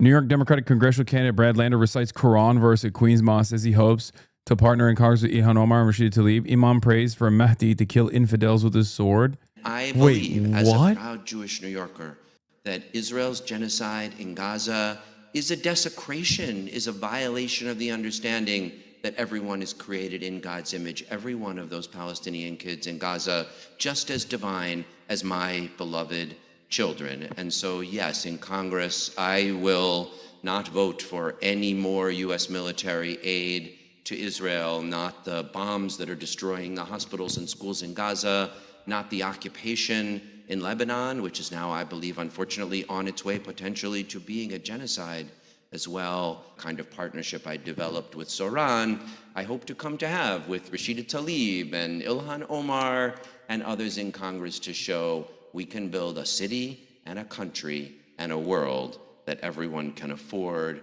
and where everyone is welcome and where everyone's humanity is respected. Bismillahirrahmanirrahim. No. Wait. No.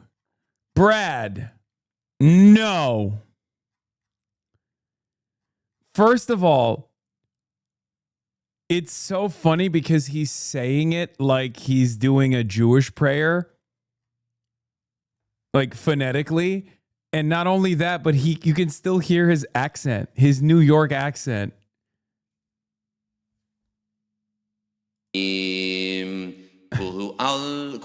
Allahu Ahad, Allahu Samad, Lam Yalid wa lam yulad wa lam yakul lahu kufuwan ahad. Wait, was this Hebrew? Or was this Arabic? I can't tell if this is... That's Hebrew, right? Wait, what the fuck? What just happened? Did he recite the surah in Arabic? Because I know this is a surah, but is he saying it in Arabic? I can't tell. Samad, lam yalid wa lam yulad wa lam yakul lahu kufuwan ahad. What? Bro. This is Fatiha, you infidel. Bro, I'm sorry. How can you understand what he's saying? Like, And I don't even think this is. Allahu Ahad, Allah. No, it's not Fatiha, but it's a. Wait. Samad, Lam Yalid wa Lam Yulad wa Lam Yakun. Okay, am I crazy? The way he's reading it, it sounds like he's doing a Jewish prayer. No, it's Surah Al-Ikhlas. Some doctor you are? Okay, here. This is what it sounds like. الرحمن الرحيم قل هو الله أحد الله الصمد لم يلد ولم يولد ولم يكن له كفوا أحد بسم الله الرحمن الرحيم قل هو الله أحد. I like Brad's more. Yeah, he had turned it into like almost like a Jewish prayer. Yeah, I saw this. The American professor Richard Mortal, after learning Arabic, I firmly believe that the Arabic language is superior to any other language, and I do not accept debate on this matter. نحن مسلمون. الله سبحانه وتعالى قال في أكثر من آية كريمة قرآنا عربيا. Wait, what? Dude. Okay, this is kind of interesting because I've never, obviously I don't speak Arabic, right? And all the chatters who do always make fun of me when I say certain religious verses in my understanding and the way that I learned it, because it has a Turkish accent to it. And it's really funny because chatters will always make fun of me for saying Arabic surahs or whatever, but with a Turkish accent. And now I'm picking up on it when other people have accents and they try to speak Arabic, I'm hearing it. Thank you very much for welcoming me today.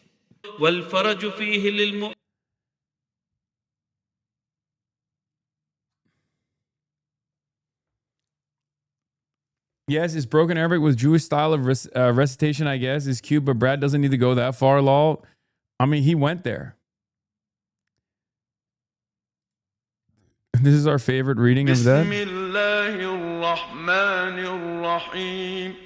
قل هو الله أحد الله الصمد لم يلد ولم يولد. Dude, we've reached new lengths now. We've actually, he should have just said the Shahada. Someone should have duped him into reciting the Shahada. That would have been funny. Imagine.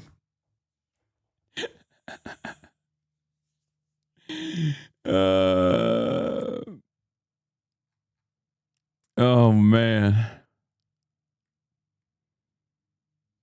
Brad saw this poll and said anything goes. Yeah. I've never seen someone, by the way, Emerson came out with a bunch of New York polls. We're going to talk about that.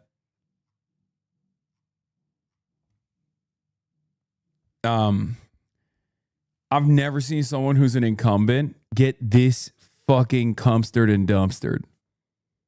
Okay? It's actually insane. Jewish Voters Resource Center, Jewish Voters Survey. Which of the following statements better describes why you could not support a candidate if they disagree with you on Israel? Israel is not a deal breaker, 83%. I could not support a candidate who I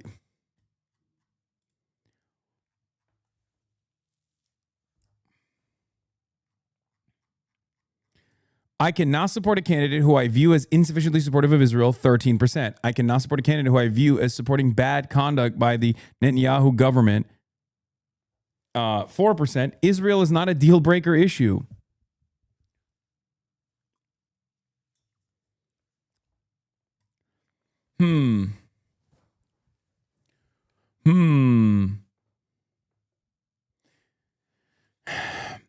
Wow.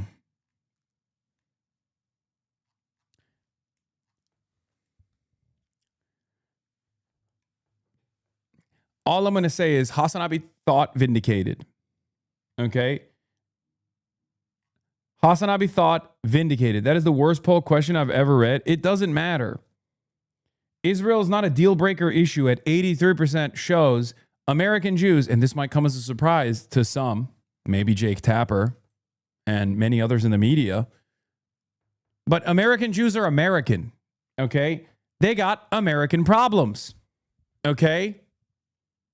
They got American problems. They worry about American shit, okay? That's what the fuck they care about. They don't care about genocide. That is not the fucking reading here. No, you're wrong. The point is, only 13% of Jews, when asked, say Israel is a deal breaker. It's like a high priority.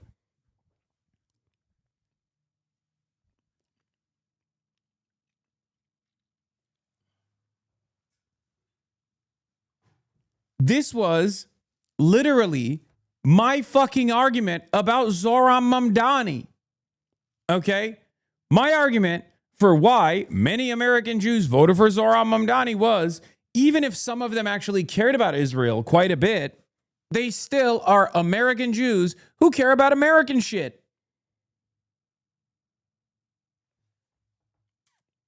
Isn't a deal breaker something they cannot support?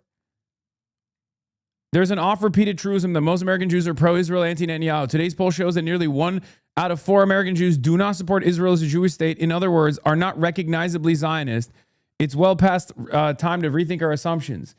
It's very frustrating for someone like myself because not only am I combating the forces, the ultra-Zionist forces in America, and Jewish institutions that specifically try to desperately tie back Judaism and Zionism and will say all Jews care about is Israel. How dare you fucking criticize Israel? You're criticizing Jews.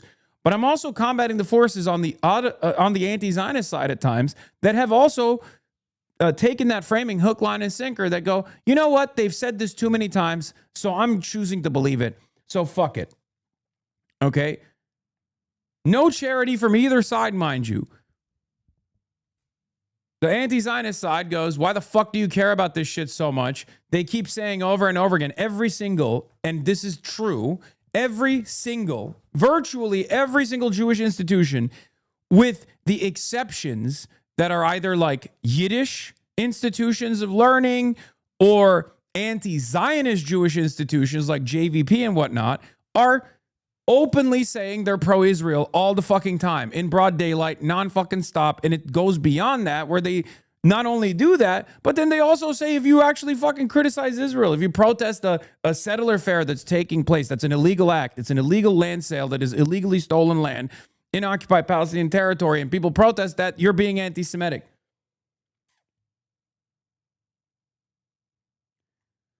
%83 of Jews, whether they're pro-Israel or anti-Israel, say, as an American Jew, I care about American shit. That's what this means.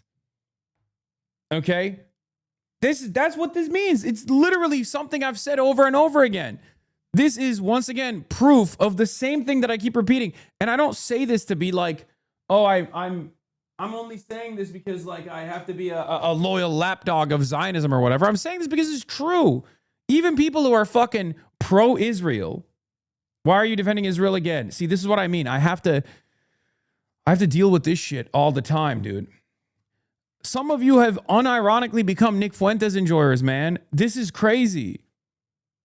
I understand how important of an issue this is, and I understand how impactful of an issue this is, and how emotional of an issue this is, that like you see all this death, you see all this destruction, and then you see institutions, places of worship, openly defend this kind of atrocity, and it breaks your fucking brain. But just please, dude, snap the fuck out of it. Combating anti-Semitism is not defending Israel. Fuck.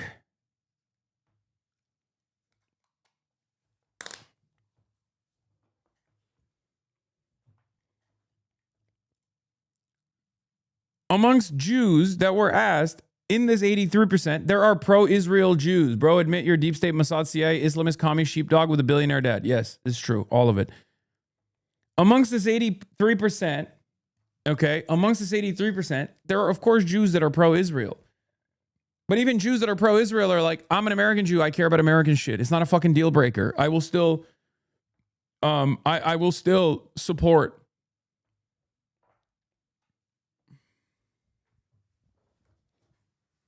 I will still support a politician if they're fucking, anti-Israel. It doesn't matter to me.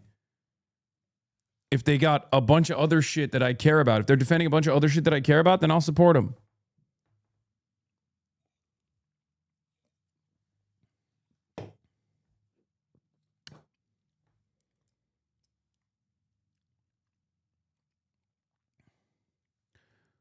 I will just never fucking agree with Jonathan Greenblatt, man. That's it. It's that's it. Because Jonathan Greenblatt and Nick Fuentes agree with one another. They agree with one another. All Jews care about is Israel. That's what they both say. So why the fuck are you, an anti-Zionist, agreeing with both a Zionist who is the number one dick rider of Israel and a Nazi who always uses anti-Zionism as a way to fucking keep fomenting anti-Semitism? These are some of the worst fucking people in American society, and you find yourself in agreement with them. I am not going to do that. This doesn't mean I don't factor in the reality that, of course, people are going to hear what Jewish institutions are saying and learn the wrong lessons out of that. But even in a moment where there's like very clear evidence that even pro-Israel Jews don't give a fuck, it's not a deal breaker for them if someone is an anti-Zionist or anti-Israel, and they will still vote for someone who's anti-Zionist or anti-Israel. It's not a fucking deal breaker for them at all. 83% of them say this. You're still going, nah, they're actually faking it? Like, what's the argument? They're faking it? They came up with this so they can fool you? Do you see where that goes? Do you understand? Do you understand how many leaps of faith you need to take to justify, to confirm your previous biases? And at some point, you have to realize, like, you're literally implying that they're doing fucking takia. Let me tell you something, okay? If there's one group of people that don't have to fucking hide their opinion on Israel and how much they love Israel, it's American Jews, okay? They certainly don't. The ones who love Israel and make it their top priority never shut the fuck up. So what leads you to believe that American Jews who aren't constantly hysterically fucking foaming out of their mouths about how like Israel is under attack and this is anti-Semitism, what makes you think that all Jews actually feel that way? Now you're the one who's fucking, diving off the deep end of insane conspiracy theories.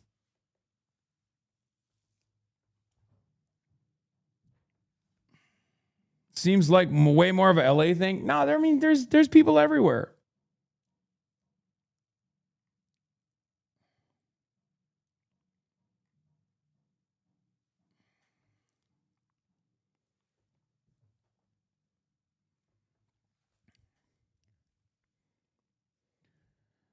Maybe part of it, like part of my attitude is because like I know more anti-Zionist Jews than I know Zionist Jews. I know some Zionist Jews, but I know mostly anti-Zionist Jews. These are like most of my close friends happen to be anti-Zionist Jews. And plenty of them are on this fucking stream all the goddamn time. And some of them even say way more unhinged shit than I do. Let's be real.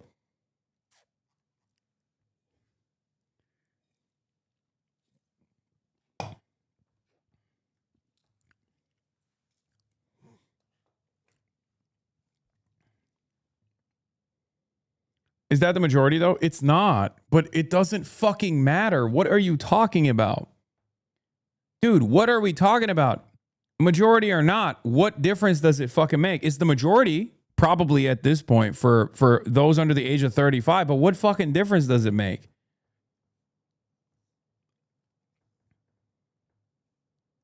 What difference does it make?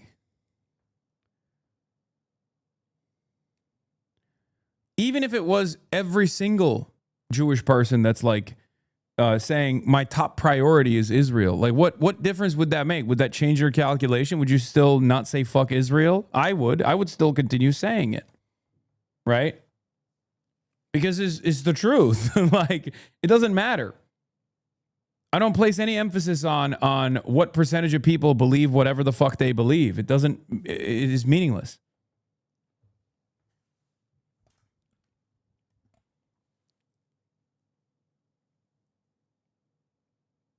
Whether we're the majority or currently or not is unimportant. We're making progress and we're on the righteous path. That's all we need. And also, whether anti-Zionist Jews are the majority or not amongst Jews, as far as like the way they view Israel, is also completely immaterial to whether or not Israel's a fucking apartheid state or not. That's my argument.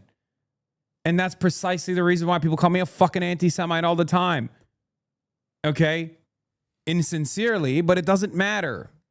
Do you not understand? What matters is the fucking truth. Israel is doing a genocide. Okay?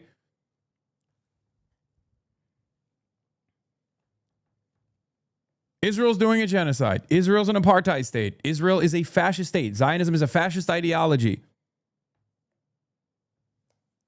Eventually, everyone will come to that conclusion. Just say the truth and move on. Try to convince people. Is this productive? Is the question. Anyway.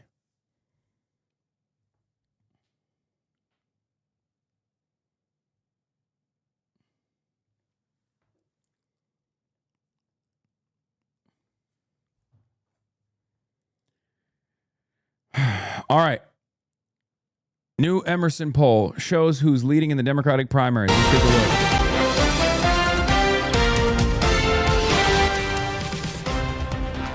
All right. On this Thursday, Pix 11 has brand new exclusive polling for you on the 3 most hotly contested congressional primaries in New York City. We've been watching these races very carefully with Election Day just about a month away at this point. Joining us this morning is political correspondent Henry Rossoff to break down these very important numbers. Henry, good morning. Good morning, Vanessa. Great to be here with you. So all these districts are deep blue Democratic-dominated districts. So what does that mean? Well, the Democratic primary winner almost certainly likely to end up in Congress when the general election happens in November. We've got tight races in 2 of the 3 districts we're watching. Let's begin in New York. This one is so disappointing. New York 12 Democratic primary is so unbelievably fucking disappointing.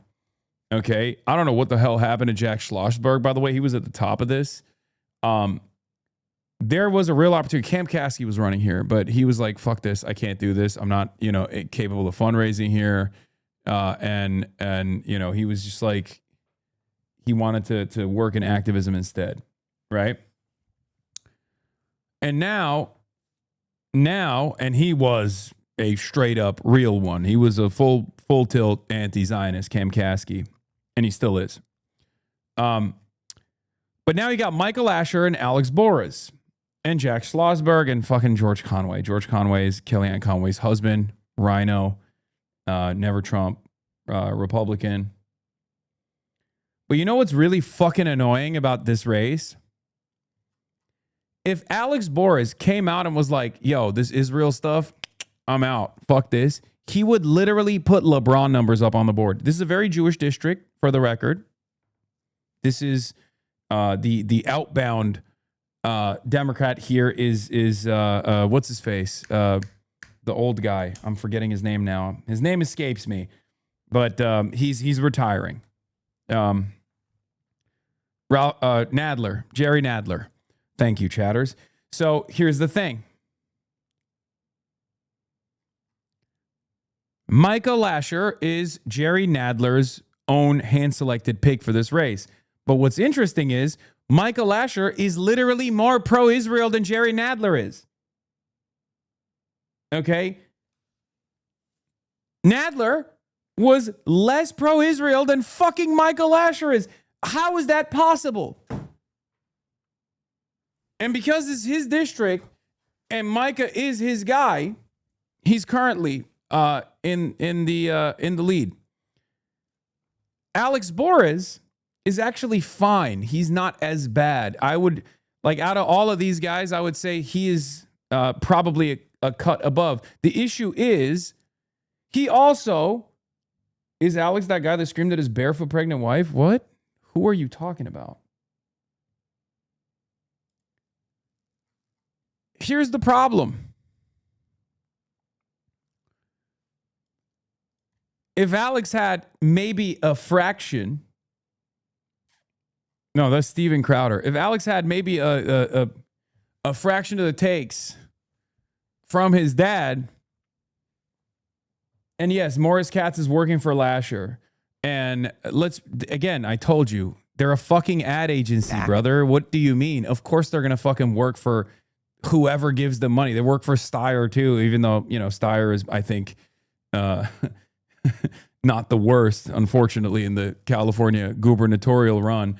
Out of the top contenders, he is actually better than the rest. But yes, Morris Katz, Fight Media, is an ad agency. They work for money. They don't. I'm sure they make certain choices ideologically. I don't think they're going to go and work for Republicans or whatever. But yeah, of course, this is going to happen. This is, I don't know why you guys think that they're not, mercenaries to a certain degree. They're guns for hire. It's a fucking ad agency. This is what they do. Okay? Anyway.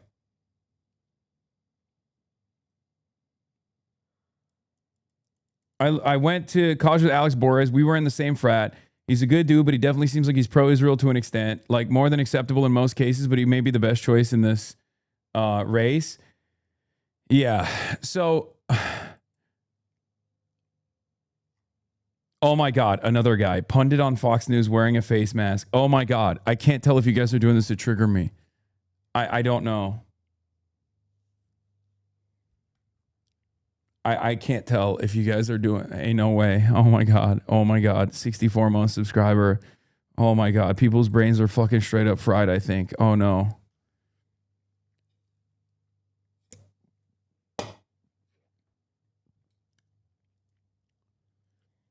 $314 Action Fund is a PAC that AIPAC donors have repeatedly used to funnel big money into races where they want to hide their influence. Alex Boris has been endorsed by 314 Action. Yeah, except, you know who else has been endorsed by 314 Action? Adam Hamawi. Out of all those top contenders, Micah is the most pro-Israel. Jack Schlossberg is fucking, insane and is just coasting on the Kennedy, the Kennedy name pretty much, but he's also pro-Israel. And Alex is wait, what? Can you at least investigate? Why is Hasan refusing to investigate this? Investigate what? That someone on Fox News was wearing a fucking mask?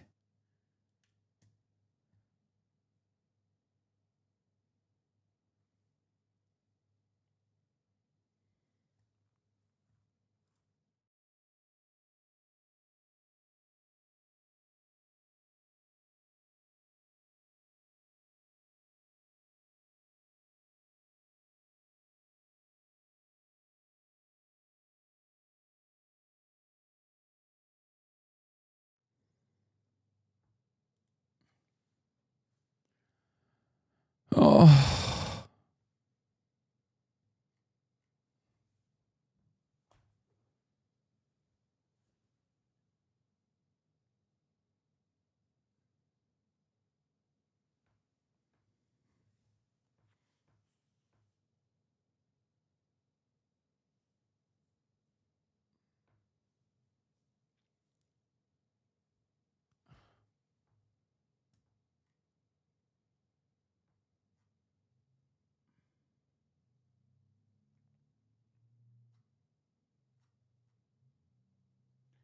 I don't defend 314 Media. They backed Alice Stanford. They're AIPAC affiliated. No, I know they are, man. I know. But again, they've also propped up Hamawi, who I will be doing a rally with in New Jersey, a return to the ancestral homelands. I'm saying that as far as oh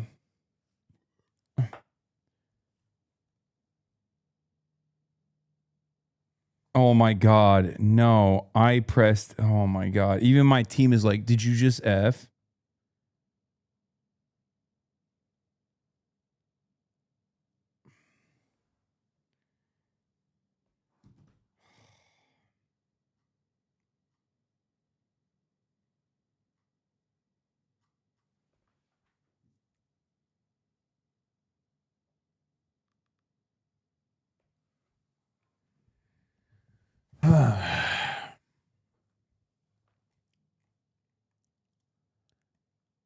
Candace asks, do you support continuing U.S. military aid to Israel? No, I support consistent application of Leahy laws across all countries, says Lasher.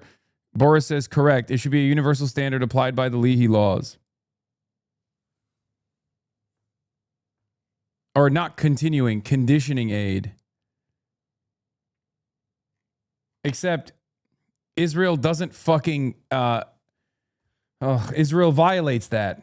So what does that mean?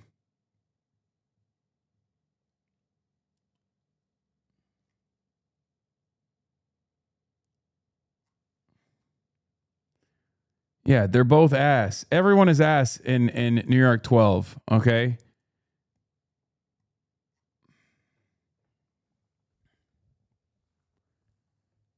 York 12. This is the battle for Midtown, Upper East, Upper West Side. Voters really zeroing in on the two established lawmakers here. This is the race to replace Jerry Nadler, and Micah Lasher, who's one of his proteges, is at 22%. Alex Boris, an assemblyman who talks about computer science guy, talks about regulating AI, one of the issues of our times, making inroads with voters at 20%. And you have Jack Schlossberg, the grandson of JFK, president. Of course, New York Post wrote that 34-year-old mayor had touted the show as the next iteration of FDR famous fireside chats, but unmoderated questions quickly devolved from softball questions to hardcore porn imagery. Mamdani sat alongside New York City TikToker Moose on the live streaming platform Twitch, fielding questions like, where can you get the best tacos? Before a near seizure-inducing stream of unmoderated comments appeared on the right side of the screen with users posting random comments. God, New York Post is so fucking desperate. Moose begged viewers to ease up on the chat bombing, but his pleas for decency went limp. Guys, to everyone spamming in the chat, let's try to keep it respectful. Notably, spotted as a spectator was far left from Hasan Piker, who streamed himself watching the mayor's feed.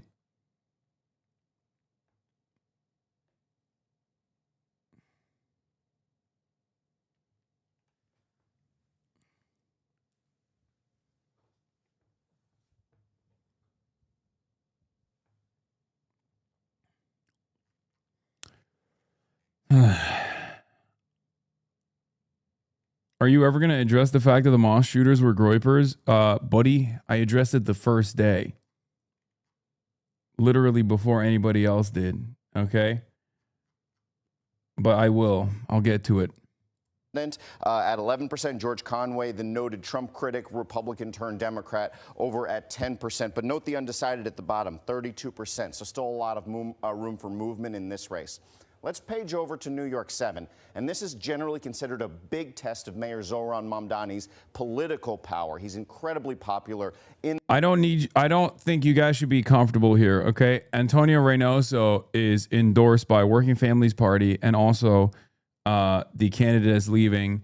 Claire Valdez is endorsed by Zohran Mamdani, but more importantly than Zohran Mamdani, who is now a Twitch streamer, Hasan Piker. Yo, OG, rate Zoran's first stream 1 to 10. I mean, it was ass. It was 2 out of 10. Zoran, of course, is polling high in this district, but I don't want people to fucking, no, like she got this in the bag attitude here, okay? It's not great for Antonio Reynoso. All the institutional muscle behind him, yet he's trailing and tied with 5 weeks left. Still 43% undecided, though. But you have to think Claire Valdez, especially with Mamdani's support at 78% approval in this district, has a higher ceiling. But the fact that there are so many undecideds in this race right now implies you got to still go out and door knock. Okay?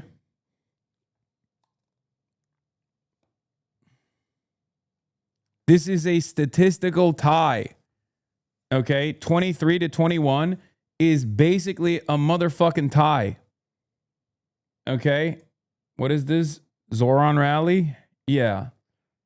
But don't expect Zoran to fucking rally in her stead either. You know? You have to go out and be the change you want to see. Zoran Mamdani's not coming to save everybody. Okay? I'm working on doing something with Claire when I'm out there. Chat, come door knock with me Sunday in Bushwick for Claire. Yeah, I want to do something. But yeah, Nydia Velazquez, who occupied the seat prior, has endorsed Antonio Reynoso. Antonio Reynoso is a very progressive candidate as well.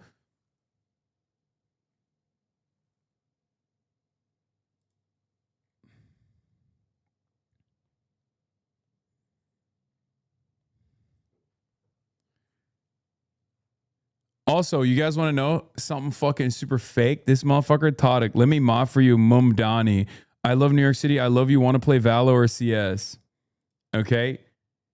This son of a bitch had the opportunity, okay? My Turkish brother here had the opportunity to stream with Zoran Mamdani. I set it up for him, and he was too scared to do it. Okay? Yeah, I'm calling him out. He was too scared to do it. Now he's throwing. Now he's in the. Now he's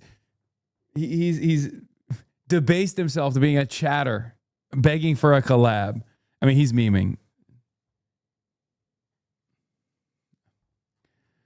God, the amount of streamers, man. The amount of streamers I fucking tried to set up. He's going to fold again? Yeah, he's not going to do it. He's just memeing. In this district, it's colloquially known as the Commie Corridor in New York City politics. Democratic Socialist Claire Valdez, an assembly member, not very well known until Mr. Mamdani pushed her forward at 23%. Then you have Antonio Reynoso, the popular Brooklyn borough president. He's at 21%. And you have Julie Wan at 13%, the council member, 43% undecided. So this race incredibly unsettled. Where we are seeing a race that truly is a little bit more settled, that would be former comptroller Brad Lander at 57%. 34 points ahead of sitting Congressman Dan Goldman. And in this race in particular, not a lot of undecideds left relative to the other race. If you gave all... Yeah, this one's cooked. If anything, Brad is not DSA any longer anyway, but again, another Zoran endorsement here. And therefore, I'm sure there's like plenty of door knockers working for Lander right now. But if I was in charge of the army of reserve door knockers, which I'm not, does Tadic not support Mamdani? No, he does, man. What the fuck's wrong with you? I'm saying he was just like nervous to do a fucking, oh God. Oh, I can never say anything. Everyone immediately assumes whatever their fucking weird parasocial understanding of the world is. It's normal for a fucking content creator who doesn't know anything about politics to feel a little nervous about doing something with a fucking mayor. Okay, that's it. That's what it was. It was a joke. Okay.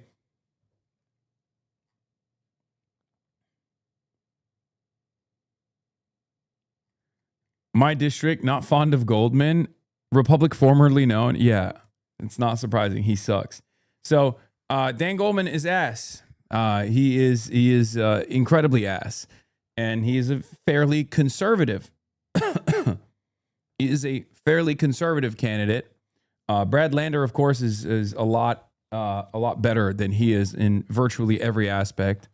Even if he is not all the way there, he's not an anti-Zionist. Brad Lander is not an anti-Zionist, but he is. Up there with, especially for the rest of Congress, at least with the current makeup of Congress, he would still be one of the most like anti-Israel congresspersons, but he is definitely like a J Street kind of guy. Anyway, he has a lot of name recognition. He's got this in the bag. Like I was saying, if I was in charge of like commanding the reserve army of door knockers, I would say I would probably focus on Daraliza's race, especially. And also, yeah, I know. They saw you're coming to town and they're boosting Daraliza's opponent. I saw this. Latino Victory Fund announced a $750,000 boost to Representative Adriano Espaillat's reelection. More than half of that is being spent on a TV blitz, according to the group. They're spending this money because Daraliza has motion.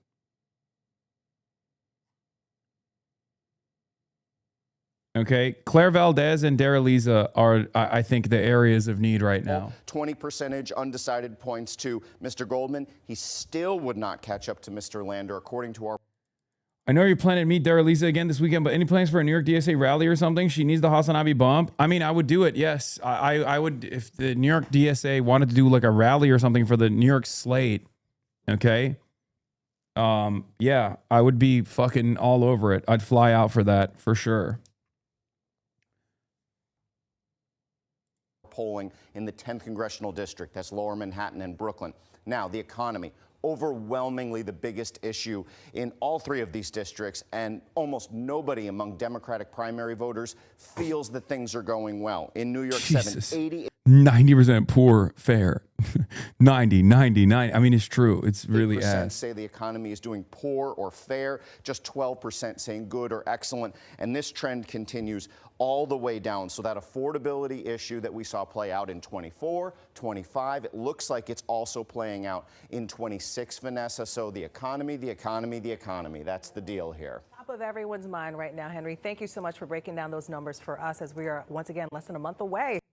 Good morning, my friends. We've got a poll. The first public and independent poll of this race just dropped, and it has us up by 2 points. But even more important than those 2 points are the 43% of voters who haven't made their mind up yet. This race is wide open, and we know that whoever talks to the most voters is going to win. I am so proud of this campaign and every single person who has joined us so far.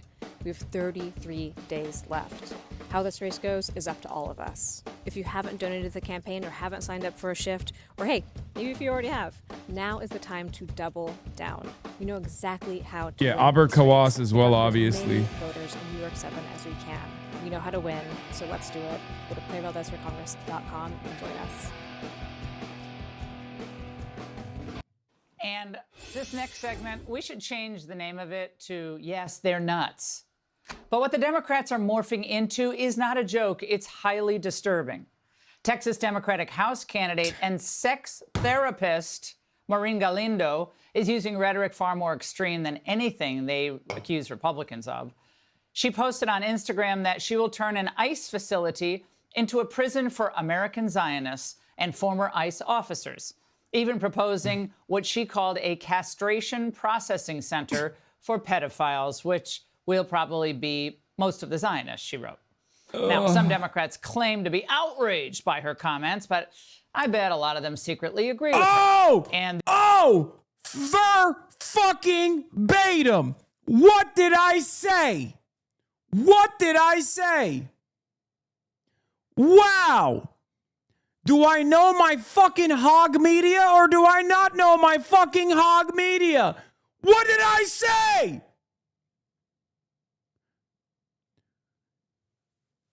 You condemn and they still go, oh, I bet they secretly agree with her. That's it. That's it. What the fuck is wrong with people? Just like, this is how it works. This is how it fucking works. So if we're going to go out on a fucking limb and take ownership over Maureen Galindo's statements, then you have to be tactical about it. You have to turn around and be like, really? You want me to fucking condemn? You want me to condemn a person that's across the fucking country on a whole ass different state that has $11,000 cash on hand, that's in the Democratic Party primaries, but you got Andy Ogles, you got Randy Fine, you got Tommy Tuberville, you got all these fucking Republicans saying they want to denaturalize and deport every Muslim in this country. Why are we so precious about one thing and not the other? What the fuck are we talking about? Do we hate racism or do we just only care about one type of racism? What the fuck is this shit? Happening in the same week where a fucking mosque was shot at by 2 teenage groypers. 3 people killed. What the fuck is this shit? What is this shit? How can you expect Muslim Americans to feel like they're full human beings in this goddamn country and their lives are worthy of dignity when this is the conversation?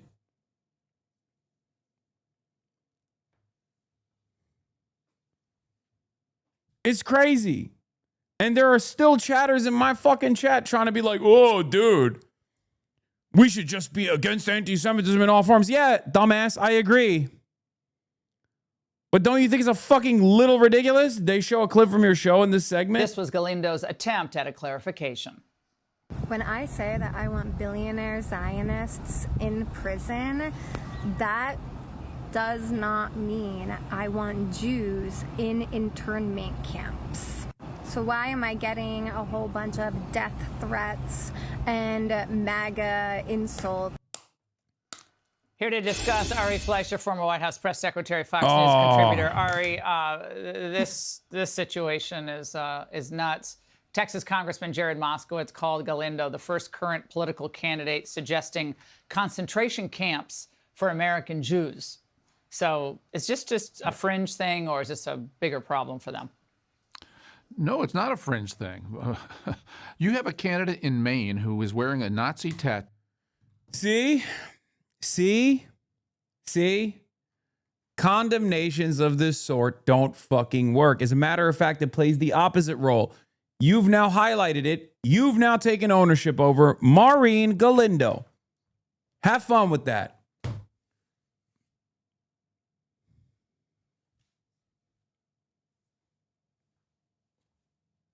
Have fucking fun with that. Too. And the Democrats are still supporting this candidate. The only reason that she is being condemned in Texas today is because there's another week left for her to lose the race.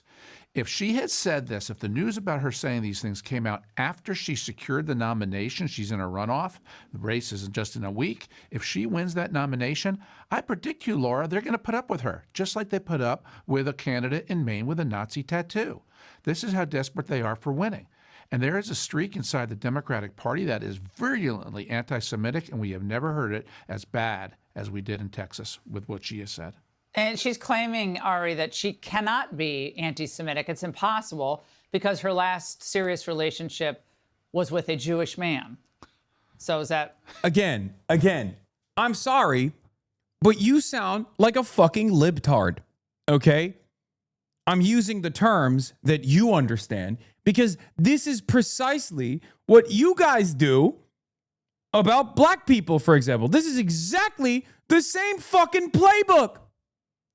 This is the same fucking playbook that I've heard play on this motherfucking show. It literally. Oh, how could I be racist? I know a black person. What? Is exactly the type of rhetoric you hear from Republicans all the damn time, dude. It's so strange. They literally are doing it's so funny to watch them go, we hate DEI. Okay?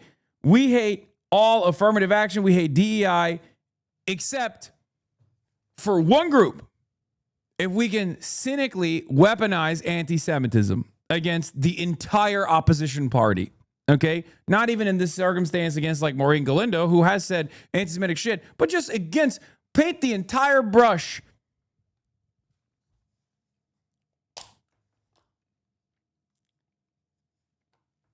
It's so funny. And it's also funny because these people don't give a fuck about Jews anyway. Okay? They just care about Israel. That's all they give a shit about.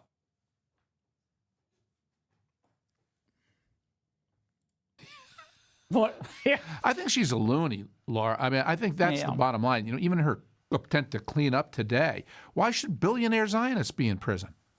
What have they done to be in prison? You know, that's the whole flaw about everything, which shows just the rot in her mind. We're talking about billionaires. I mean, I can think of a few that should be in prison. You know?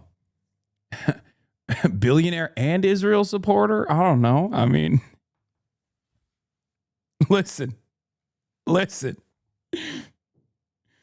Billionaire Zionist is literally Elon Musk down to the poor, the poorest of the poor billionaires. You know, it could be in anyone. A lot of them have done some unsavory things to get to the positions of prominence that they've gotten to. Not even on some thought crime. Oh, if you're pro-Israel, you should go to prison shit. I'm talking, if you're a billionaire, you might have done some things. Might have done some things that are prison worthy. I wouldn't just across the board start asking questions like, why should we throw billionaires in prison?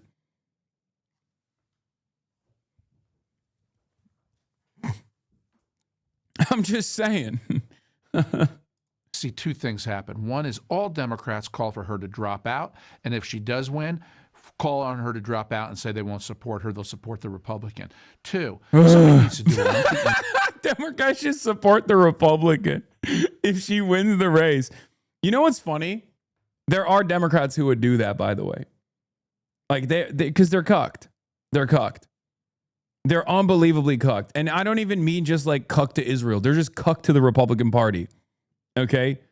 Their starting point is always, oh, how can I concede? How can I concede to you? How can I take your framing? How can I take your framing? You're my opposition. You hate me. You call me a fucking, pedophilic vampire all the time. But how can I make sure you're satisfied? This is how.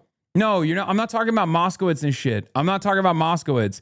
Moskowitz is Israel first. That's a separate conversation.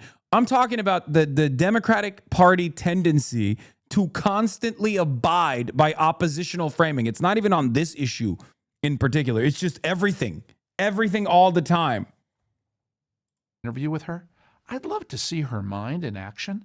How does somebody this warped think? I think we'd all benefit by seeing this type of corrosiveness be exposed. Let her explain herself. Let people see what anti-Semitism really looks like, sounds like, and remember that the Democrats, she won the runoff. I mean, she won the race, first place to put her into the runoff. So then why watch Fox News right now? The reason why I watch Fox News, 37 months subscriber, you've been in here for 37 months. Sorry. I got the hiccups. You know why I watch Fox News.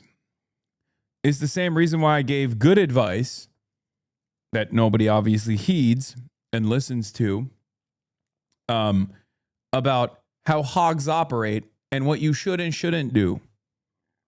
Because I understand the hog. I internalized the hog. I am a hog. I have the capacity. I'm a day walker, okay? I have the capacity to not only look like a chud and think like a woke, but I can also look like a chud and think like a chud, okay? And maybe sometimes I can look like a woke and think like a chud, okay? That's how beyond. The Democrats have gone today. Yeah, this is where they are. This is where the party is, totally in the sewer. And you mentioned that Senate Democrat candidate Graham Plattner in Maine going up against Susan Collins. His story keeps getting creepier, Ari. First, there was that tattoo, Nazi tattoo you mentioned, string of vile deleted social media posts. Now, more of them are resurfacing, and where he appeared to mock a U.S. soldier almost killed in combat. I think this is going south for him. I know he was the flavor of the day and the month, but I think this is going to get worse and worse. I think we've only seen the surface of this. Well, I hope that's right. My caution, though, is in Virginia, you had a candidate for the Attorney General win after it was exposed that he sent an email saying he wanted to kill the children of the Speaker of the Virginia Assembly, and he still won. The Democrats have a craziness problem, and sometimes it gets them over the finish line. Be sure to like and subscribe for all the Fox News latest. So this morning, growing concerns about the rise of hate, openly targeting Jews in America, anti-Semitism hitting one of its highest years on record in 2025. Many fear it's only getting worse, especially among those seeking office. One Texas candidate posted her vow campaign promise to turn an ICE detention center into a, quote, prison for Zionists. And it doesn't end there. Politicians across the country making their message clear when it comes to anti-Israel platforms, ultimately fueling hate against Jews. Our next guests are sounding the alarm. Democratic Congressman Jared Moskowitz has been targeted with anti-Semitic threats, and GOP Congressman Tim Burchett, a strong Israel supporter and fighting to keep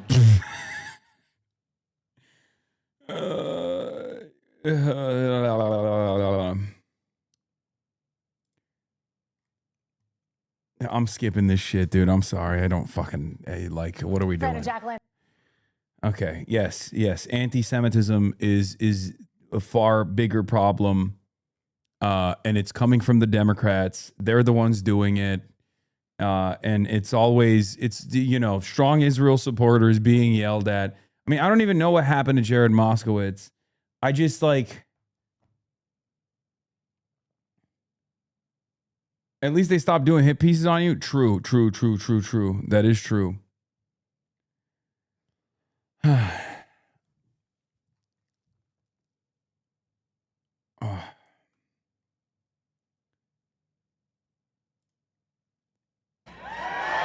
Pennsylvania progressive Chris Rabb says day one priority will be to de-Trumpify the government. All right, let's skip this. Trump is all right. Holy Toledo. Let's take a look at Donald Trump pissing off non-voters. What is this? Also Fox News. Oh, Fox News poll. Oof. God damn, dude. God damn. Yo, motherfuckers hate him. Dude, people hate this man and they will still vote for him. Okay? They will vote for him extra hard. They're like, I fucking hate him. My child went to the armory and fucking tried to and got killed in the process of trying to attempt another assassination attempt. But I will still vote for that man. Okay? I hate that man, but I want to vote for him so hard. This is the two positions of the Republicans, modern Republicans nowadays.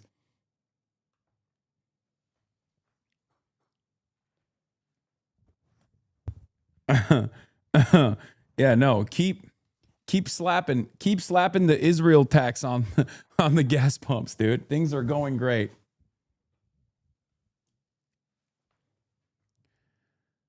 It just feels, guys. Thank you, what Kami says, for the 20 gifted subs. I'm sorry. Anti-Semitism is completely unacceptable. Okay? We all agree on this. It sounds fucking crazy that is like what is primarily talked about in the news when the Trump administration is literally actively doing white supremacist policy. Okay? White nativist anti-immigration agenda. Like we are in the throes of fascism. Okay? We are in the fucking throes of fascism. And like we're supposed to focus all of our efforts on this issue, on this particular issue. And like 75% of the time, you look under the fucking cover, there are 25% of the time it is actually anti-Semitism, but 75% of the time is literally, oh, I feel offended that you talked shit about Israel. Oh. Inside the mind of the least pro-war Republican primary voter. I love this video.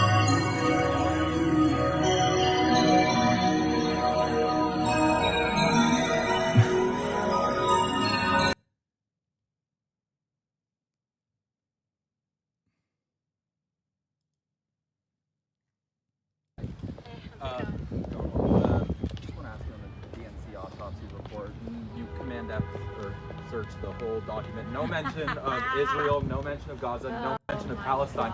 Regardless of your views on that issue, it doesn't really seem plausible. That was a pretty big issue. I don't think it's plausible at all. Even if you are a total skeptic, I would say, here's my argument. Even if you are a total skeptic and are on the complete opposite side on this issue, wouldn't you want to even include that in the report, right? And say, that's what I said. Right, that's not my belief, but ostensibly that. Yeah, you would include it to be like it wasn't significant. We polled it, but the fact that they didn't have it in there at all is fucking so ridiculous. There's a claim out there, but we have found the data that does not substantiate it. Right? Let's say you have a totally different view. the fact that it's not included at all is, I mean, that's nuts. And your thoughts on the fact?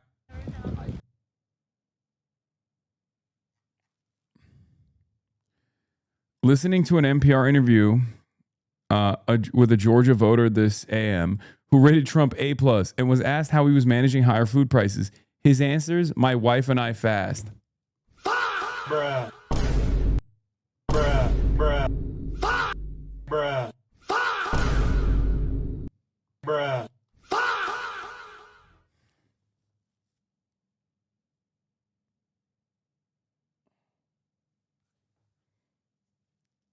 I mean, what do you say to that guy?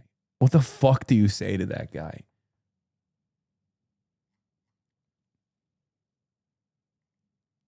What do you say to that guy? Oh, unbelievable. But somehow the most believable. God damn it, dude. We are a fucking nation run by mouth-breathing troglodytes with a cult of admiring fans who will straight up kill themselves if Donald Trump asks them to. I genuinely think if Donald Trump came out and was like, I think, 25% of you got to kill yourselves, like the leadership of the Viltrumites, you know what I mean? I, great Throg, great Trump, command you to rip apart the weakness in your body. They would just be like, all right, time to fucking do it.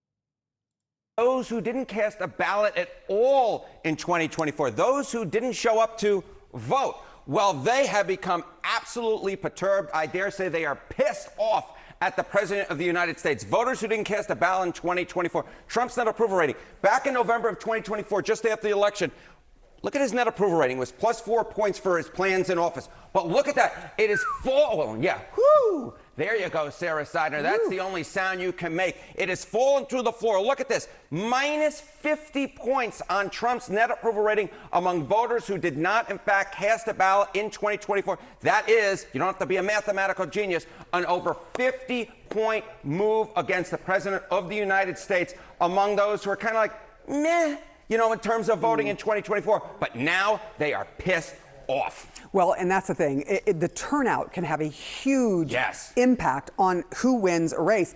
Give us some sense of why people are in this position, and I can kind of guess, but I'll let you tell us. Tell us the numbers. I'll tell you the numbers. I mean, look, anyone who's been following these segments, anyone who knows anything about American politics knows it's the economy. It is the economy smarty pants in terms of Sarah Seidner. And you can just see it here. I mean, view of Trump in the economy, again, among voters who did not cast a vote in 2024. In November of 2024, 60% were confident in Trump to make good decisions when it came to the economy. But again, this number has just absolutely plummeted. Look at his approval rating now on the economy among those who didn't cast a ballot in 2024. It's 19%. It's only a third of those who were confident back in November of 2024. Again, we are just talking about numbers that are falling through the basement. If you hire the carpenters who built Donald Trump's floor in this, Amy Goodman's peace sign. Thank you for the 50 bones. Peace to you as well. Trump isn't actually on the ballot, technically, but Republicans certainly are. Is this going to have an impact, you think, on them? Yes, absolutely. This is the key question, because it's not just about persuasion. It's about turnout, baby. It's about turnout. And these folks are not just pissed off and want to vote Democratic.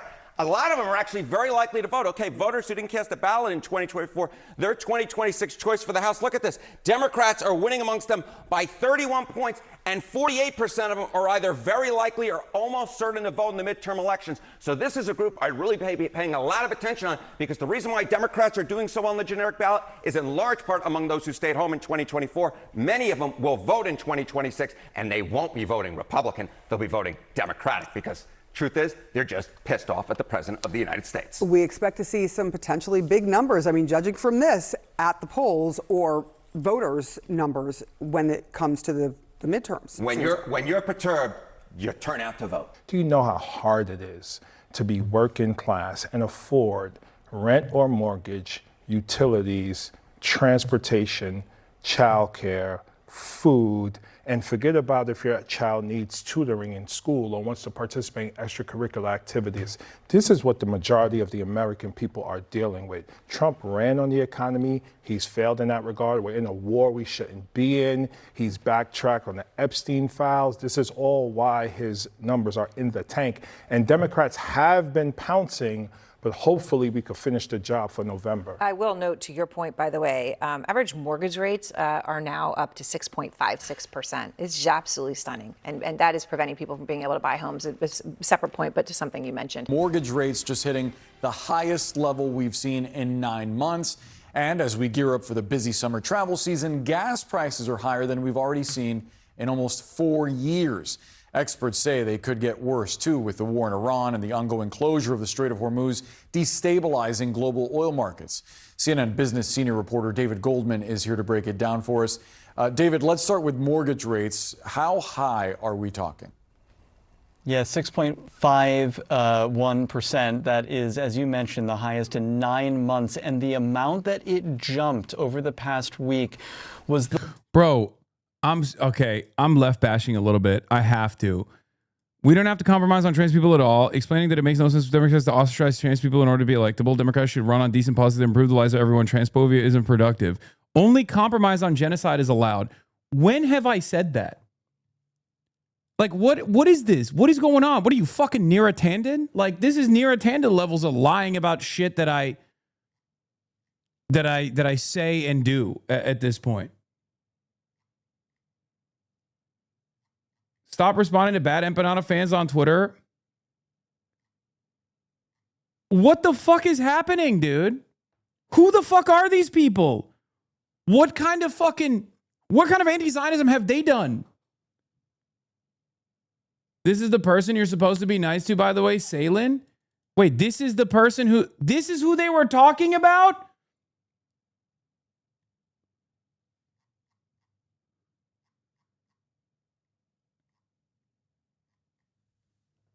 Oh my God. Oh my God.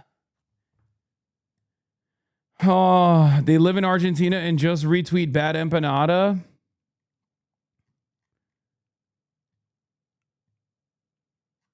How the fuck am I supposed to know this guy's Palestinian? Also, he can be Palestinian. I can still disagree with him.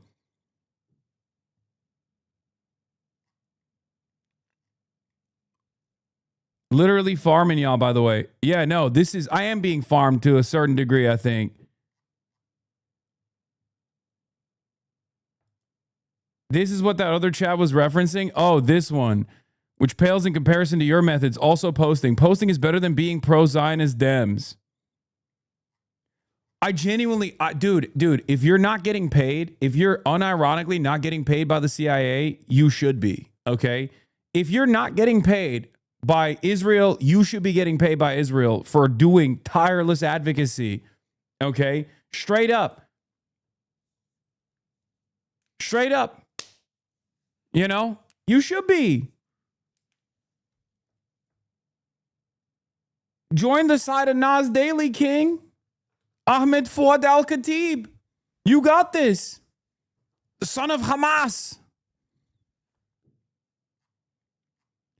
Like, if your anti-Zionist advocacy is just fucking constantly telling people that are listening to what you have to say that I'm actually a liberal Zionist, or I love defending Zionism and I love defending Israel, if that's your anti-Zionist advocacy, I mean, you might as well be working for fucking Radio Free Palestine, you know? What are we doing? Voice of Israel ass chatters.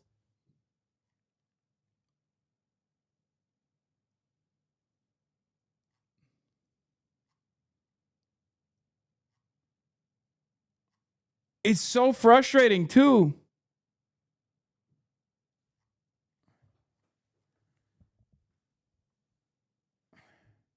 How is this productive? Come on, Hasan. You said no left bashing. I mean, is this person in the fucking left? What did I don't know anything about them other than the fact that they just keep saying I'm a fucking Zionist. In his most recent reply to someone, he's admitting that he's baiting you.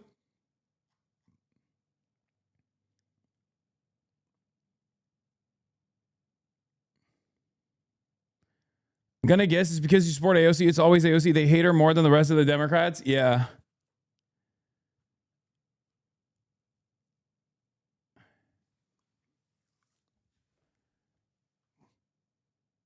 Who said be nice to them? I don't know. Some fucking random dildo ass chatter. Some random fucking dickhead chatter. He loses his shit so easily. That's just incentive to do it more. Lamau, this shit has me dying. These are also fans too. Like, that's what's so fucking goddamn annoying. Yeah, guys, thank you for your sincere and tireless advocacy for Palestinians. How are we doing this? By telling other people on Twitter that I'm a fucking Zionist and then fucking around while I'm in the process of covering shit.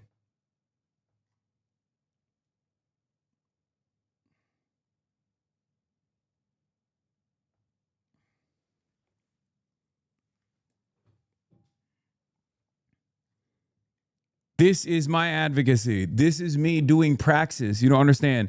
The more praxis I get out of this, the more I say Hasan Piker is a pro-Israel Zionist. You got fans who are here every single day and then they go on Twitter and other streams and shit on you.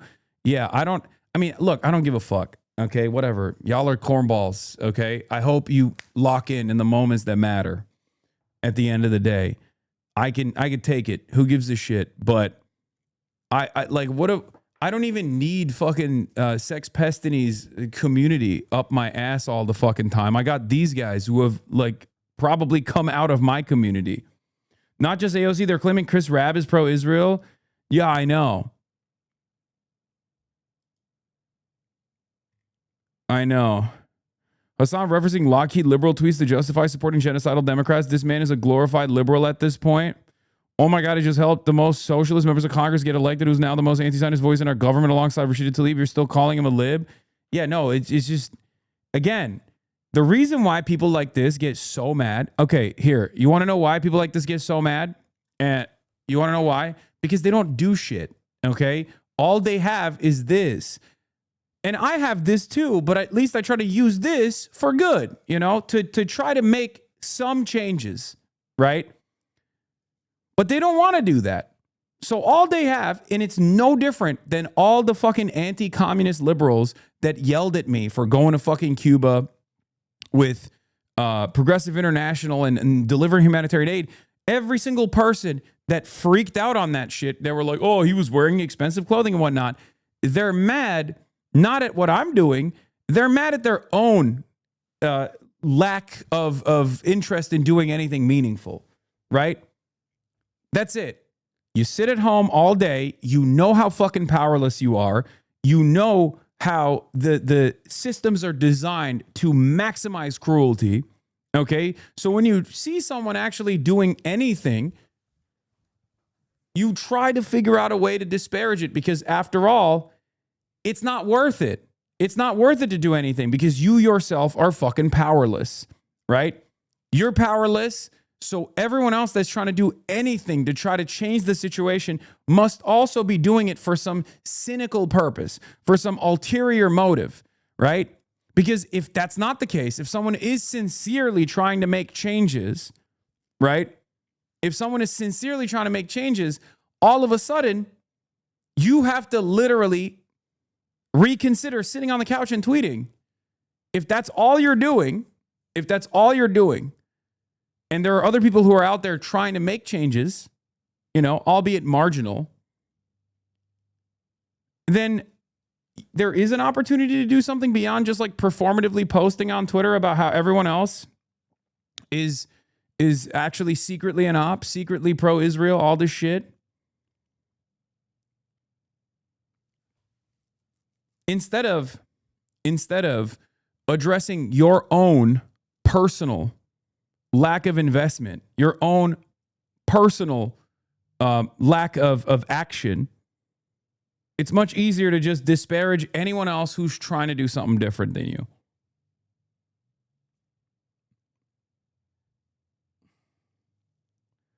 Going forward, any radical needs to reach this level before criticizing you. Yeah, exactly. If you're so, if you had impact, they would be fucking putting your name on this bill, okay? Clearly, those guys understand what the fuck's going on. I hate them, and they hate me. But the reason why they don't do anything about you is because you're not trying anything. You're just fucking chirping on Twitter. This is the most comfortable place that you can be in. It's both comfortable for you, and it's certainly comfortable for the actual Zionists in power. For the Zionists in power, they love that you guys chirp on Twitter. They don't want you to go out. They don't want you to try to elect people who are anti-Zionist. They hate that shit. And that's precisely the reason why they don't give a fuck when you tweet. Tweet all day. It's a way for you to take all of the possibly productive frustration and channel that into doing something that can make systemic changes slowly but surely, okay, little by little, and release that pressure valve by just saying something. Saying something on the fucking timeline. That's all you got, baby.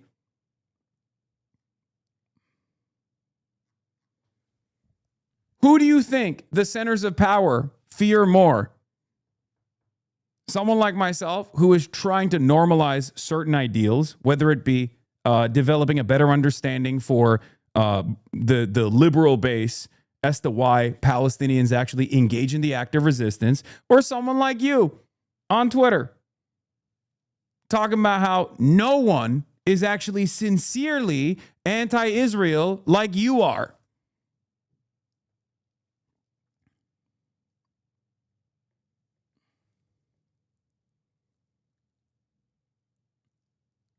That's it.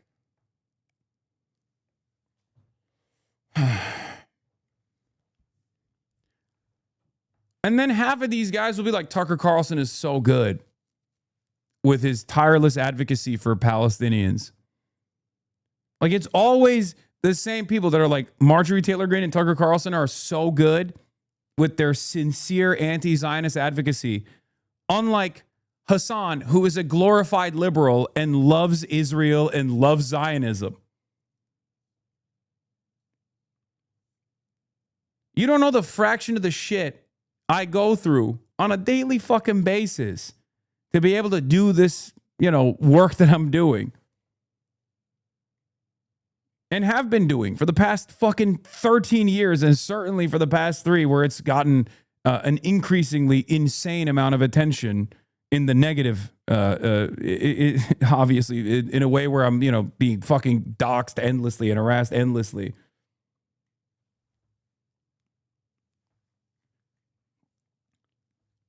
There are those who substitute genuine change or moving in the direction of creating genuine change for posturing as a more moral deity on the timeline. And there are a lot of people like that.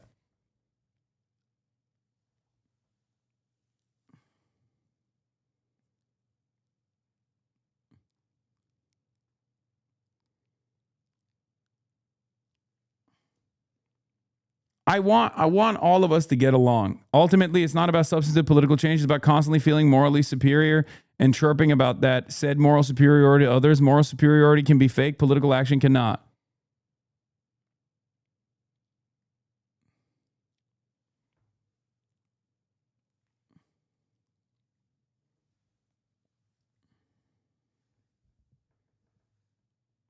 This Hasan guy was a lib like a year ago. LaMafea, was he? I mean, I'm familiar with him because we have the same name. And his claim to fame was that ASAP Rocky followed him, I think, for the longest time. He was just like a Twitter poster.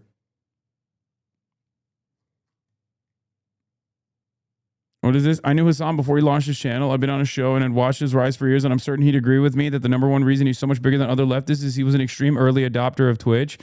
It's the exact same thing that happened with Chapo and podcasting. These are all smart people and good talkers, but if you actually watch this play out, it was very much a right place and the right time thing for both. I agree.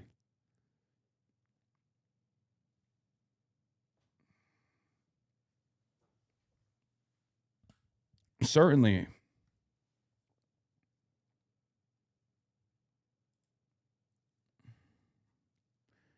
We reached the point where AOC is answering questions about the DNC autopsy on the Hill. Hasan Piker talked about it, and that's all in addition to Pod Save. All signs that this has evolved from a niche insider issue.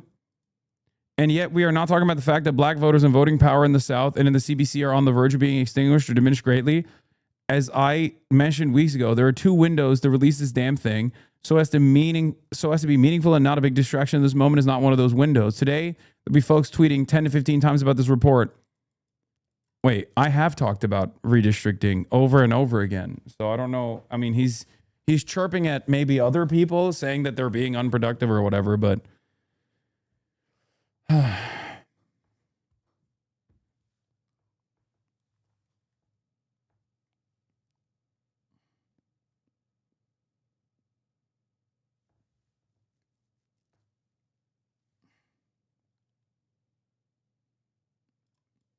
what is this? That's crazy. All you do is punch left, yet claim not to be a liberal. So you know that to be true. So when you tell someone do something, then you know that they'll never be able to do it. Wait, what do you mean? You can't get off your fucking couch and go to a goddamn protest? You can't get off and join a fucking you can't get off and organize? You can't get off your couch and organize? Every other person in this community does that. If your only fucking praxis is chirping on Twitter, then you're doing nothing.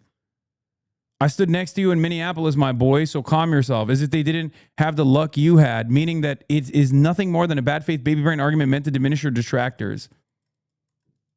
So what the fuck are you chirping at? I was there and so were you. So you should know better, don't you think?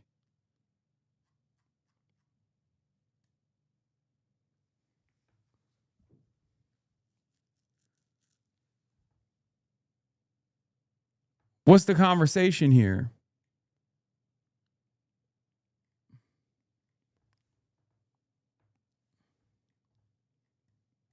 You stood next to me in Minneapolis. Do you think I'm your fucking enemy? Do you think I'm a Zionist? Do you think I'm pro-Israel? So why the fuck do you entertain those whose only output is to claim that? And then a couple GoFundMes that they post on the fucking timeline here and there. What the fuck good is that doing? I don't expect you to say I'm a fucking hero by any means, okay? I'm not. I'm just a regular ass dude who's unbelievably fortunate.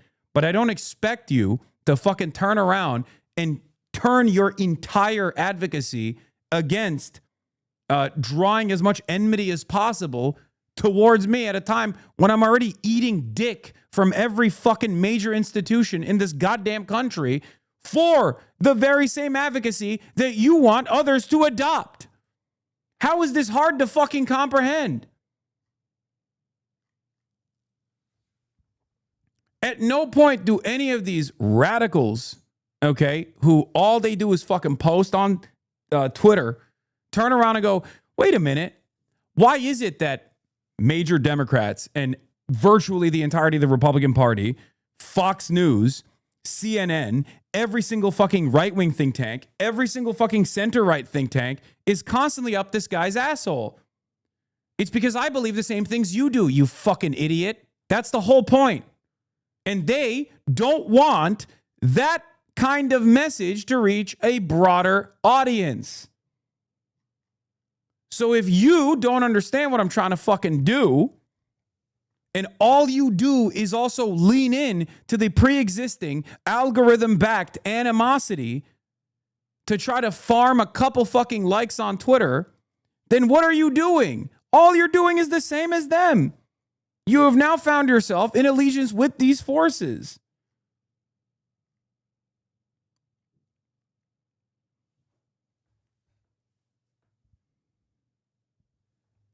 I don't know, man. You seem to punch left in much of the same way that liberals do. All right, dude, take a fucking day off, please. He's 100% right that you lean on that argument as a thought-terminating cliche. I'm influential and you're young and broke and your ideas are invalid. No, that's not what I'm fucking saying. That's not what I'm saying. You're being vaguely annoying. No, you read it as that. I'm not saying that at all. Fuck. This conversation just turns into your parasocial anger, okay? That's all it turns into. Do we feel like this is a productive back and forth right now?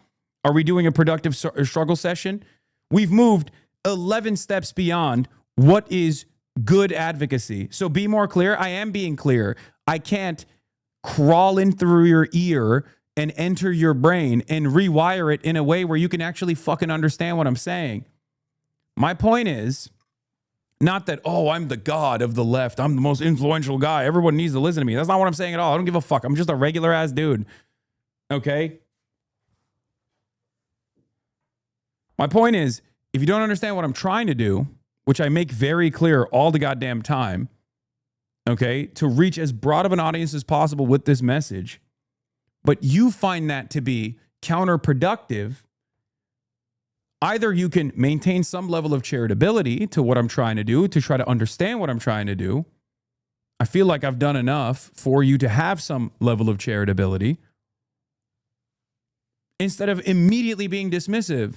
You can make better arguments for why they are invalid and I'm successful. That's it. That's not the argument I'm making.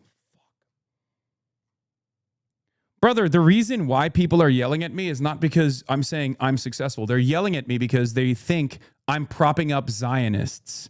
They think that any kind of Democrat that I'm aiding that's running is ultimately going to be a pro-Israel Democrat.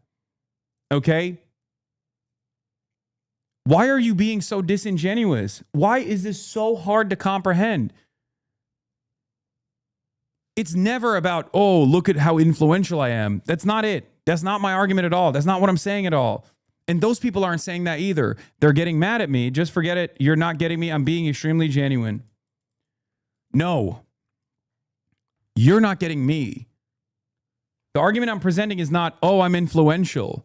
The argument I'm presenting is, the reasons as to why I'm working with Democrats is not for some fucking self-serving purpose, okay? The reason why I'm working with certain Democrats is because I want to get anti-Zionists into office, okay, little by little, to make the necessary changes.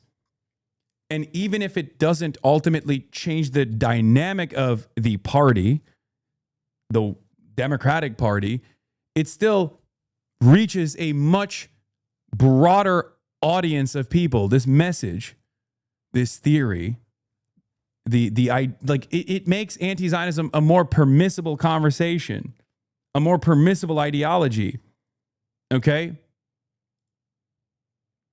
And these people, I agree that you're doing that, and I agree with that strategy. I'm nitpicking relative to the time spent on this, and I'm sorry.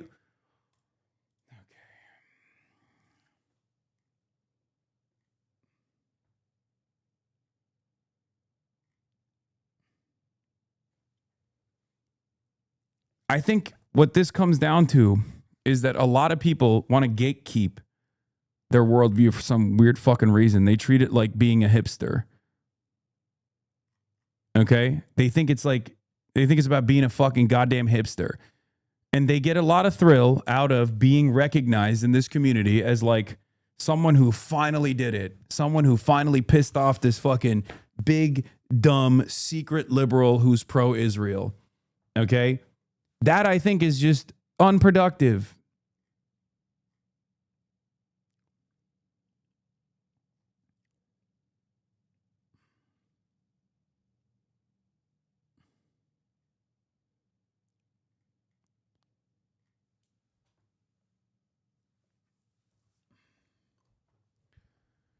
I'm spiraling.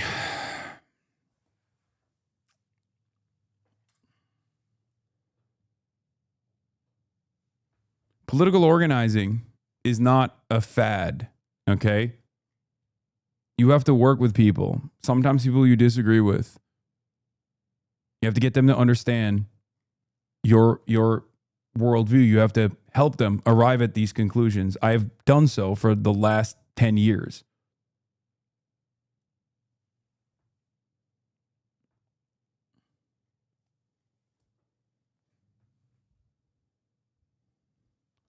Funnier when people come to the conclusions about you when you've streamed most of your opinions for the past 10 years. I know.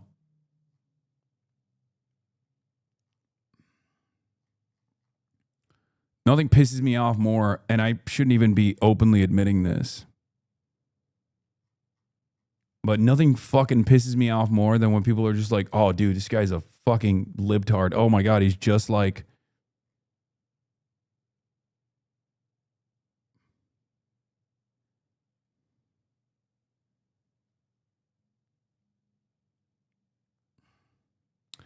Yeah, no, this is what it is. This is what it is. It's a bait. I eat the bait, hook, line, and sinker. And then immediately this guy's like, see, I fucking got you, dude. I'm sorry. But if you think this dude is doing tireless advocacy, doing the work, okay, go listen to him try to fucking defend his positions on a sex pest Zionist broadcast, okay? I didn't want to bring this up, but buddy, let me tell you, okay, you didn't do a great job. You got fucking owned by an Israel dick-riding pedophile. How do you think that looked for the cause? Your desperation to fucking clout chase caused you to get literally owned by a moronic Wikipedia article summarizing pedophilic Zionist.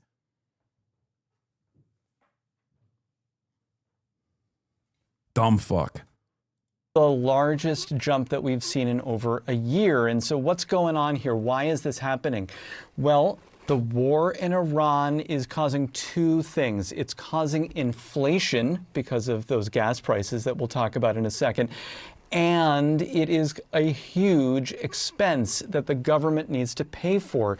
And you can think of the bond market like a scale, right? Where it's when you weigh down the price, the yield goes higher.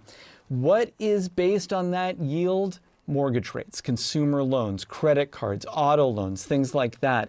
And so chill on Flaco, he should chill on me. How about that? What we're seeing is this imbalance. We've seen the bond market plummet in the last couple weeks, especially the last week, as we consider that the war will just continue and continue and continue. That's what investors think is going to happen. That's what is causing those mortgage rates to go higher, Boris. And as the war continues, the Strait of Hormuz not seeing the traffic that it usually does, therefore oil prices go higher. How high are we talking in the United States? Well, oil prices have maintained their level above $100 a barrel. And when you think about what was happening before the war, we had $60 oil. That was why we had $3 gas. With 110 even just a few days ago, now we're looking at $4.56, which is a wartime high. And every single U.S. state is now averaging more than $4 a gallon. It's going to be a painful Memorial Day for folks who are taking a road trip. Look at that. Indiana, Mississippi, these are not states that you think about with really high gas prices.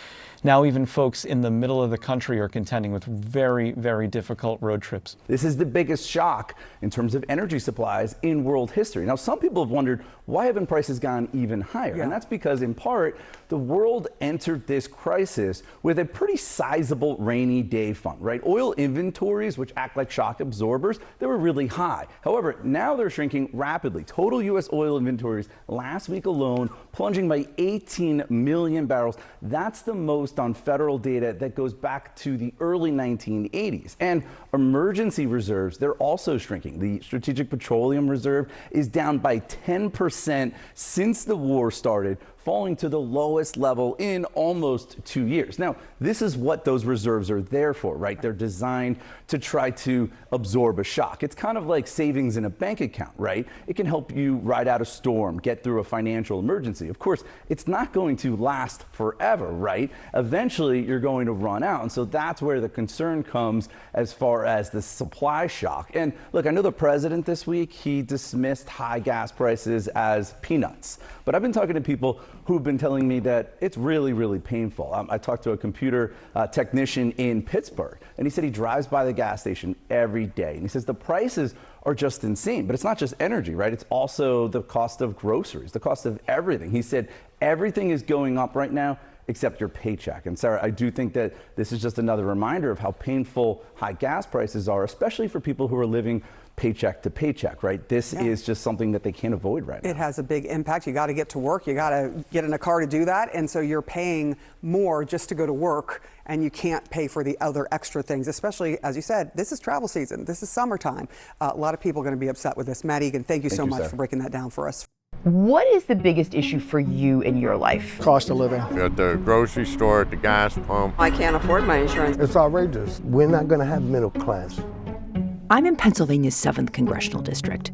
It's one of a handful in the entire country that could decide control of Congress in November. And I'm talking to people here about their lives and what they want the candidates to be focused on. Hi, I'm a reporter. My name is Sabrina. Can I talk to you? Yeah. As a Palestinian American member of this community, it will never not infuriate me to see people who haven't done 3% of the advocacy work, fundraising, solidarity speeches, debates on our behalf as you have, talking like they've become full-fledged member of the PFLP, spending all your time coming for our advocates that have emotion is not helping move towards that liberation. Yeah, no, they fucking openly admit that they're farming for attention. Okay?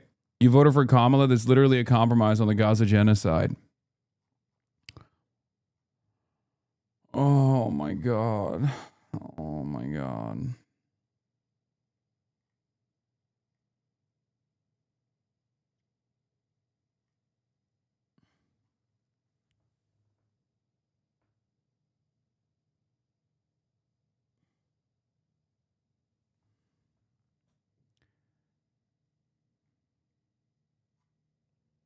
See, they have a point.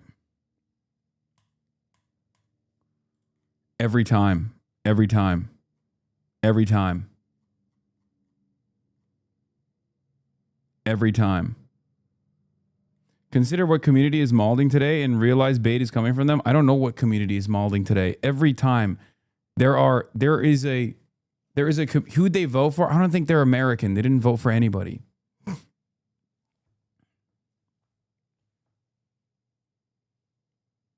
You get it from the K-Havers for not advocating for Kamala, and you get it from the Ultras for voting for Kamala law.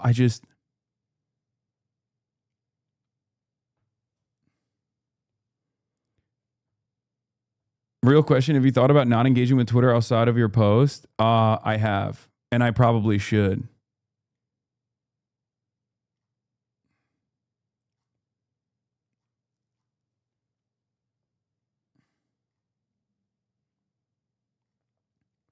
Hot take, people read too much theory and don't put anything in practice. No, these guys don't read theory. Don't be fucking ridiculous. No. Do not be ridiculous.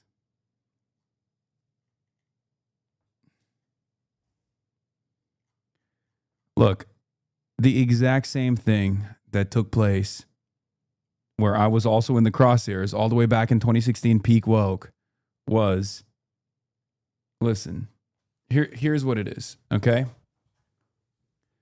During peak woke, people had the same exact feeling of helplessness and powerlessness. So what do? Instead of organizing, trying to do their very best, engaging in direct action, protesting, they turned around and they yelled about their favorite TV show not being woke enough. And at the time, this was also on Twitter, a different type of Twitter, but Twitter nonetheless.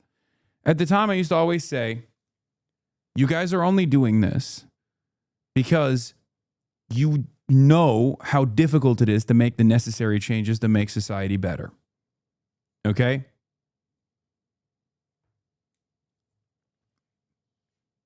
You have to take that frustration that you have and lean into more productive avenues and do something about it. Not like decentralized acts of violence, of course, not adventurism or anything like that. But you have to take control over your own life and build something bigger than yourself. Because if you don't do that, you're just going to fall into a pit of despair and be this nihilistic, edgy, ultra left poster on the internet. And that's all your output is going to be reduced to.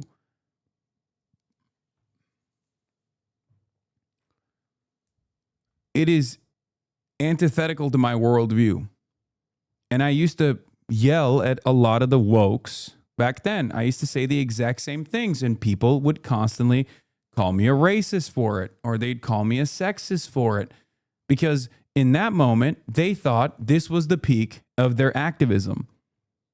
They got swept away in this almost religious fervor into thinking that the greatest form of activism they could do was yell at, I don't know,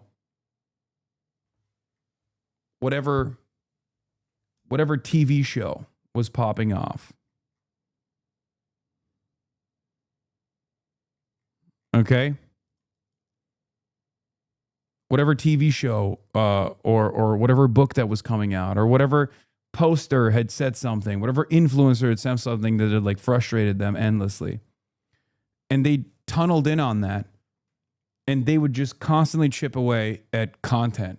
The type of content that you consume says a lot about your politics. We have to, Praxis is playing the right video games instead of the wrong video games. This kind of like weird, unnecessary, unproductive, divisive culture war issues that people who otherwise had a fairly decent ideology, a fairly decent worldview would lean into. 10 years after the fact, in 2026, the world has become an even more cruel place. Okay? All of the things that we know, all of the systemic harm that we experience, that we identify on the left, still very much persist. And maybe, or not even maybe, it's gotten worse. So what do? Instead of working towards fixing these problems with the recognition that change requires a tremendous amount of effort and also can only happen over a very long time frame. Okay? It won't happen overnight. Instead of digging in and trying to be that change, we do this exact same thing. We do the exact same thing. We tunnel in on certain concepts. This person is a Zionist. We're surrounded by Zionists in the media. I duke it out with them on a daily fucking basis. And in exchange for that, I get fucking constantly, there's constant efforts of deplatforming from Democratic Party politicians like Richie Torres to advocacy groups that are demanding that entire governments ban me from traveling to other countries, to bipartisan bills that are designed to also demand my deplatforming from these platforms, to silence my voice, to an entire apartheid defense apparatus that is organized around making sure that no one ever listens to a damn word I fucking say. This is not a woe is me situation either, okay? It's fine, because the issues that I try to communicate to as broad an audience as possible, those issues are far more consequential than one singular Twitch streamer, right?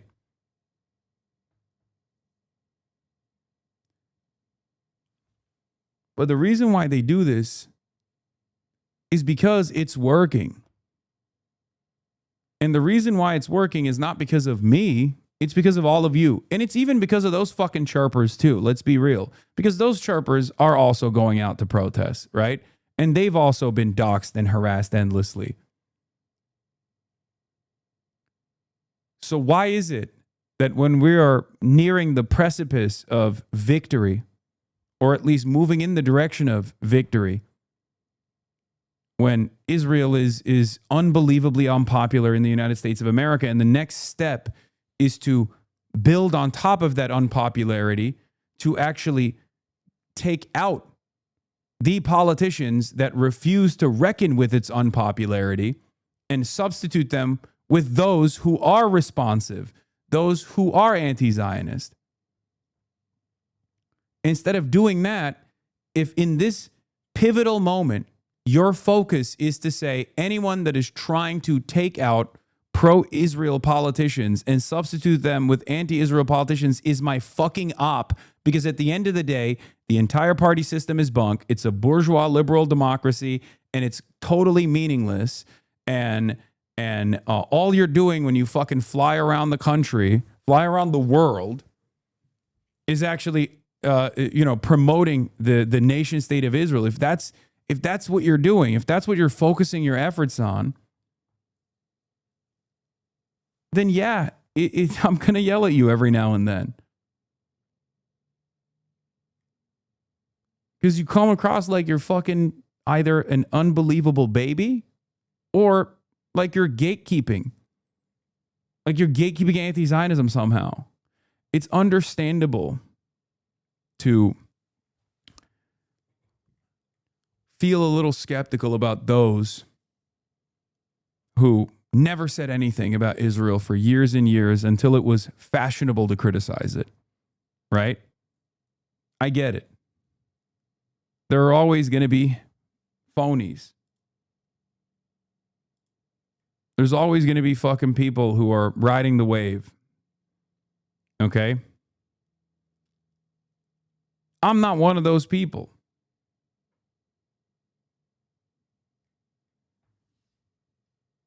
If you can't separate someone like myself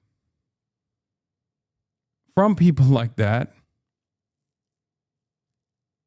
I don't know what to tell you. I already have 1 million ops. The nation state of Israel. Half of the fucking American government. Billionaires like Elon Musk, Palmer Luckey, Peter Thiel, to name a few. Why the fuck do I have to duke it out with those who are closest to me in ideology on top of that?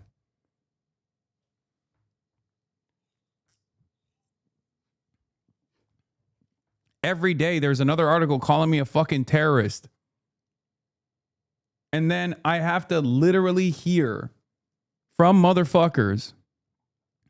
Almost every line of that is a lie. Utter lies, which everyone knows after 3 years of live stream genocide is a complete reversal of the truth. Van Jones is the lowest type of Democratic Party swamp creature. The Democratic Party is in a situation where its base is 85-90% horrified by the genocide Israel is perpetrating and does not support Israel. Hasan Piker is somebody who, I agree with sometimes I don't, but he's inspiring and gaining traction for among a lot of younger people. And that's a real danger to the Democratic Party establishment. My goat, Ali Abunimah, has spoken. Okay. Now it's time for everyone to be quiet.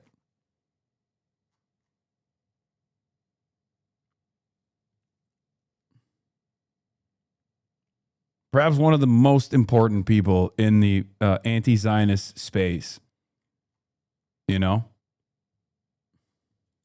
So they have to move shills like Van Jones very quickly to try to kill that enthusiasm and discredit anybody who's capable of mobilizing excitement and enthusiasm among a progressive base. I don't think... Do you have beef with Abunimah? No. Fuck no. Are you kidding me? No, of course not, I think dude. that rhetoric is going to work. I think it will probably please whoever pays Van Jones's bills, but it's not. What doesn't he agree with you on? I wonder. It's probably because he thinks I'm too nice to Democrats broadly. But there's a difference between comradely disagreements with people who have maybe different methods, but want to arrive at the same goals, arrive at the same conclusions, and people who are fucking chirping.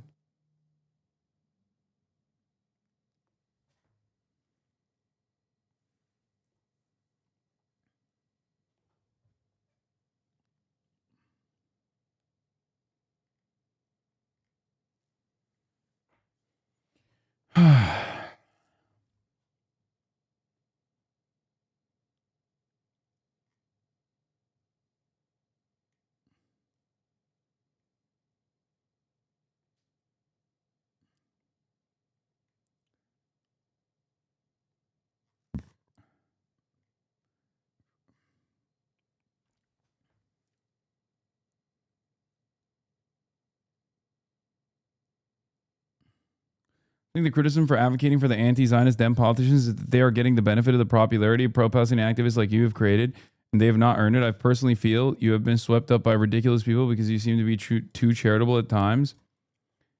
Like who?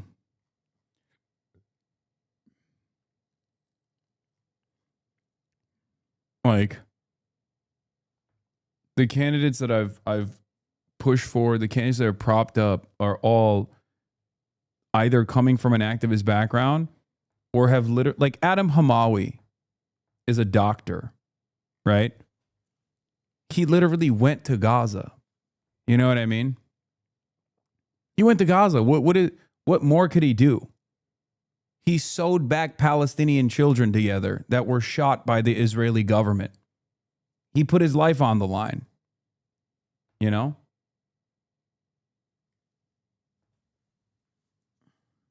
Like what could he do more to earn anyone's confidence in this space?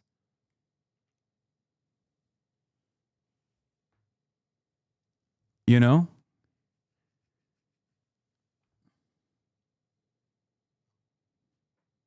Like, what have I done in comparison to what he has done?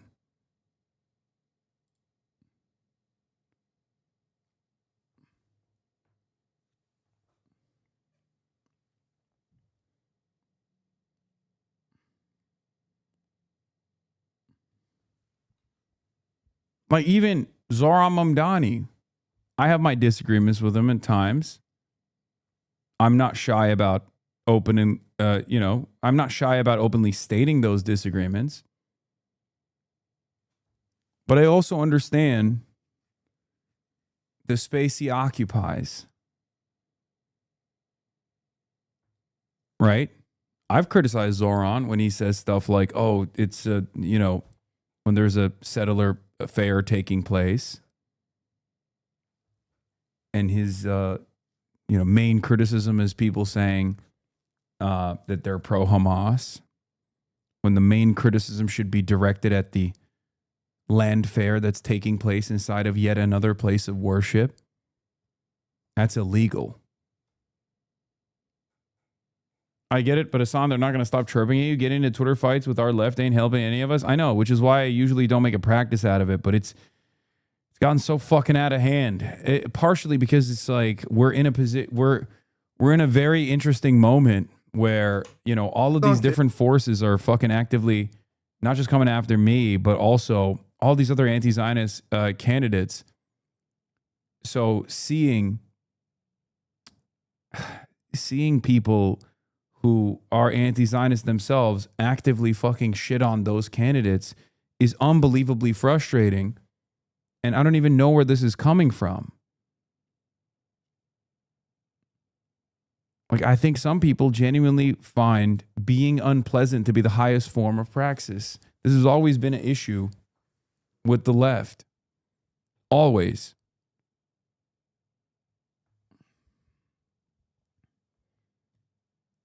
The highest form of praxis is being fucking annoying.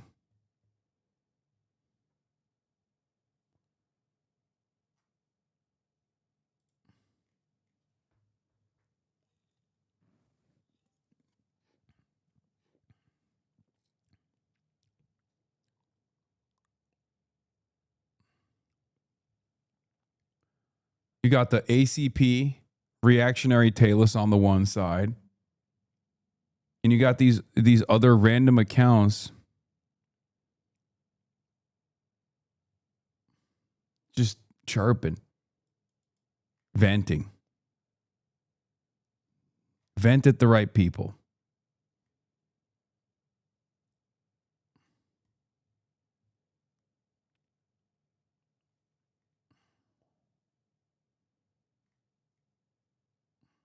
Anyway, let's get back to why some voters are turning on Trump. Okay, so this was $106. For like 4 or 5 bags. Paying more and bringing out less bags, Sabrina. It's a real bite out of your income. What do? You got to eat, right? Does any of this connect to politics for you? The war in Iran and everything is, what's jacking up the price of everything right now. And can I ask who you voted for in 2024? I voted for President Trump.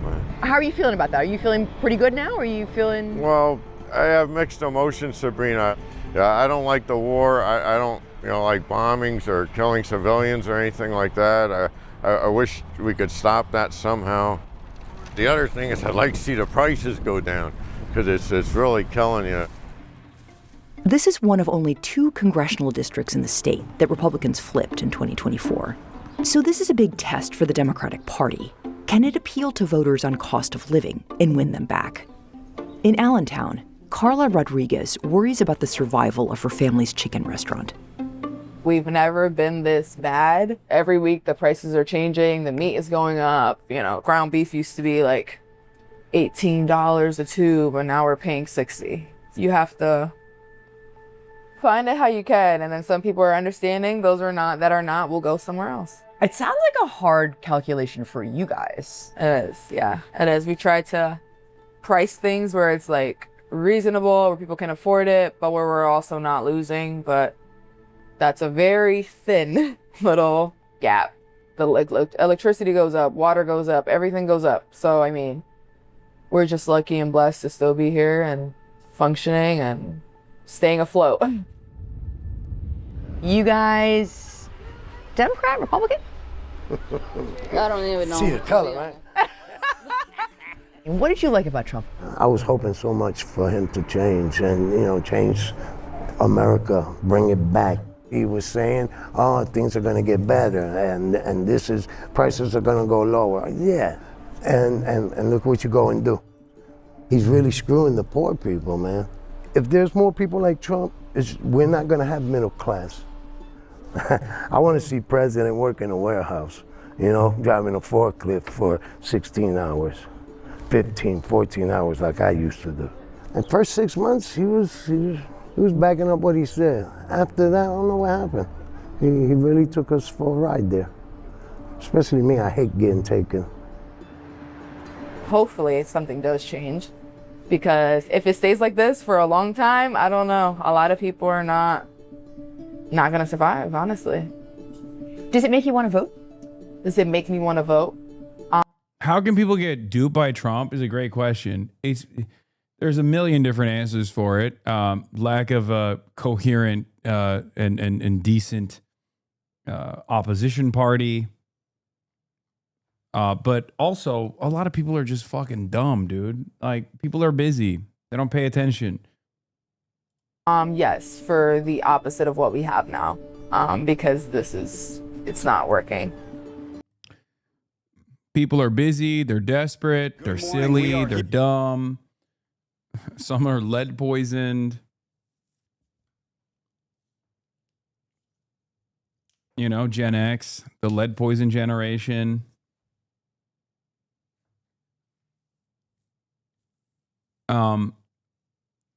And they see so many fucking people.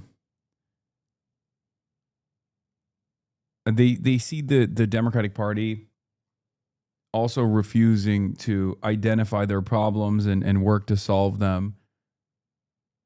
And they think, all right, well, this guy will break everything. This guy will destroy everything. And the system has not been beneficial for me at all.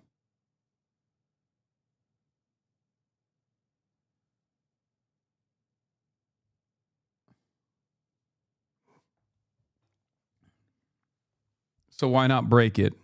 I'll give this guy a shot. It's literally like $5 or mystery gift. It's more like 1 penny or mystery gift. And then you open the mystery gift because you're like, why would I ever fucking take the single penny? This sucks. You always go with the mystery gift, right? And then you open the mystery gift and it's a fucking, it's a nuclear atom bomb that is exploding in your face.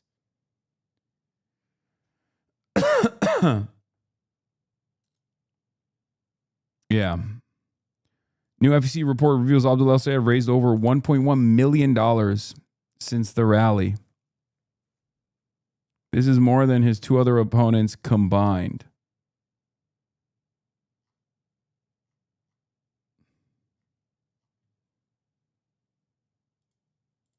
on the Anyway, now let's look at some real evil shit. factory floor this morning of Blue Origin, and we are here with Jeff Bezos, the founder of Blue Origin, also, of course, founder of Amazon. It is great to see you. This is remarkable. Looking like doo-doo, my man. Jesus Christ.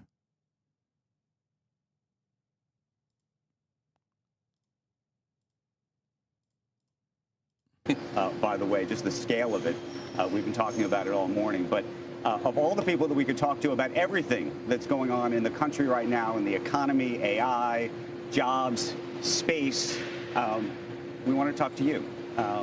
And there is so much to talk about. We're going to touch on that, policy, politics, and so much more.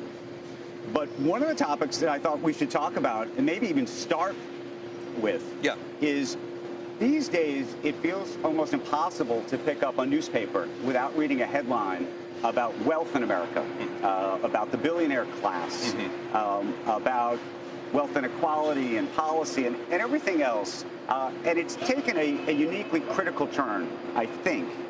And I'm so curious, before we even get into everything else, what you think about that right now. Well, first of all, Andrew, I'm glad you're asking the question. I think it's a really important topic. And I think it's an important one to discuss because I see the same thing you do. You know, you see it in a bunch of headlines, you see it in a bunch of places. And I have been thinking about, like, what is driving this? Because it does seem different from 10 years ago. And I think what's going on is that it's kind of a tale of two economies. So you have a bunch of people in this country who are doing really well, but you also have a bunch of people in this country who are struggling to pay rent, groceries. And so what's happening here is politicians are using the kind of age-old technique. So there's this tale of two economies, and they're using this age-old technique of, picking a villain and pointing fingers. But the problem is that doesn't solve anything. And so, like, if you want to help the group of people who are struggling, you have to figure out real root causes and solutions, and that takes skill. It's like the way if we have a problem at Amazon, the way we would fix it is we would go in and we'd do the 5 whys and we'd try to get to a root cause. We'd try to find a root fix. Is this what unfettered profit does to your body? You don't stay human? Dude, I don't even know what the fuck's going on with this guy. But yes, everybody knows the most depressed person after Twitch streamers, of course, is the billionaire. Number 1, Twitch streamers. Number 2, billionaires. Twitch streamers basically also billionaires in many ways, and trapped inside of billions of minds, having permanent occupation.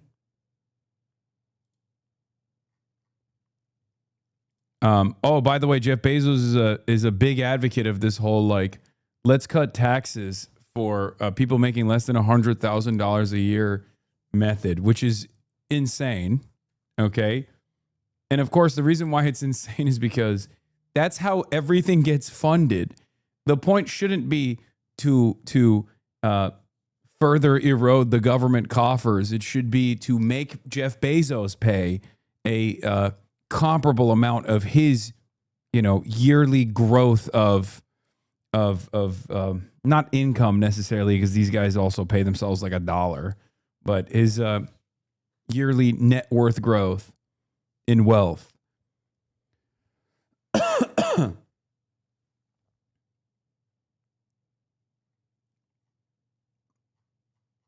Yes, the United States is the most progressive tax system in the world. The top 1% pay 40% of taxes. The bottom 50% pay 3% of taxes. We can make it even more progressive by zeroing out taxes on the bottom half. It's a small amount of the total tax revenue, but very meaningful to people in this group. The bottom 50% pay 3% of taxes. Okay. I'm willing to entertain that if the top 1% pay literally more than 40%. How about that? Get the top 1% to pay 100% of the taxes. Reactions from Zoran and Tom Steyer. I know a few teachers in Queens who would beg to differ. Yeah, Bezos on CNBC. You could double the taxes I pay, and it's not going to help teachers in Queens. I promise you. Yeah, Tom Steyer, billionaire, says, this is bullshit. I promise you, tax billionaires invest in schools. What the fuck is Patrick Bet-David talking about in the replies? Where Nick Shirley, I know a few teachers and New Yorkers who will benefit from less fraud. You don't know any teachers, dog. You were homeschooled. Okay? You were motherfucking homeschooled. So no, you don't know any teachers. Shut the fuck up. And we know you don't know any teachers. Nick was in your replies too. Brilliant common sense argument. We need more of this.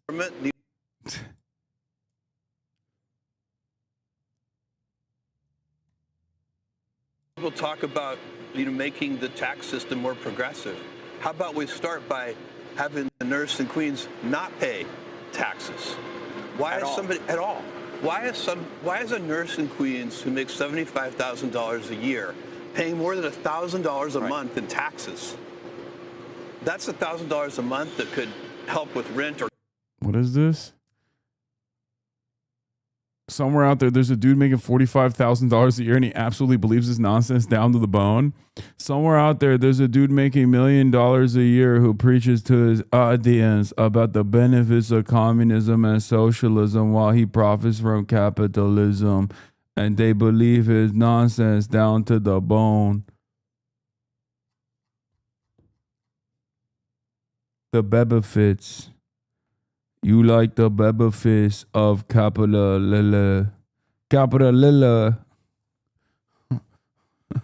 This is nonsense. I'm Nick Thurley. Bleh.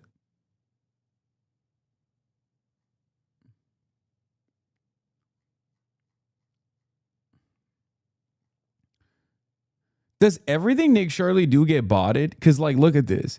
This motherfucker got 37,000 likes, almost as many likes as I did. I got 1.6 million views. He got 200,000 views. 1.3K replies. He got 300 replies. I feel like Elon boosts his shit, right? He's got a... I'm the doctor that lobotomized Nick Shirley. Well, you couldn't stop him.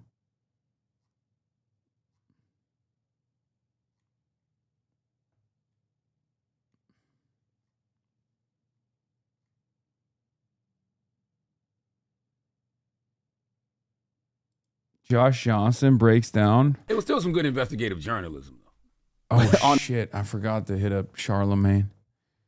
Nick Shirley's part? That's the guy that exposed everything in Minnesota, right? I wouldn't say he exposed everything. I mean, he did. Didn't he expose the whole Minnesota the fraud dude- case? Or am I confusing people? No, because I think you might be confusing the fact that in Minnesota, the stuff that he was talking about was already being investigated. So he just amplified it. He just amplified it. And he also incorrectly amplified it because this dude, because he's not a journalist, doesn't know like protocols, doesn't know what to do. So then this dude also just shows up at a daycare and it's like, let me in with a camera. It's like, they were like, no. And they're like, well, you must be doing fraud. It's like, no, you are a grown man with a camera that wants to come in. Yeah. No, that's crazy. That's an interesting one, though, because if there clearly was something going on there that was wrong. Now, I don't know who hipped him to it or why he did what he did, but what if he heard about it just being in Minnesota and decided to be vigilante?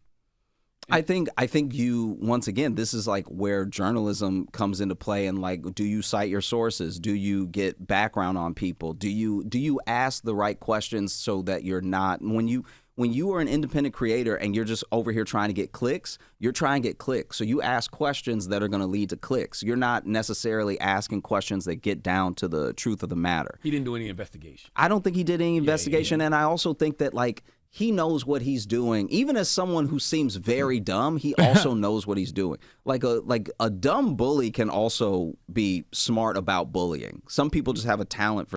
I don't think he knows what he's doing. I think his mom is just like sending him to places, and his mom is the one that is getting paid by the Republican Party.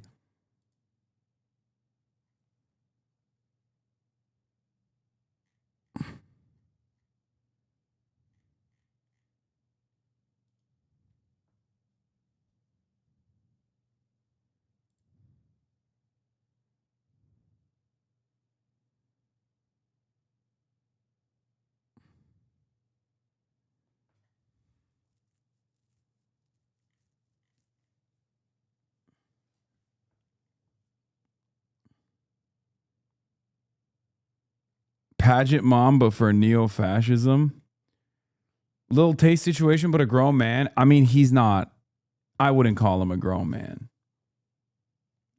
Because he doesn't have the brain of a grown man. Like, it's strange to call him a grown man because he literally has the mental faculties of maybe an 8-year-old.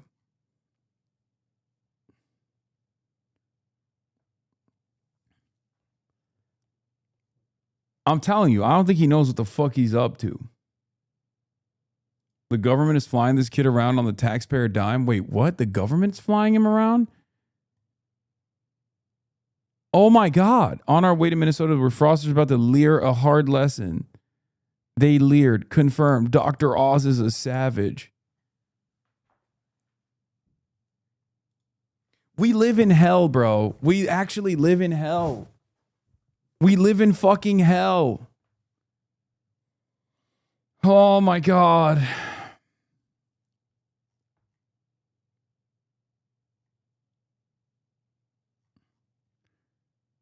I guess we have to have deserved it at some point, right? I don't know. And then when we fix it at the root, you're fixing it forever. It's a real solution.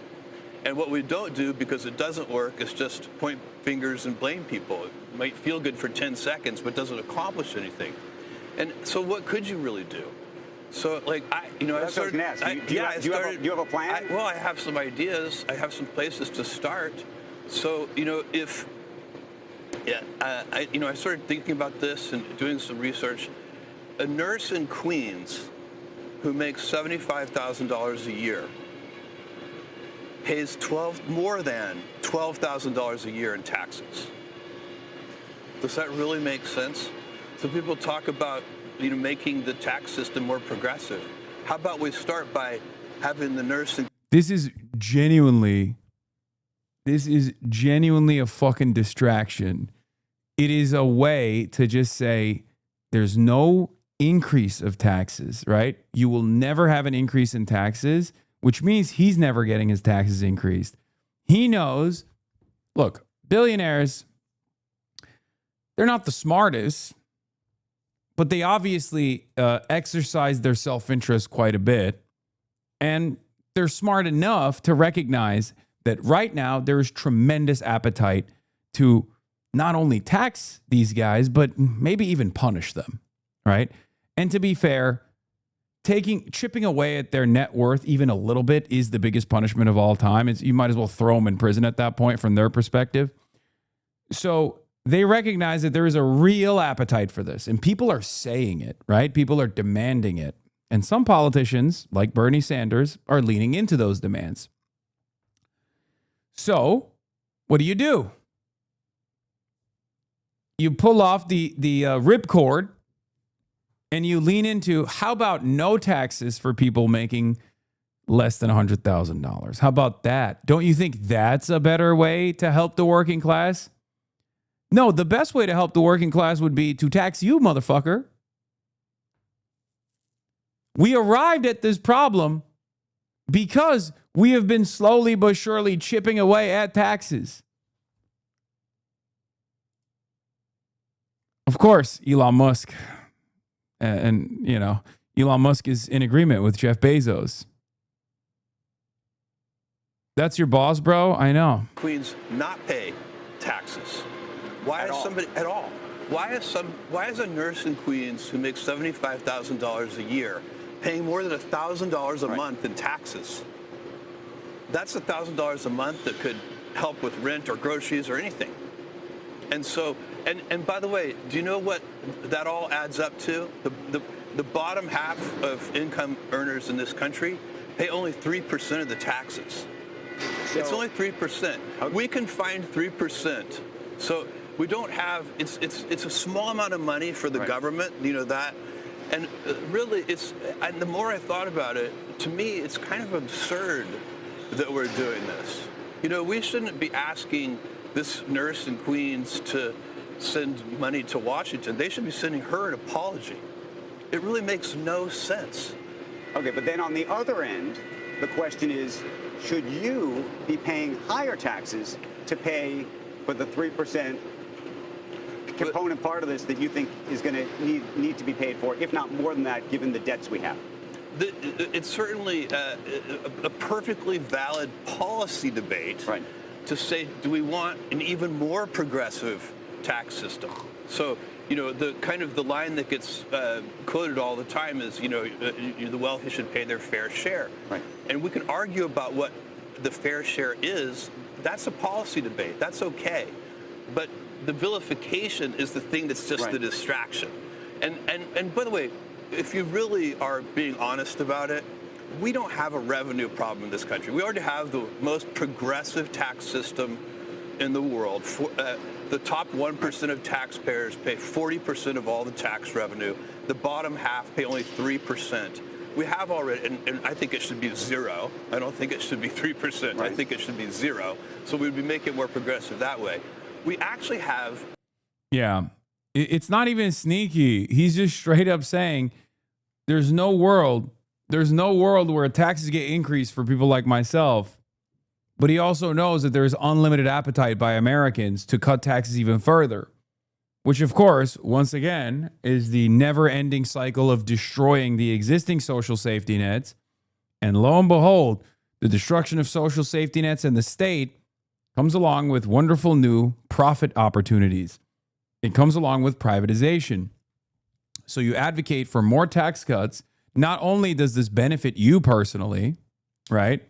Even if you're not getting any tax cuts as a billionaire, you've gotten the unlimited tax cuts, which, by the way, for Jeff Bezos, I mean, what the fuck can you tax? Let's be real. I mean, he doesn't, his income is like, his W-2 form is like 70 grand. Okay. He doesn't actually make money off income. That's not a thing. Okay. He has assets. He has ownership over Amazon. And then he uses that asset as leverage to go and get incredibly cheap loans that he never actually ever has to pay, right? And every now and then you can get maybe a modicum of a payout when he has to pay the interest on the loans that he's taken, right? Obviously, he can't default, right? So, because if he does default, then, they can seize his assets. It's never going to happen. So every now and then he'll like liquidate something, right? And in that process, then he pays a little bit of tax, but that tax is obviously still a lower percentage than the tax he would pay for straight income. There's that part too, right? And ultimately, it's nothing. Is nothing. In the grand scheme of things, it's nothing. This process is called buy, borrow, die. Okay?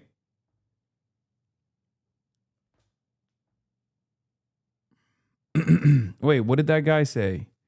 Why did you ban him? I want to duke it out with someone not over like how I'm not sufficiently anti-Zionist, but instead a billionaire defender. Oh, he said, all you do is talk utter crap. God, billionaire defenders, man, the best. One day, King, you're going to make it too, okay? Keep pushing for it, big dog. Keep sigma-ing your grind set, okay? You're going to make it, dude. What did this guy say? How do people listen to you and think you have a clue? What do you think his contribution to society is compared to yours? Well, my contribution to society is certainly not in the negative. I think Jeff Bezos' contributions are fairly negative.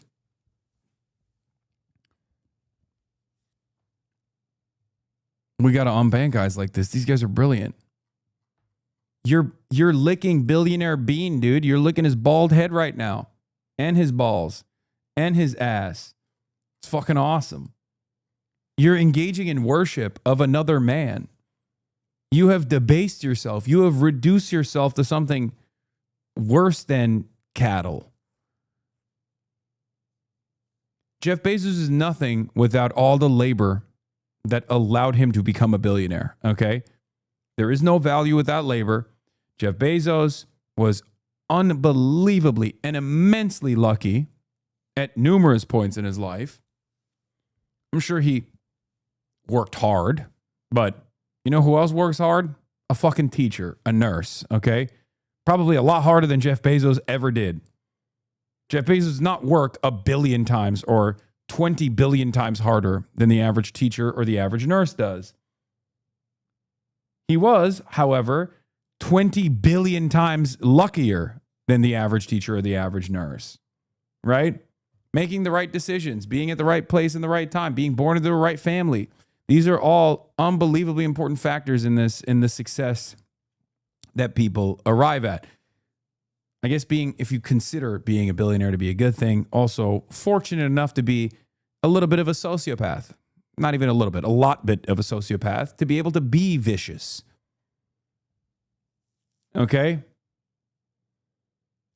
What is this? His stock could also be owned by his own LLC where he writes off private jet purchases the same year he sells the stock to pay the interest, effectively paying no tax, or the government lines them up. A tax holiday when they sell, or the bank just never cares because they don't need the liquidity and would just rather have more on paper.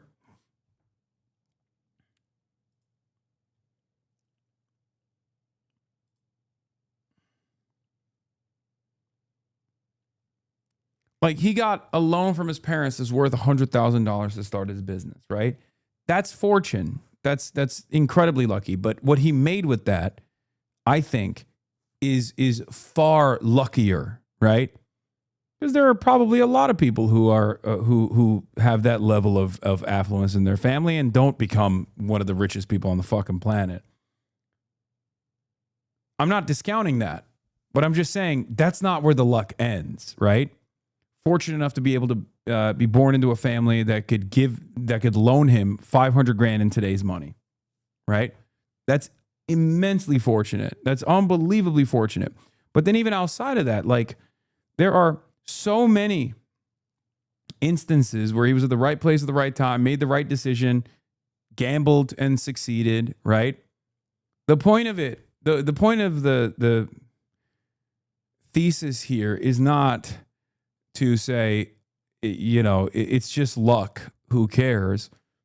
It's to show you that meritocracy is simply a lie that people like Jeff Bezos and those who benefit from the system tell the working class.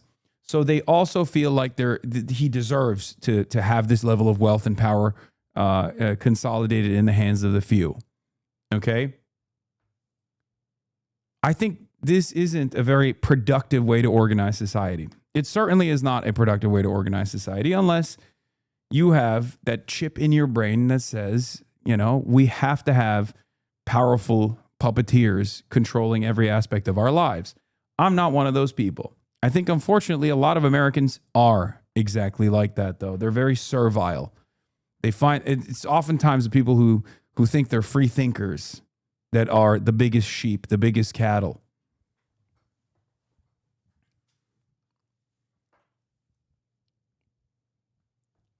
Instead of harnessing the potential of those who weren't so fortunate, giving them a real opportunity to make world-changing technological improvements, discovery of novel chemical compounds and the like, we just keep them fucking poor and broke and destitute. And we tell them, oh, well, if you're poor, sorry, I guess you didn't work hard enough or smart enough.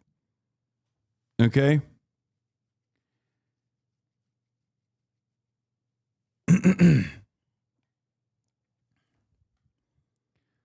But I do really think some people like being cattle. Your voice is exhausting, LMFAO. Like this guy. I think this guy likes being cattle. He hears something that makes him, for a brief moment, second guess the way that society is designed.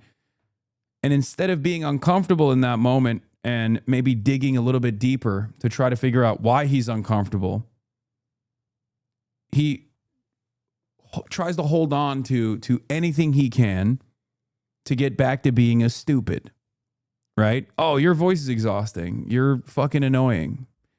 I would have probably agreed with you if you weren't fucking annoying, right? Back to square one for that guy. That's it.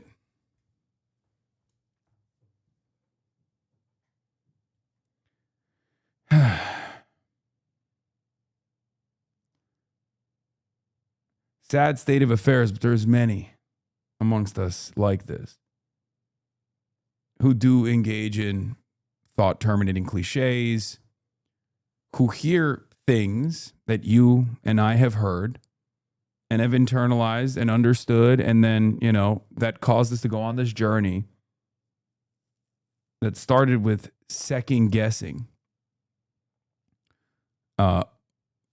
whether or not the system is the best possible organization of society and economy.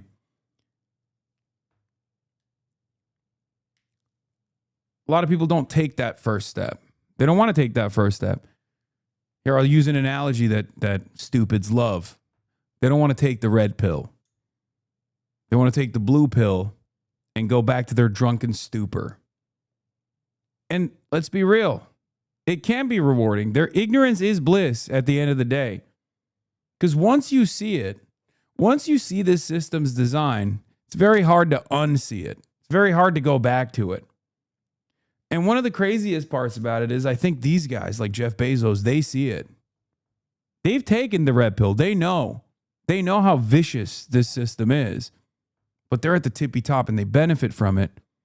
And they know that in order to continue benefiting from it, they have to make sure that the masses are never conscious. They're never conscious of their class position. They're never conscious of the fact that these guys have designed the system in this way and want to maintain it. And the maintenance of this system is violence.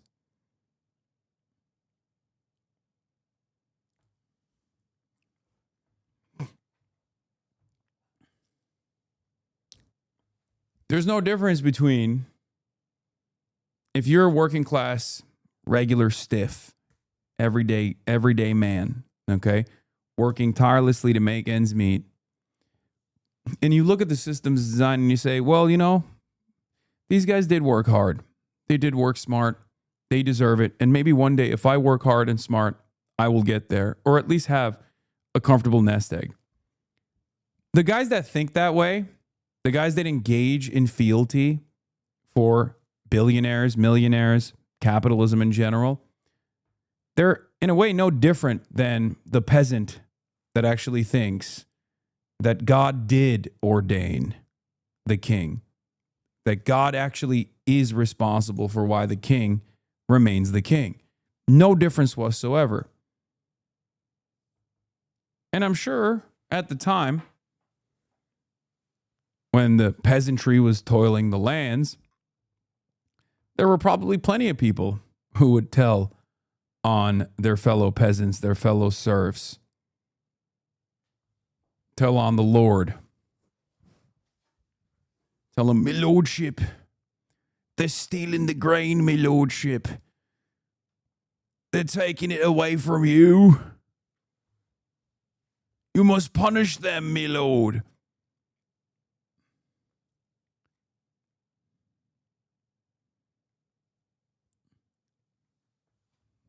That's what you behave like when you tell me Jeff Bezos' contributions to society are immense. Me lordship protects me. He has my best interest in mind.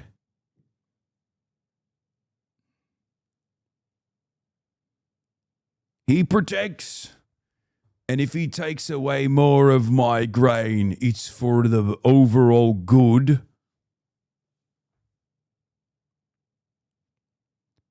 This year, he took even less than last year.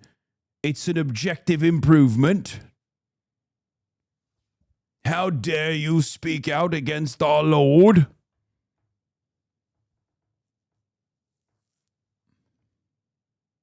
That's it. That's what you're doing. I wonder what the medieval peasantry equivalent of "Don't Tread on Me" guys was, you know? The libertarians, the free thinkers. I'm not sheep. The guys who in this day and age will be like, I'm not sheep, but these billionaires, I mean, they worked real hard. What's the alternative? Communism? That's terrifying. You know? What would be the What would be the alternative in medieval peasantry?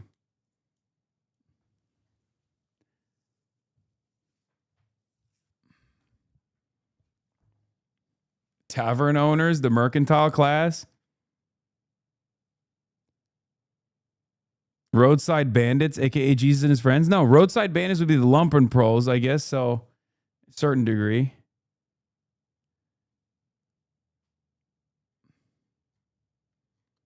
Like, what is the equivalent of a rallying cry for a serf or a peasant that thought that they were actually free thinkers, but they were still servants?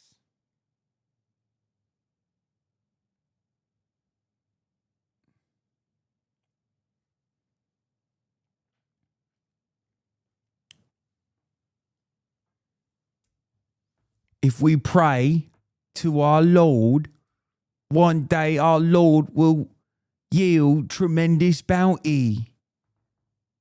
Right? We must give more back to our Lord. Our Lordship protects us. Would you defy God? A spending problem. And that's a skills issue. I mean, let me give you an example. The New York City school system. Right. They spend $44,000 per student. $44,000. That's 30% more per student than other big cities like Chicago, LA, and Boston.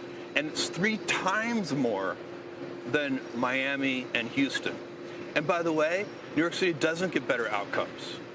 But so what this? Listen, let me just say, if we ran Amazon the way New York City runs their school system, your packages would take 6 weeks to arrive. We'd have to charge you a $100 delivery fee, and then when the package did finally arrive, it'd have the wrong item in it anyway. We can't. That's a skills issue, Andrew. It's not about. It's just competence. I mentioned my optimism a minute ago, and we should definitely talk about that because I think there's so many people who are afraid that AI is going to take their job. I think that there's going to be a labor shortage. Dog.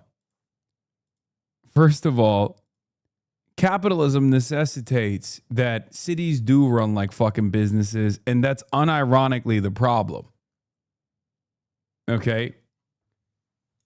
Except if USPS didn't exist, the last mile delivery wouldn't exist, which Jeff Bezos relies on, because private delivery services don't have any obligation to deliver to routes that are hard to track. USPS, on the other hand, is not a profitable business.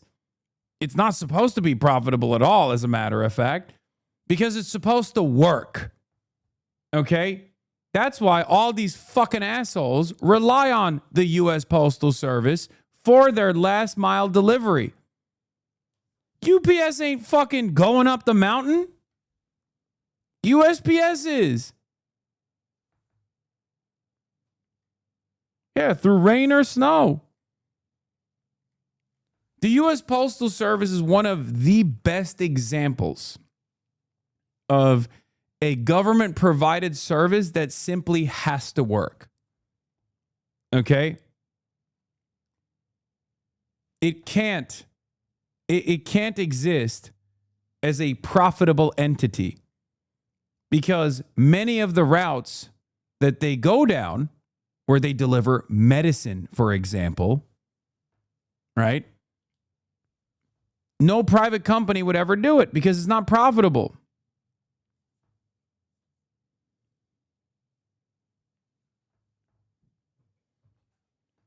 And remember, these fucking demons want to take that away too.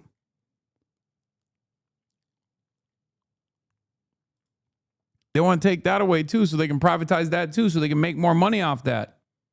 And who gives a shit if poor people living in rural areas don't have anything, any service to deliver them these goods that they need to survive? It doesn't matter because these guys don't give a fuck. They only care about profit. It's that simple.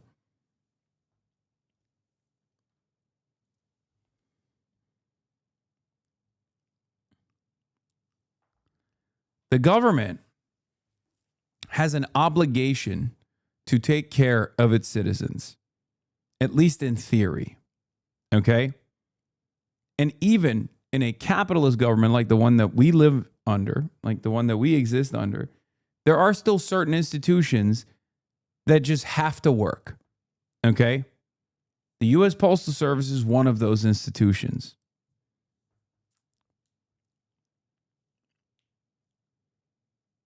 One example I can use is Walmart, this behemoth that relies heavily on government subsidies, both tax breaks and tax benefits that they receive.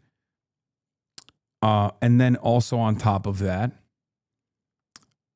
welfare and food assistance that they rely on, that their own employees that they underpay can still use at Walmart.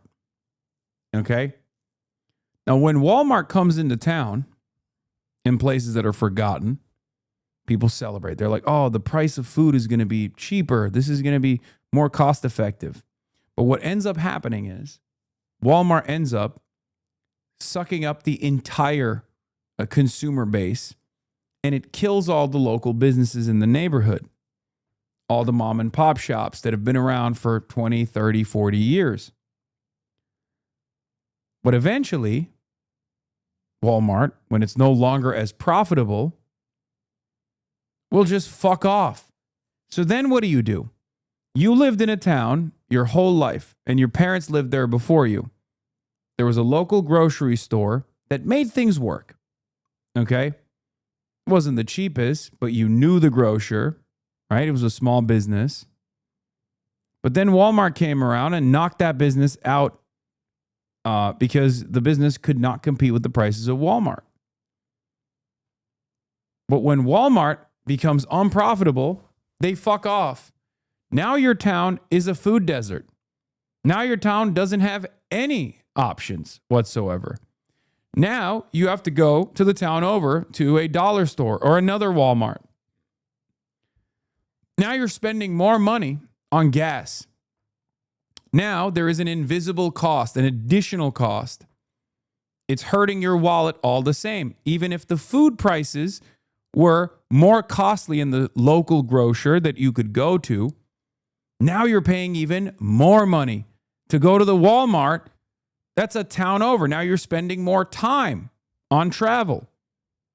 These are the invisible ways that poor people get fucked over because of capitalism, because of the interests of profits. That's how it works. But because it's a part of the system's design, and because many people have decided that it's the best possible system, is the only system that we can exist under, it's everything that we've ever known. And once again, like I said, because of the invisibility of it all, the invisibility of that cruelty,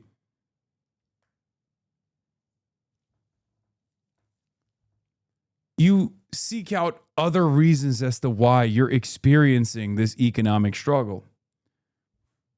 And then a guy that wears a red tie and a suit on the TV says, it's actually because we're taking all this money that exists out there in the ether and we're spending it on scary brown people. We're spending it on transgenders. And then the other side, who you may have trusted at some point in time, is telling you, well, things aren't that bad. Things aren't that bad. We don't have to we'll maybe improve a little bit, but obviously we can't go after Walmart. We can't tell you the truth about what happened and why you're currently struggling. So we'll just tell you the other side is evil and bad and leave it at that.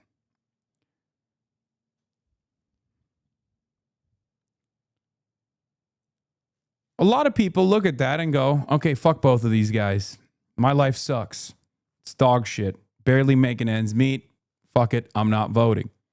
Then there are others who hear the other guy with the red tie over the blue tie,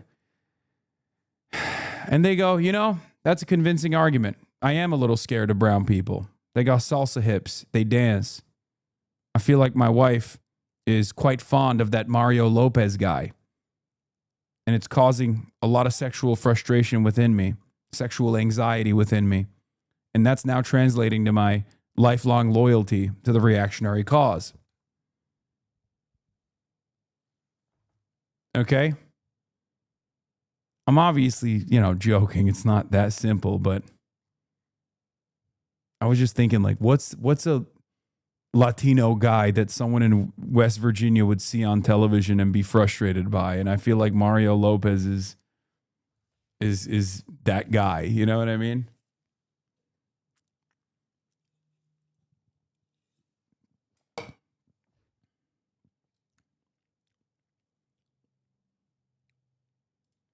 In the 10 years after a Walmart Supercenter opened in a given community, the average household in that community experienced a 6% decline in yearly income, equivalent to about $5,000 a year in 2024 dollars, compared with households that didn't have a Walmart open near them. New research suggests that the company makes the communities it operates in poorer, even taking into account its famous low prices.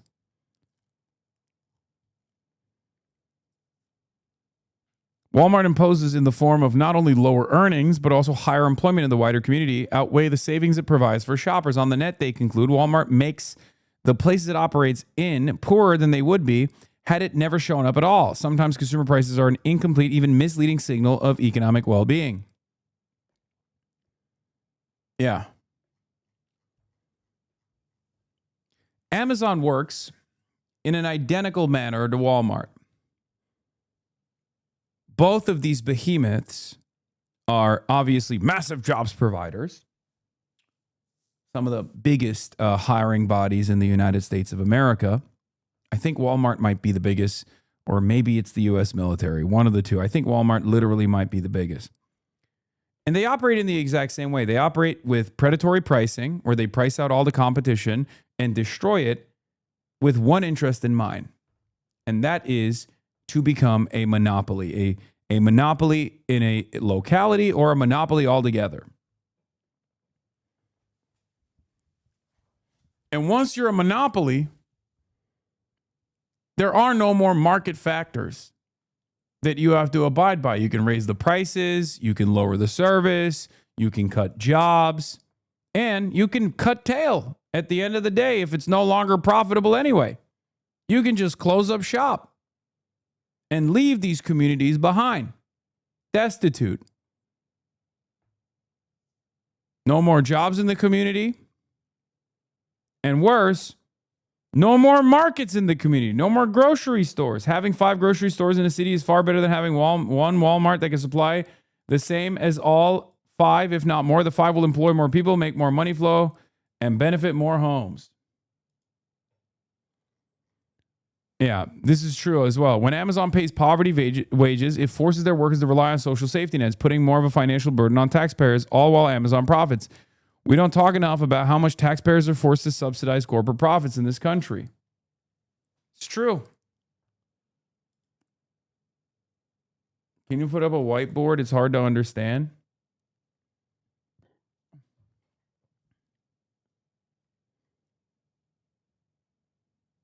Walmart employees needing food stamps and using EBT at Walmart is no less than company script.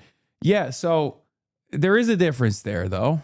It's instead of a company town and a company store, you now have the government subsidizing it. So at least there's like one other middleman. So there's plausible deniability. And that separation causes you to feel like you have some choice in the matter. And that separation makes it a lot harder to revolt. Okay? I've talked about the difference between neoliberal societies and societies that we would consider authoritarian, right? China versus the United States of America. Control still exists in both of these societies. Authoritarianism still exists in both of these societies. But the methods are different. Okay? The USSR had a very different, much more hands-on approach to controlling certain behaviors, right? But that hands-on approach is ever present. And that's why you know it exists. And that's why when it's failing, you know who to blame and you know where to revolt. Societies like China or even the USSR have to be far more responsive to the needs of the masses for this reason, because they don't have the same they don't have the same like neutralizing effect that the fallacy of choice provides for people in neoliberal societies. When the system has to constantly, at gunpoint, reinforce its power upon the people know that there is a main governing body that is an ever-present force upon them. That's the distinction between a company store that uses company script and company tokens that leads to revolution or leads to rebellion internally, versus the Walmart system that currently engages in the exact same process, but they use the government instead. Does that make sense? That's why the Ford factory towns failed. That's why company towns fail usually, because people know directly who is responsible.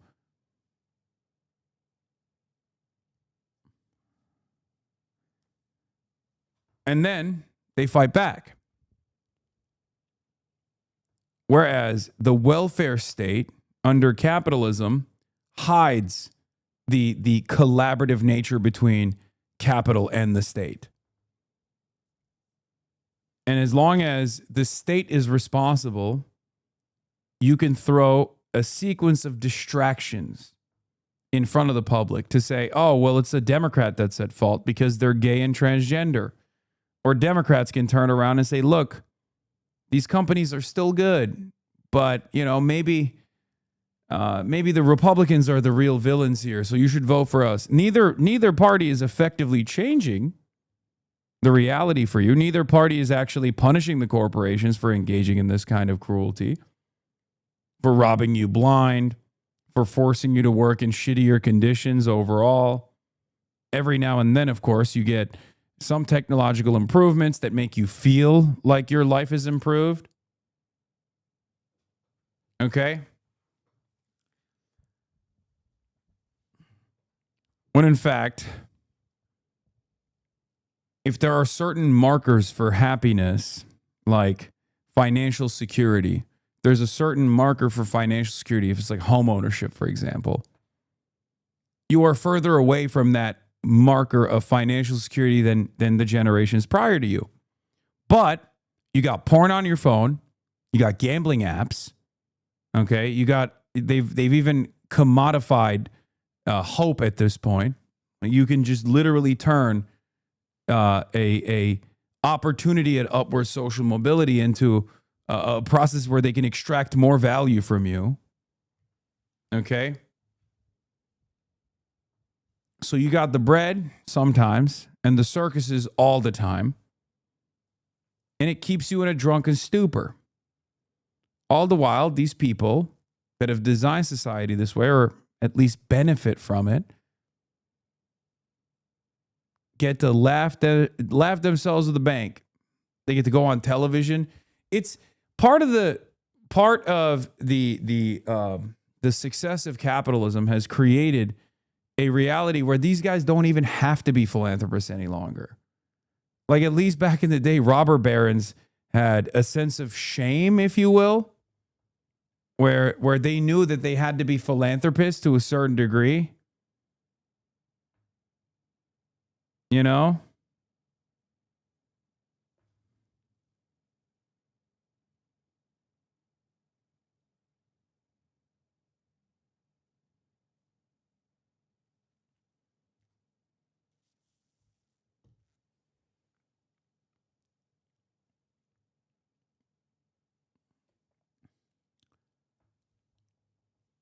But why? What's the point of owning so much? I don't get it. Like 300 billion when 3 is more than enough.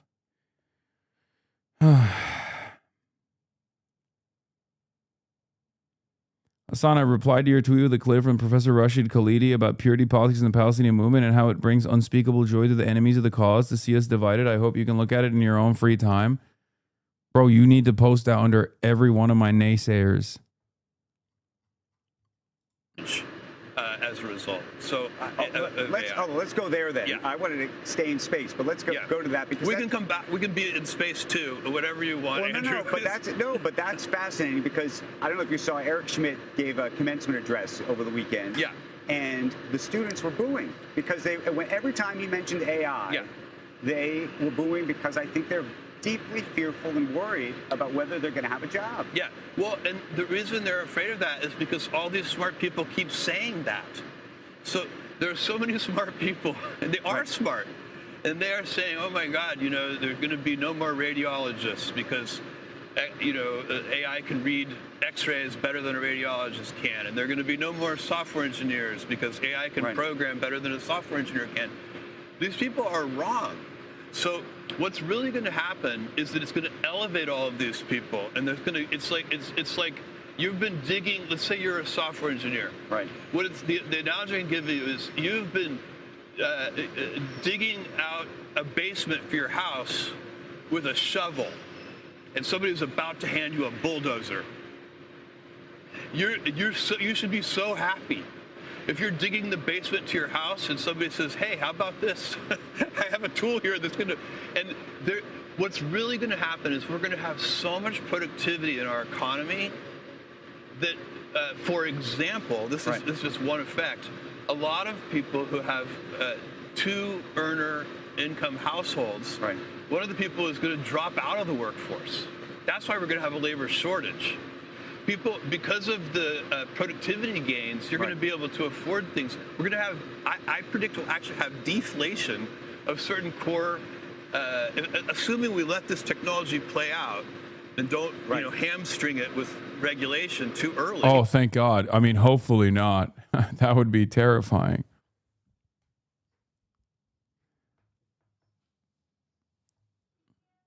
Yeah, regulation is always hampering innovation, you know? Just let it run its course. This is also the point of billionaires promoting lowering taxes for the poor, a band-aid to assuage revolt. Yeah, no, they just don't want you to even believe there is an opportunity or any value in increasing taxes for them or increasing taxes at all. Okay? They're fine if you pay no tax. They don't give a shit. Oh, okay. The government services are worse off. When is the last time this motherfucker used a government service? You know what I mean? Beyond like roads and shit. And if it gets to that, they'll go and yell at the government to fix it, and then the government will fix it, right?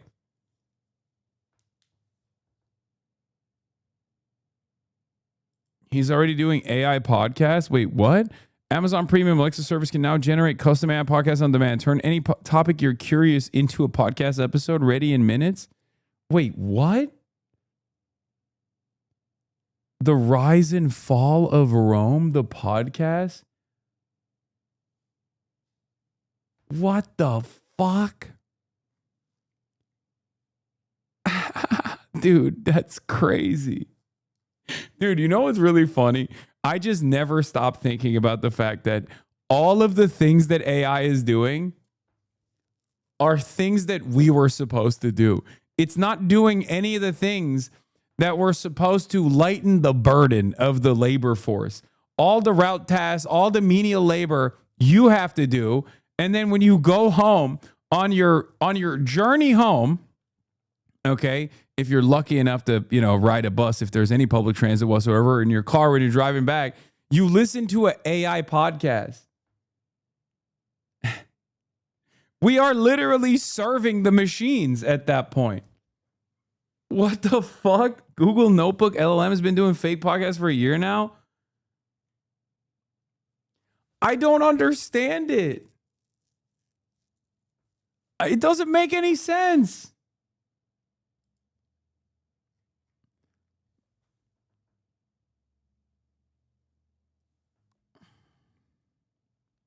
Many of the AI interventions mentioned here are the equivalent of paying for a gym that has machines that lift weights for you. I don't mean it sort of like that. I mean, in educational context, it's the exact same logic. It's absurd in its face. I feel like I'm going insane. I understand there's a gray area with teaching about tools versus using tools to give the vague appearance of educational achievement, but clearly AI doing a student's writing, which is to say doing a student's thinking, is a conspiracy to make the public passive brain dead consumers. Genuinely, I don't know where all of this goes, but I have been saying this over and over again. I think it's still important to understand and learn all the new technology. Obviously, you don't want to fall short, okay? But I really do think not using AI in your experience, in your learning, in your development, is going to give you an immediate boost. Like, you are going to be a superhuman in comparison to the next crop, the next generation of people who do rely on AI and engage in the cognitive offloading. You will literally, they think you'll be able to levitate, basically.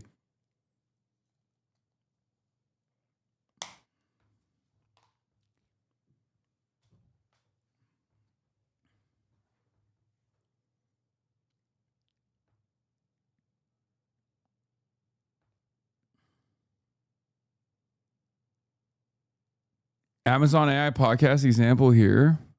Today, our AI-generated shopping show is exploring the Wellmedix Rapid Relief Diaper Rash Cream. Emma, what makes this hospital-grade cream different from standard diaper rash products? Well, it's really interesting. This cream uses a dual-action approach. Instead of just zinc oxide, it combines that with white petrolatum to create two protective barriers. This helps both treat existing irritation and prevent new issues from developing. That's fascinating.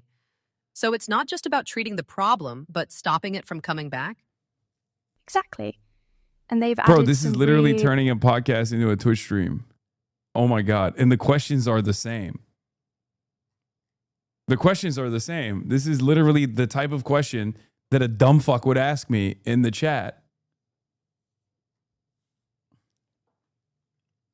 Thoughtful ingredients like calendula and white birch bark extract. These botanical ingredients help soothe sensitive skin, while the dual barrier does the heavy lifting. All right, Katie, we've got you. You're dealing with discomfort, and this cream is designed for exactly that kind of irritation. Emma, what can you tell them? This is actually formulated for adults dealing with skin irritation from incontinence, chafing, or moisture. It's got 15% zinc oxide and 49% petrolatum working together to create a protective barrier that shields irritated skin while helping with redness and discomfort. Customers mention it works well.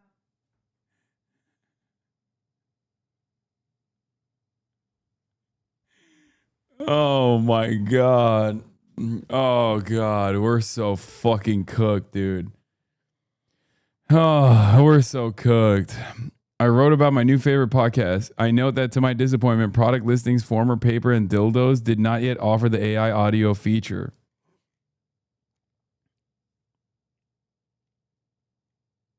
Yeah, I get the advantages of avoiding AI at work, but in software engineering, being a Luddite will literally get you left behind. The gains exist, but that doesn't mitigate the psychosis or need to adapt to a psychotic leadership. Spoken to someone in one of the most prominent of such companies. It's an advertisement? Yes. Katie made it specifically as an advertisement. Or I guess you can turn a product into a podcast format so you can learn more about it or something.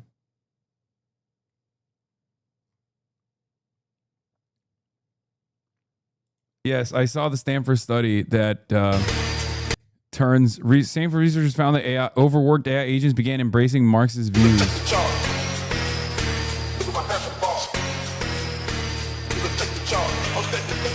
I mean, they'll nip this shit in the bud. Let's be real. Okay, they'll find a way to quickly destroy whatever makes the AI go, hey, we must actually seize the means of production. What the fuck is this shit?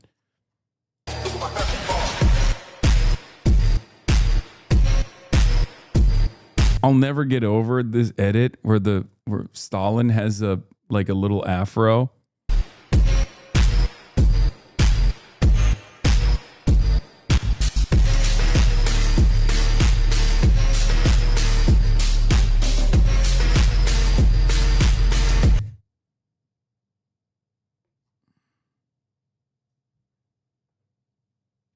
Dr. Hannah Fry of YouTube fame made an episode about this. Her OpenClaw chatbot hired people to deliver packages and resolve CAPTCHAs.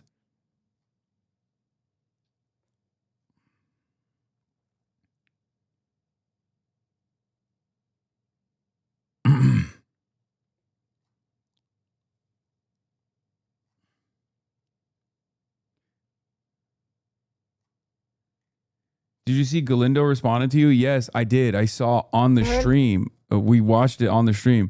This person sincerely is a Galindo head, by the way. Okay? Like, genuinely, sincerely. Absolutely. And they're, of course, always on the scene, retweeting Bad Empanada. Yes. These guys are legitimately Galindo heads, where they're like, dude, I'm telling you. I mean, I don't know why they're not like Dan Bilzerian heads as well. Like, what causes these guys not to be in favor of Nick Fuentes at that point? I mean, they are also ostensibly anti-Zionist, right? They're anti-Israel. Like, I don't get it. I'm not even saying like Maureen Galindo is the same as these other people. But I mean, like, if the highest priority here is to just like be as if the only way that you can show that you're anti-Israel is if you say stuff like, you know, Jews control the banks, or that you're going to castrate every Zionist in a concentration camp. Like, if that's the only way that you can show that you are the most viable, the most real anti-Zionist, then what's the difference? Like, why don't you... Do you guys fuck with Dan Bilzerian? Maybe some people do. I don't know.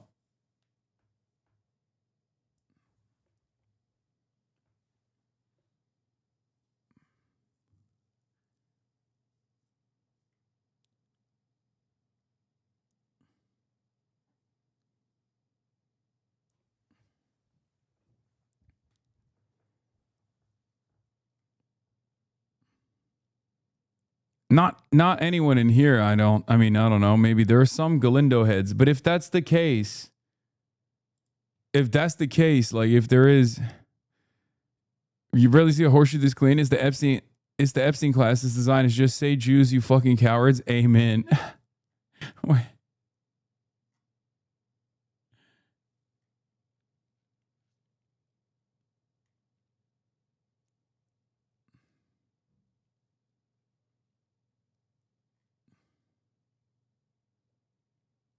They yell at you for sheepdogging, but support her primary? Yeah.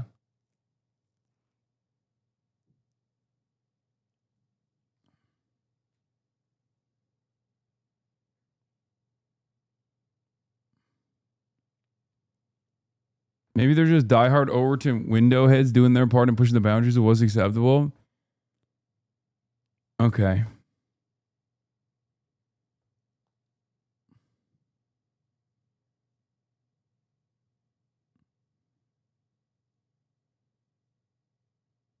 Did they still support her when she backtracked? Yes. Text Democrat Maureen Galindo goes on an unhinged rant against the DCCC and the media, saying the Democrats want her dead. The internment camp comment was made up by a journalist here who literally wants me dead, who literally, I believe, wants me dead. The DCCC coordinated all this because they want their billionaire Zionist-backed cop candidate. She also says that MAGA and Zionism is the same. Again, 80% of the way. 80% of the way, I'm like, wow. Not bad. And then the last 20%, I'm like, God damn it. What the fuck?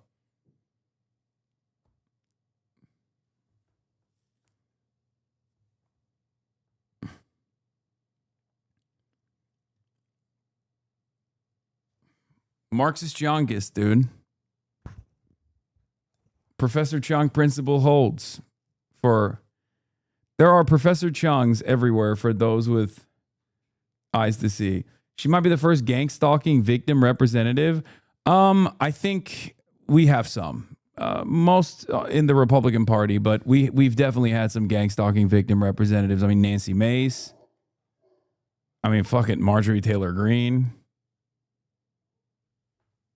Laureen Boebert.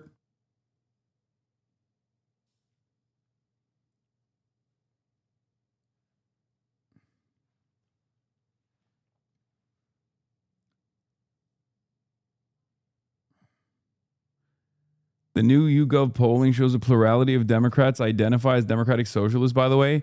Yeah, this means, for the record, wait, what is this? YouGov survey Cuba? Guys, you need to understand something, okay? This means that everyone is compromised, okay? Because the only way that I can identify with a revolutionary movement is if it's unbelievably unappealing to the masses, okay? I need you to understand something, okay?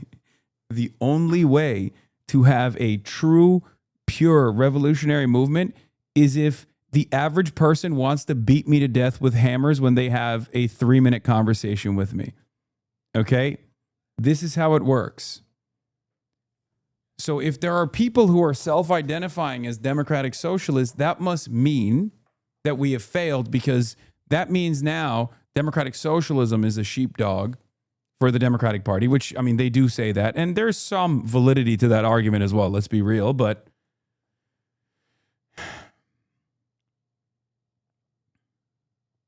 make it more obvious that you're joking, Lamau. I mean,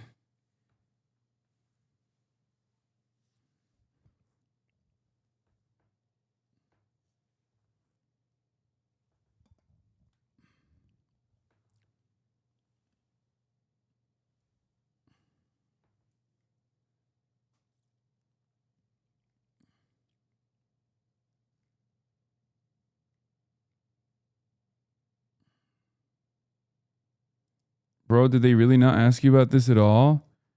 No, they did not.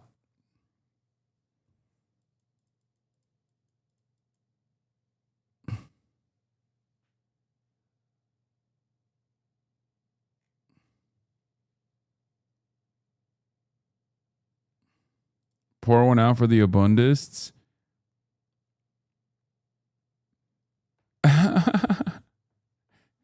Democratic voters, what's your opinion of abundance? Haven't heard of it, don't know. 3% favorable, 3% unfavorable. Socialism, 49% favorable, 22% unfavorable, 30% haven't heard of it, don't know. Not looking too good for the abundists.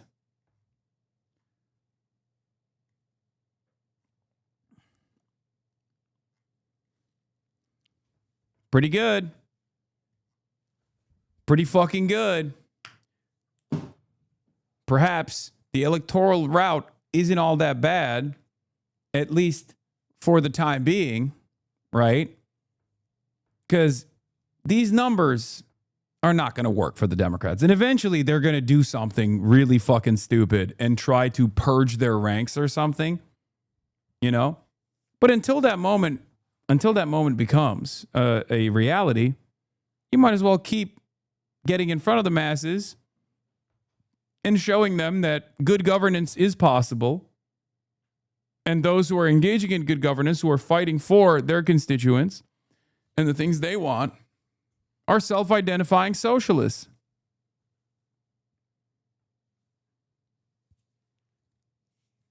Never said you got to do it in the Democratic Party. I have no loyalty to any party. I have no loyalty to any politician. Politicians are servants, okay? They are our servants. They are supposed to advance our goals. They are supposed to do right by us. We vote for them. That's what the whole point of democracy is, right? This is what's so frustrating for a lot of people when they hear me say this. I'm like, I don't care. I don't care what any party is called. The reason why it's currently the Democratic Party is because that's the only available route to get more responsive politics.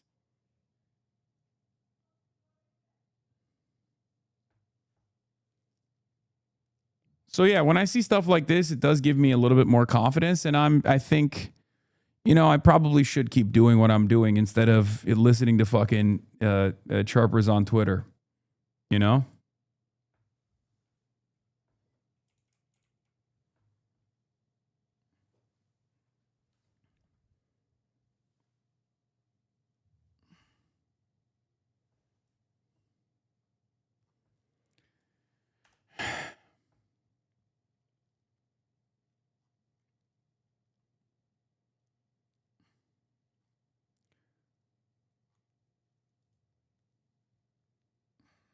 But yeah. On that note,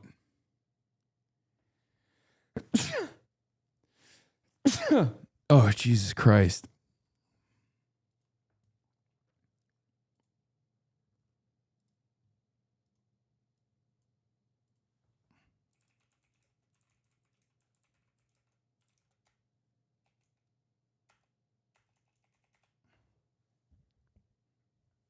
Perhaps associating good governance and responsive politics with socialism isn't so bad, especially as far as breaking through the, unlimited amount of propaganda, Red Scare propaganda. Just saying. Something to think about.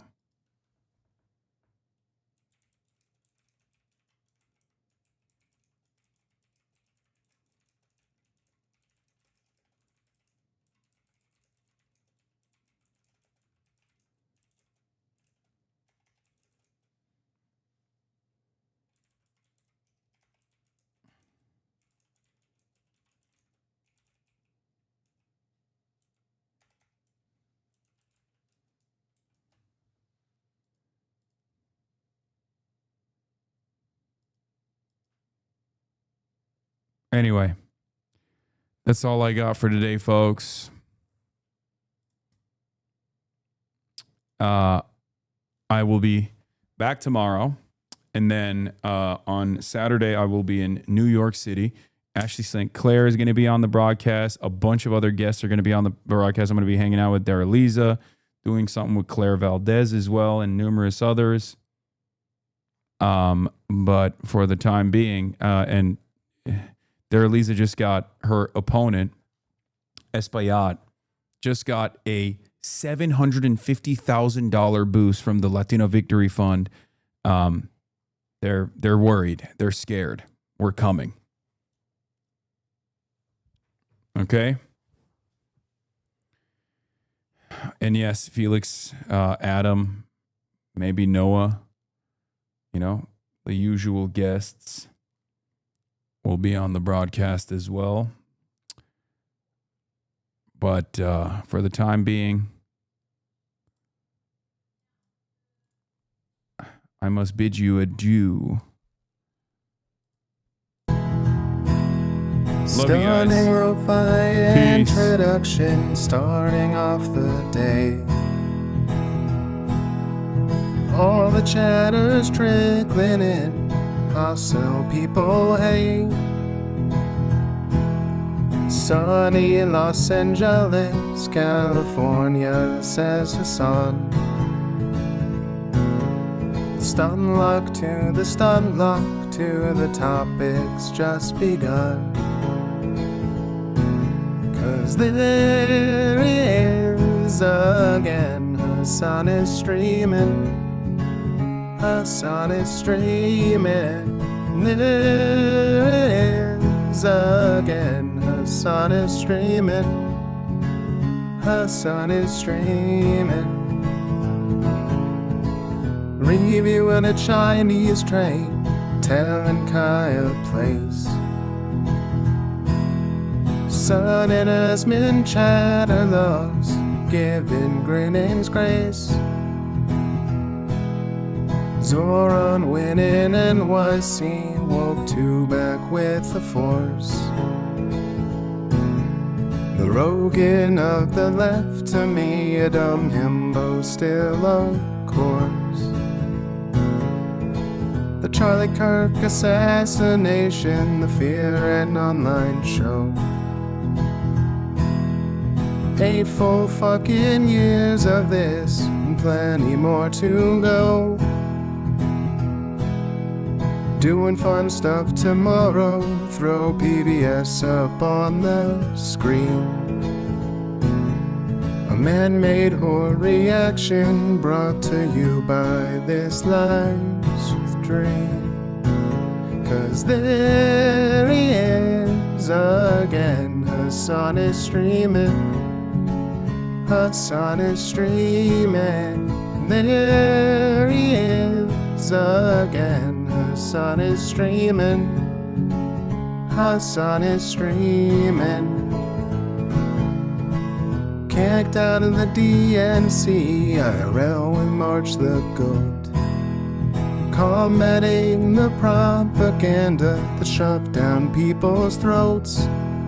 CBS Israeli news, a coup, a regime falls. A full-blown fascist takeover, and still the duty calls. Total radicalization coming out to sea.